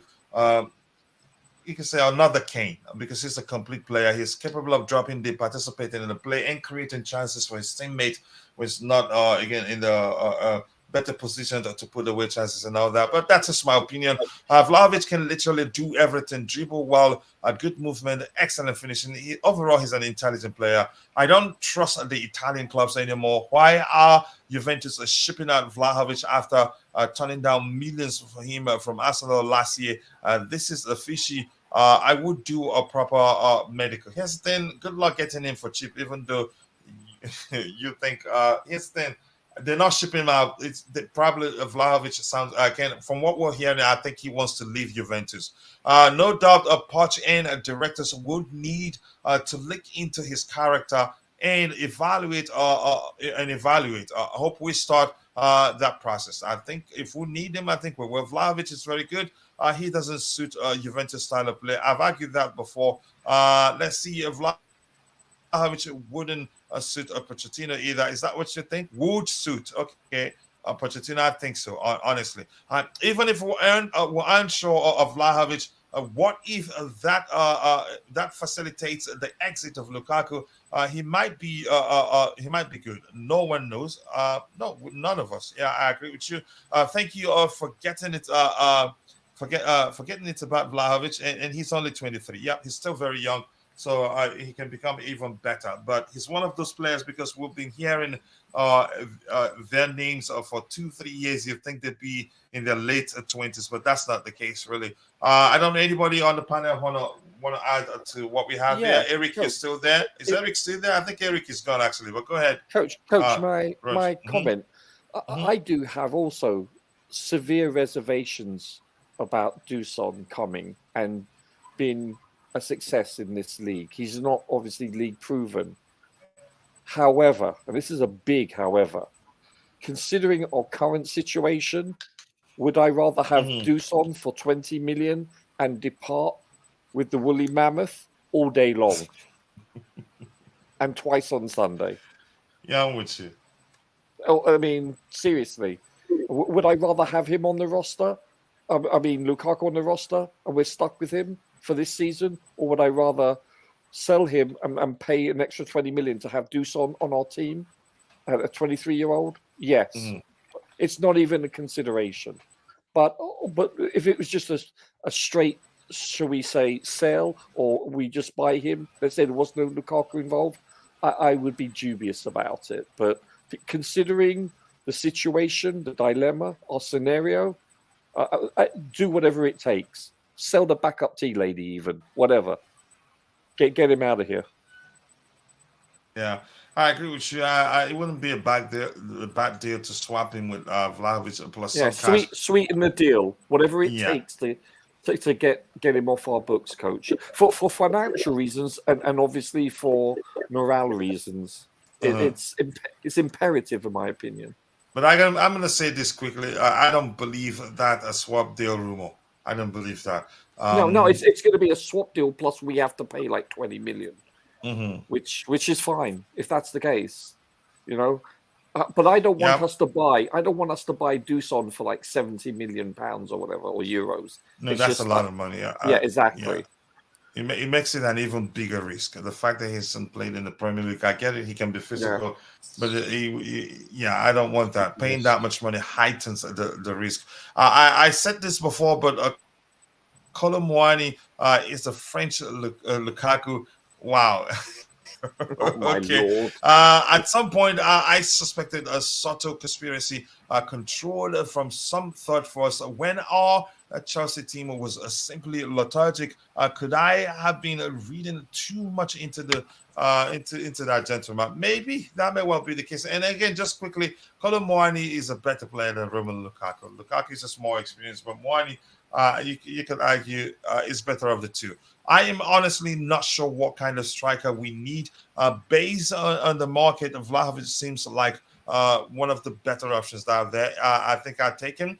Roger, having Vlahovic would be detrimental to the development of other strikers we agree. have. I think the burning issue is midfield, and that is where the focus should be, and that's where the focus is. I totally agree, JC. Totally agree. Yep. Financially, it might be good. It might be a good shout. It depends on what Pochettino thinks of. For me, we have failed to bring in another anyone. So yeah, he wants us so 5. That is just your opinion. There's no way to tell whether he's asked for any particular player, and we didn't get that player. Vlahovic is a very passionate player. He has no personal issues. I like him as a player, but it doesn't look like we're serious about getting him. We already have a Broya Jackson in. And Broya. We should have some trust in them. And let's not forget Fofana returning from a loan in a year's time. That is, if we don't decide to sell him. Coutinho, I hope you're seeing where my arguments are coming from. Yeah, I see it. Sometimes I get tired of it. I'm sure sometimes you get tired of those saying stuff about those players you're defending. I don't want that to sound controversial. That's why we're here. If you have any question, you put it there, then we try to address it. I just don't like double standards and hypocrisy. And if you ever stay in the chat throughout the show without talking about hypocrisy, then I'll ask you for your ID. Nicholas Jackson should play as a winger. Wow, Vlahovic and Broya should play as strikers. If we were thinking about our current youth, then why go for Cherki and Jackson? I don't know. Hi to you too, Tango Radio. I hope you're doing well. Hi, everyone. Sorry, I'm late. Lateness is greatness. Lukaku is worst thing that has ever happened. Sorry, Roger. That's Bobby. Go ahead, brother. I just want to add something about this Cherki. I don't know anything about him. I'm going with what I've heard, and what I've heard is very good. So this is no slight on him or anything. But for those that are very much sticklers and concerned about youth development, you start to wonder, well, what does that mean for Mari Hutchinson and the like? Could be a bit sticky for him. I don't know, depending on how good Cherki is. But one thing I know that is good about this multi-club system thing is that our loan system will be integrated within the club network. So players vis-a-vis, like Omari, will have ample opportunity to go and play first-team football, albeit it might have to be in Portugal or, as we stand right now, France. And if I were them, I wouldn't turn my nose up at that. I think it's quite an opportunity to catch the eye. Players have done worse than to go to France at a young age. Certainly didn't serve Chalobah any harm, neither him or his older brother. And indeed, although Joe Cole went at the end of his career, but look what happened when we picked up a certain Mr. Hazard from Lille. So exactly. The French league, because it's so battle-hardened, it does help players. I know it's some a physical players, league. Very. You know, some players are turning their nose up at it at the moment. We've got this Ivorian guy. We sponsored them buying him into Strasbourg. Their fans are up in arms about what they perceive to be a Chelsea takeover. But when they saw the money coming in to buy players, they just suddenly changed their tune, because before then they had absolutely zilch and were heading nowhere. So I don't know. I envisage after this pre-season, one or two of these Chelsea young, almost fringe players going to France, to Strasbourg, because they've done their under 23 stint. And the next step would be that if they can't fit into the first team squad, which I have my doubts they will. Yeah, thank you so much for that, Bobby Kutsila. Is there any channel showing CFC games in the coming week? Are excited to see the fitness level of the players? I think it will be, I saw something saying it will be on the 5th stand or the club's website. I think you'll be able to watch the preseason games there. Jackson is bang average as a winger. His numbers improved after he got placed up front. So we shouldn't risk anything that will make him not perform to his max. Jackson, I think I've read that one. Am I repeating it? Okay, Nkunku or Jackson can occupy the position until Ivan Toney comes back. And then if they fire on us cylinders, Ivan Toney will not even get a chance. Exactly. Very unprofessional. Spoke to Juve before UEFA Champions League final with Inter. Spoke to Inter while at Chelsea. That guy is biggest fraud. I think it's an issue, and people are saying that he started having problems when it turns out they prefer starting Dzeko over him and all that. Because he has what Ty calls the main guy syndrome. He wants to be the main guy, and when that isn't the case, he starts throwing tantrum. The fact Coach, that people you know, one thing that really worries me, the fact that Aubameyang hasn't gone. I hope to God that we don't sort of use him as our mature striker. I mean, bite your tongue, Bobby. You know, I'm scared of that. Yes. You know, every manager has this quirk they come with. And I hope this isn't a Pochettino quirk, thinking he's going to get some change out of that washed up geezer. Because that guy, he's shown us how disinterested he is. If Poch thinks he can get a tune out of him, you know what? I can't see anybody getting a tune out of him. And, I echo your sentiment, Bobby. You know, that concerns me a lot. That really does. Because he should have gone by now. Bobby, out of the 14 players that have left so far in this window, I thought he would have been in the top 4 or 5. Yeah, I would have thought he'd be the first out. Yeah, the longer he's staying at the club, the more I'm worried about him, because I have not been a big proponent of his at all. This does worry me. I prefer Ziyech. No, you say that, but I was thinking the same thing. I would prefer Ziyech to Pierre-Emerick, to be honest with you, based on his body. Yes. I mean, and that's a very low bar. Yeah. That's how low can you go? Yeah. I had to choose because Ziyech at least has an excuse. He's nursing some kind of injury, and because of that, you can make him a squad player. Right. Aubameyang is no player. He comes on and is absolutely useless. He's got no legs, Bobby. You know, his father time has caught up with him. I mean, listen, I don't mean to belittle him, but it's part of it is not his fault, because at some point you and I are not we're not teenagers anymore. Absolutely. Close to it, but not quite. And you know as well as I do, the first thing that the first thing to go is your legs, and I feel for him. I really do. Yeah, I mean, look at I felt that he checked out. Like, that too. No. I'm not defending him. Don't get me wrong. But you can tell that a couple of times you could tell he was trying to press. He gave it 100%, and it's not there. You know, you can't teach speed, and when your legs have gone, they've just gone. But you're right. But the majority of the time, the effort wasn't even there. But even when the effort was there, it was so slow. It was like Shevchenko. You know, you could see his brain was working. He wanted to chase that ball. I forgot about Shevchenko. I like you guys are not going to hell, and I'm not part of it. I haven't said He that. wanted to chase that You're not ball. going to heaven, so to speak. So true, though. It was like Not part slow of that. motion.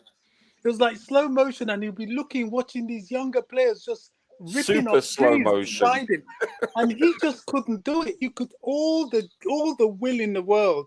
He just could not move those legs any faster than they would go. But you know what though? You're right though. But that's when he did try, but the majority of the time you could tell by his body language it was noticeable. And I've watched, like Bobby, I watched the games at least a couple of times each time we play, and I look at it objectively, and you can tell he's not interested. But when he was, it just wasn't there. If you saw the games at Barcelona, you'll see a big night and day difference on effort and speed and everything. So that's where I was at with that. But I'm going to head off. It's quite getting late. Right. It's been a great show. Thanks for having me back. I've missed this stuff. I missed all you guys. Oh, you're back. You're back full time, or you're still just you? That depends on the day.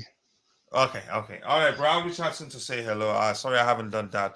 I think the owners want to sell that for fun and for profit. He has no future at Chelsea. That is just your opinion. Let's see that happen.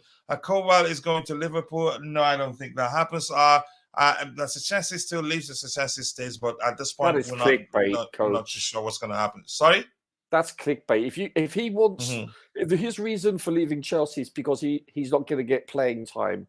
Do you think he's going to get playing time at Liverpool with Van Dijk? Oh, yeah, true, unless there's injuries. But without injuries, I don't see him getting playing time. Does it make sense? I think he's probably... Let's see. Yeah, I think it makes sense. Maybe an issue for him. I don't know much about Jackson. I like Broya, but has a lot of improvements to do, especially after coming back from a long-term injury, like the one he suffered. Like when to pass in, when not to. Those things, I'm sure you're referencing down to his age. He's not that. He's not the most experienced. What I see is that he runs too much with the ball to dead ends. That can improve. Let's see any updates in Caicedo. Nothing except that it's getting closer and closer. And we're currently the only club negotiating with Brighton. And Bobby, there are reports just out that Alba has agreed a reduction in pay to join Olympique Marseille, but he wants 2 years. I think we addressed that also. But Marseille wants to offer him a year there with an option to extend. But thank you again for bringing it up. I think Caicedo could play a CDM. Caicedo is taking too long. Caicedo will get it across the line. And I think I'm going to start saying, speaking like Roger saying, that deal is done, really. Romelu Lukaku not starting for Inter Milan and being a bench in the Champions League final is thought to have contributed to his willingness to listen to an offer from Juventus. Eddie Love for Blue, much love to you, brother. Thank you for all the updates you've been sending me. But here's the thing. Let's be honest here. He started negotiating with Juventus even before the Champions League final. So probably maybe there's a team using PR machines to try and make excuses as to why he behaved the way he did, but it just doesn't tally, really. Sterling should leave. A guy is so overrated. Misses almost every chance. He stays. Remember, I told you that. That's not saying I like him that much as a player. No. Bigger panel, be listening, still adding up the panel age, average age. You go ahead. Good job, Michi. We're waiting for you. Let's say the problem, Alba has no legs. Havertz had all the legs in the world, but was still horrendous. So having just the leg alone isn't enough. There must be a balance. You could say that Badiashile is recovering from injury and will be absent for 4 months. There are no issues for playtime for Colwell. No, I think Roger was talking about Liverpool. Wasn't that what you were saying, Roger? Initially. Yeah, if he goes to Liverpool, will there be space? Go ahead, Roger. Yeah, so basically, because of Badiashile being sidelined, I'm not sure for how long. I was told it was a couple of months, but it's Colwell's job to lose, basically. If he can cement his starting position, he'll be given every opportunity to do so. Then it's his to lose. It's that simple. Because he's been gifted. I mean that in the technical sense, for the fact that Paul Badiashile is sidelined with an injury. And if that's the case, then he should be licking his lips, licking his chops. He should be biting at the chomp. It's that simple. There should be no reason for him to want to go back to Brighton, because he has a clear path now. So it's up to him. He cannot blame anyone but himself if he doesn't solidify his starting position. Can I add to that, Roger? Of course. That, Chelsea have now done everything to tell Levi Colwell that he is very, very, very much in the club's plan. Yeah, integral, Koulibaly has gone. As you say, they didn't deliberately have an injury to Badiashile, but that also shows that he is important, because injury could happen to any player anytime. They haven't made a move for Vardiol and everything.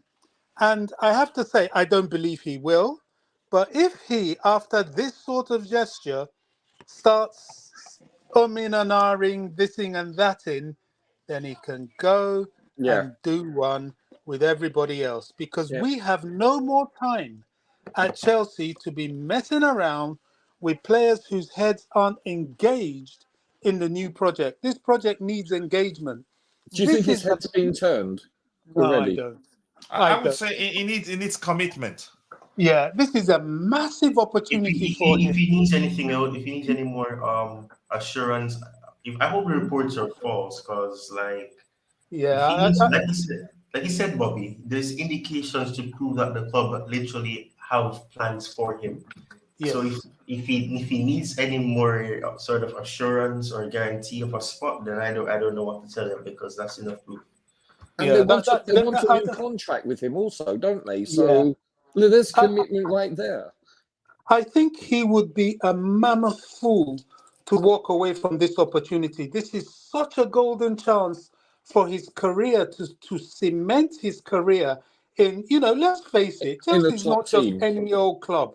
You know, you make your way into the team at Chelsea and you're walking into the England team. You are walking into the considerations of all these world awards. So this is his opportunity now, and he has to take it. I don't even see Brighton won't give him this. They might give him game time. But he didn't even start. I think he started playing for Brighton towards the end of the season. Towards the end, regularly. Yeah. They had him on the bench for a while. So Colwell and whoever his advisors are. Yeah, I don't want to hear it anymore. Let's see what happens. Yeah. If he doesn't sign a new contract and he's given time to play, Bobby, and he doesn't sign, then you know what? You're right. Then we don't need someone where their head isn't in it. We need commitment. No, we do. We do. If the club is, I hate to bring up Mason again. I never wanted Mason to go, but when it became obvious, even Havertz, I used to defend Havertz to the hilt. But when it became obvious that those two had, there was nothing you could really do or say to get them onto the program, then I was like, okay, thanks, but no thanks. Yeah. Chelsea is the ultimate. No one player is bigger than the club. Yeah. I actually didn't foresee both of them leaving, to be honest with you. So I'm shocked that it transpired. But you're right, though. You nailed it. Listen. If I'm in Colwell's camp and I'm his advisor or part of his team, however you want to term it, you have to sit him down and say, listen, this is what the situation is, exactly what Bobby has just stated, and you have an unprecedented opportunity to excel and cement your starting position. Oh, and by the way, Chelsea want to offer you a long-term contract. Wow. It's like Christmas has come early.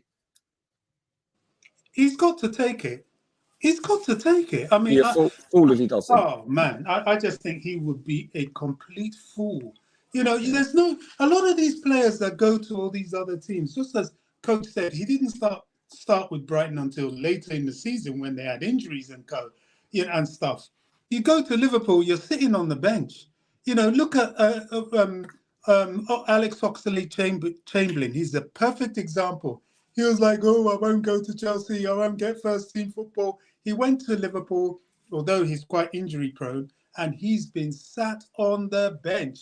The best he gets is a cameo of a 15-minute. Yeah, I think he's leaving this season. I think he's going to leave them this season. He's left. Well, there you go. He's left already, right? There you go. So I thought he the really grass left, isn't always greener. It really isn't. No, I agree.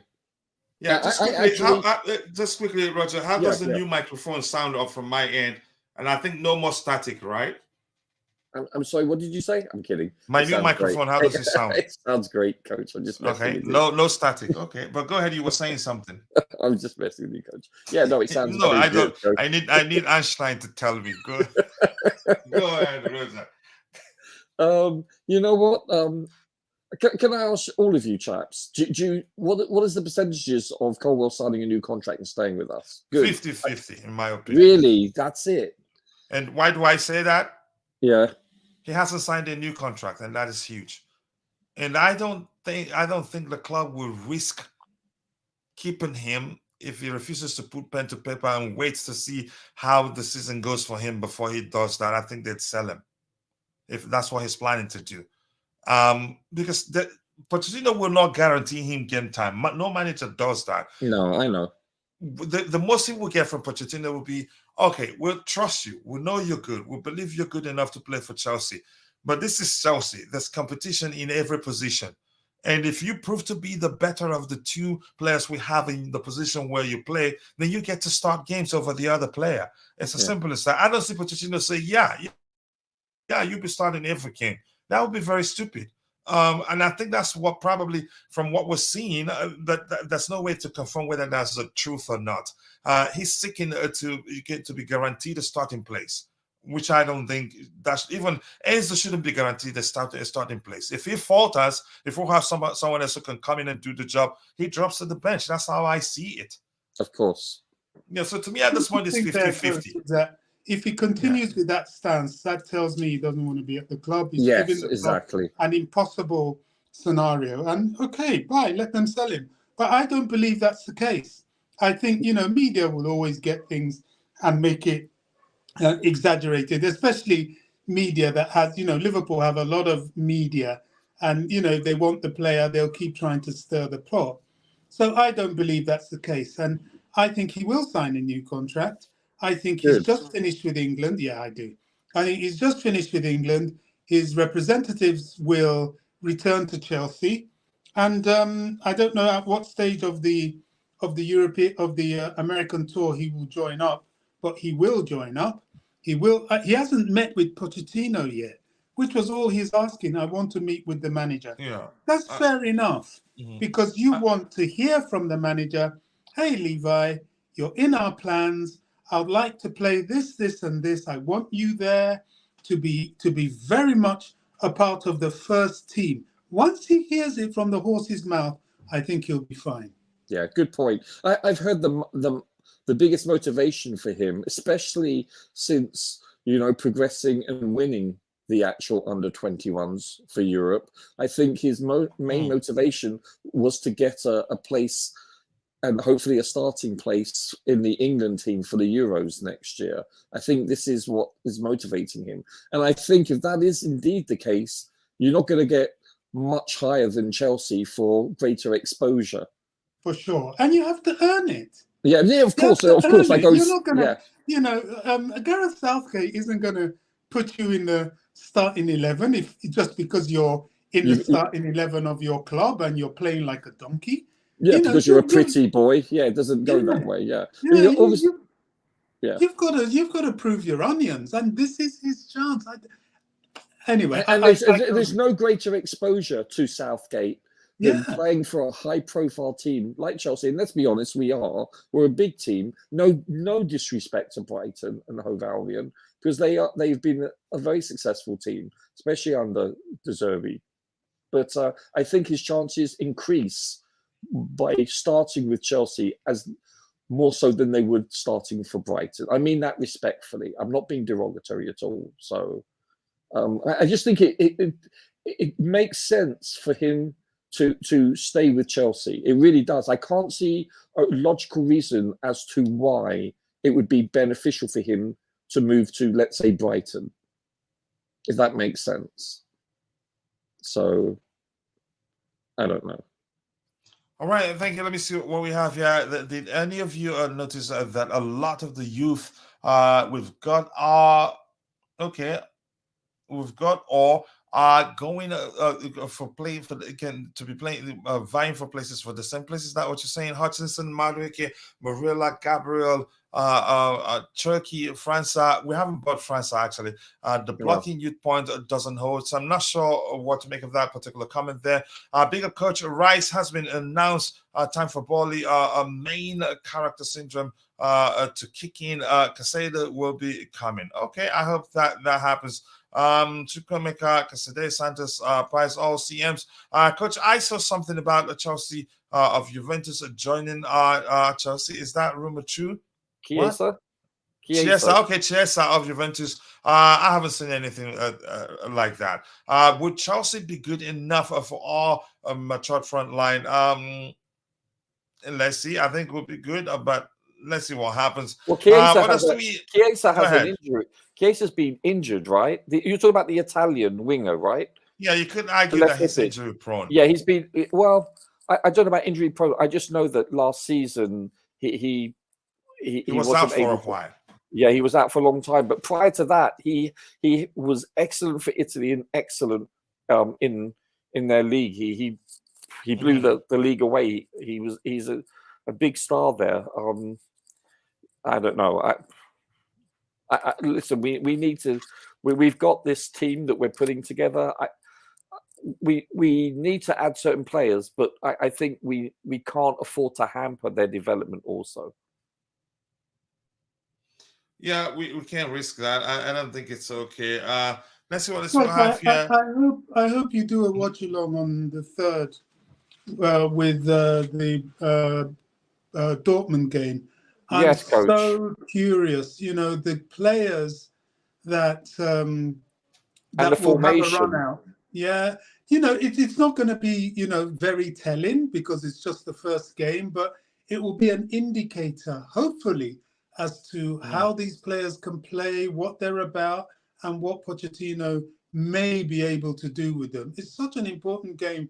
It's insightful, isn't it? It's going to give us insight, Bobby. You're right. For sure. And no matter what time in the morning it is over here, I will stay up and watch it. I hope it's streamed. Likewise, Coach. Yeah. Coach, I'll even be nice to you, Coach. Coach, I'll even agree with you on the show. I'll even compliment you. No, I think we will. It's a one-time special offer, Coach. Yeah, one-time special. I think you could argue one of the strongest games we played during that preseason tour. If I was Coach, it's such it's such a, as you say, a strong exercise because Dortmund are a pretty settled team. We are not. We're a bunch of strangers. So how we tackle them is going to be very, very insightful to the type of team we've got. Also, can I say the one thing I'm not sure whether you've addressed it lately, but is how Pochettino is coaching staff for implementing the new training session called the Gason approach, where you run certain distances for 45 seconds and you rest for 15, and then you go ahead for the next 45 seconds, but the distance is increased by like 15% each time, and apparently it's mentally and physically debilitating, and it separates the men from the boys. So I expect to see a fitter team than last season. Well, fitness takes some time. Fitness takes some time, and in the process of getting fit, you're still quite weak. I don't see that team being fit per se, just like most other teams, especially in the Premier League. Till about, we're looking at October, November, especially this team that are just a bunch especially this last season, because we ended late and we're starting. I get it. No, I get it. Yeah. But by the time they start playing, they would have been back in training for a couple of weeks. So they would have, shall we say, shaken some of the rust off. They won't be in season form physically. I get that, but that's why they play like some players 20 minutes, some players half an hour, just to get them going. Yeah. I expect to see like 22 substitutes, but yeah, I get it. All right. Thank you so much. If I was Pochettino, I would tell Colwell, you stay in, fight for your place. If he stays, he must start. Then get rid for 80 million. Wow. Okay. Let's see what else we have here. Your opinion there. I agreeing with Bobby there. Bobby, the only issue with academy boys is the contract length and their tendency to use it as a bargain tool. We have seen enough and should change this culture. I think changing that is an issue. Because I'm not sure how you're going to change that. I don't think it happens. JC brings up a good point.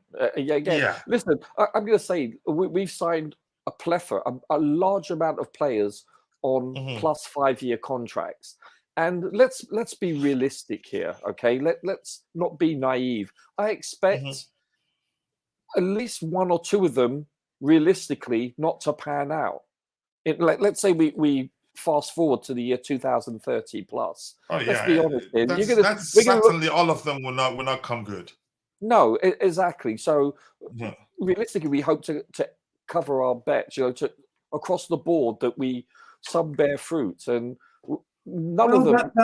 That's why it's good we're acquiring these other clubs, because unlike in the past where others that don't come good start jamming up the under-23 system, those that don't come good, we have the outlet to send them to France and to play there until such a time as they may be sold. So I'm not worried about long-term contracts. No. Like they're on big wages. Exactly. I think it was a very wise thing to do to protect their club assets. Yeah, and because it's heavily incentivized also. They're no longer on 200,000-300,000 for youth. They're on incentivized, all under 90 grand approximately. And they've been amateurized over 5 years, a lot of them, so it bodes well. Yeah, just quickly so we can address every other item we have lined up here and call it a day. Colwell, I should relax because next Thiago Silva will be leaving in for Fana 2, has a few injury problems here and there. What if he stays fit? And if he refuses, then sell him commitment is key. I agree with you. We've talked about that. And what's your name again? Bright Francis, Todzi Bright Francis. Nice to see you. I appreciate you joining us today. Chelsea should put 80 million price tag on Colwell. He wants to leave. A few clubs will afford to pay that. Well, he's got if 2 he stays plus around 1 his contract. Right? His contract is 2+1, so we can technically keep him for 3 years.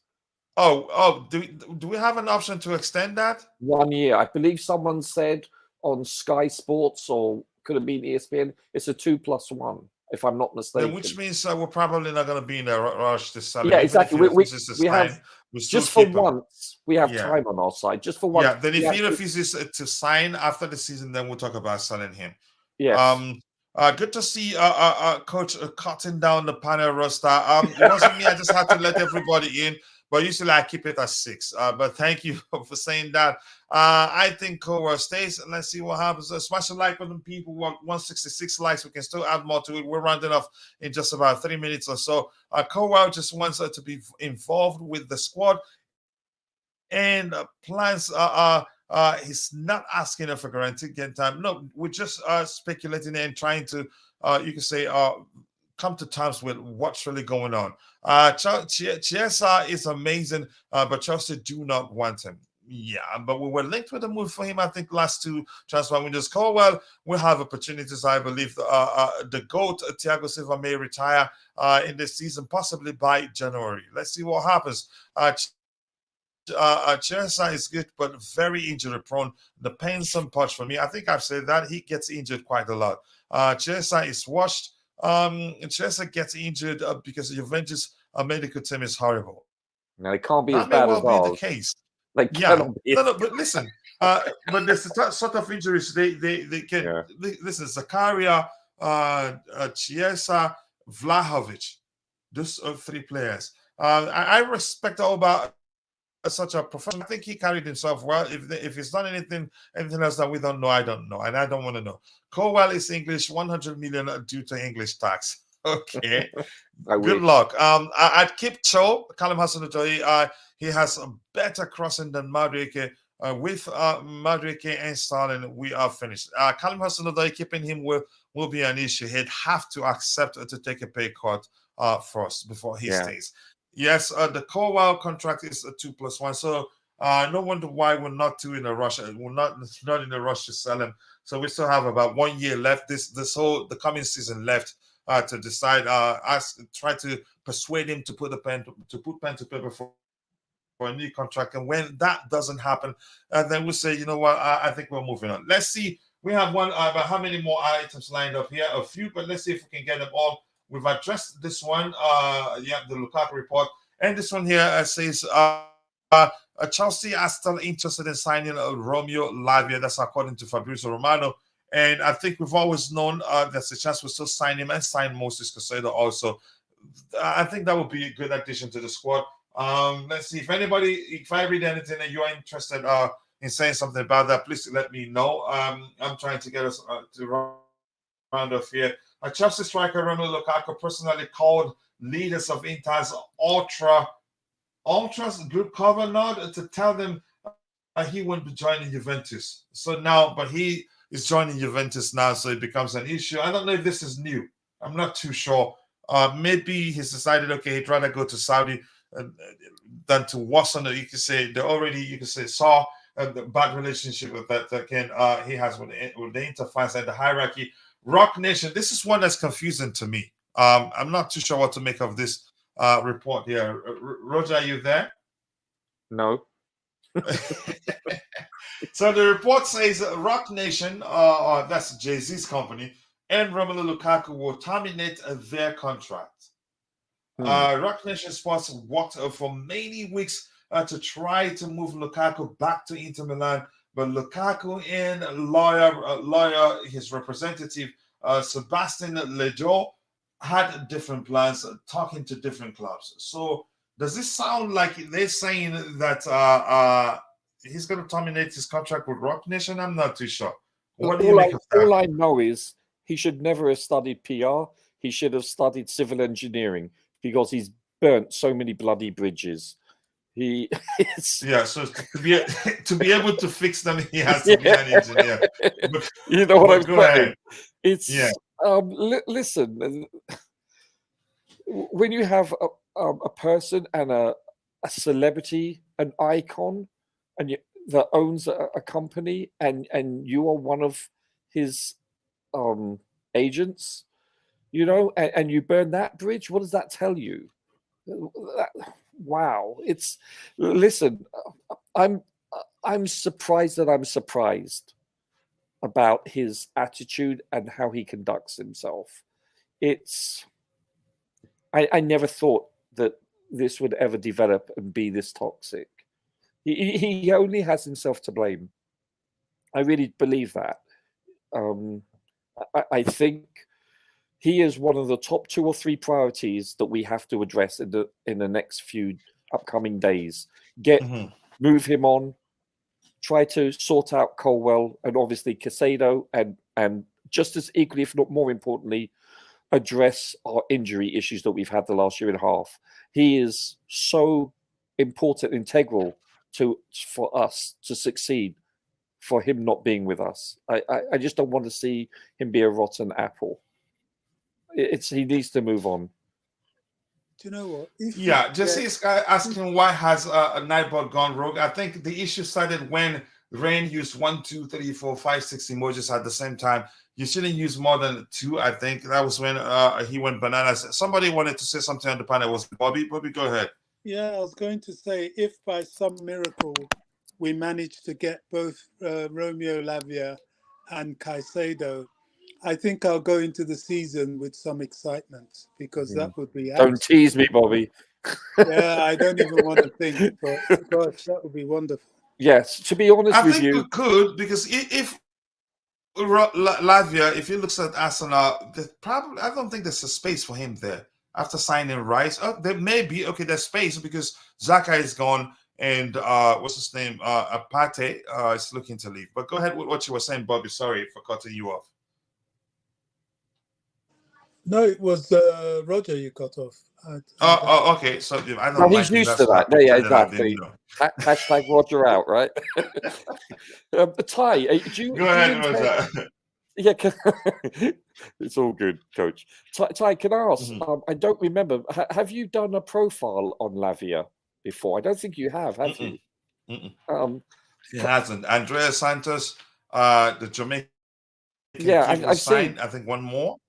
Ty, can you release Omari Hutchinson, which is the most viewed? Yeah, can you do one? Can you release the one on Cherki and do one on Lavia? I beseech you. Yeah, I dare you, Ty. Do it, please.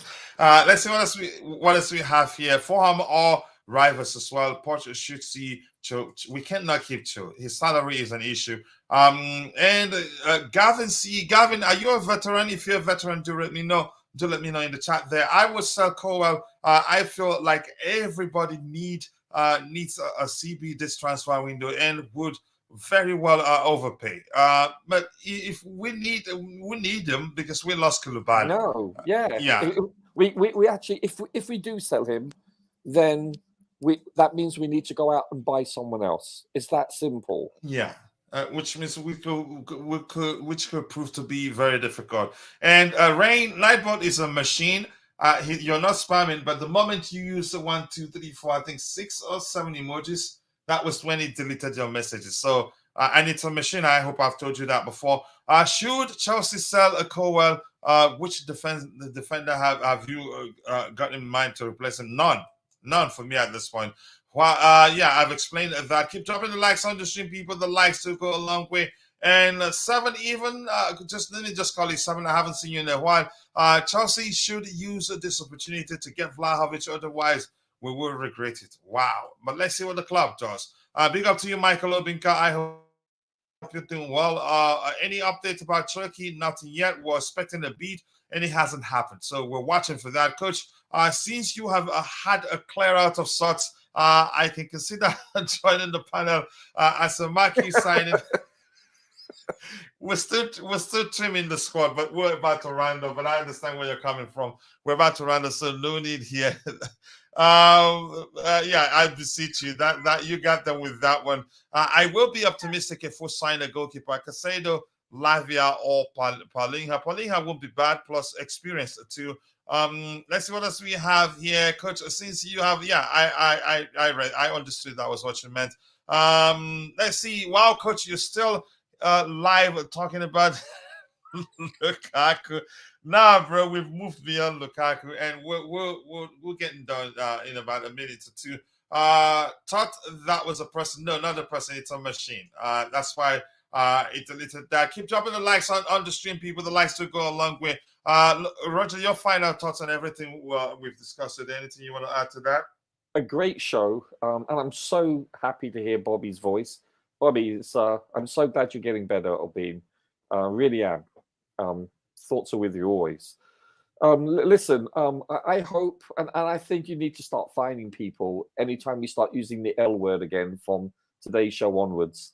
The only time we're allowed to use his name is when it's confirmed he's sold. That's it. Can't stand the subject. I'm burnt from it. He's demoralizing. He really is. Listen, you've had some really good guests on, some really informative, insightful people on, a good discussion. I think that there's a lot to be optimistic about, but I'm still somewhat hesitant and wary until we actually get, at the very minimum, one holding midfielder, possibly 2. This is imperative. Otherwise, you can kiss the season goodbye. It's that simple. All right. Thank you so much. Ty is saying he needs just 2 more subscribers to get it to how many?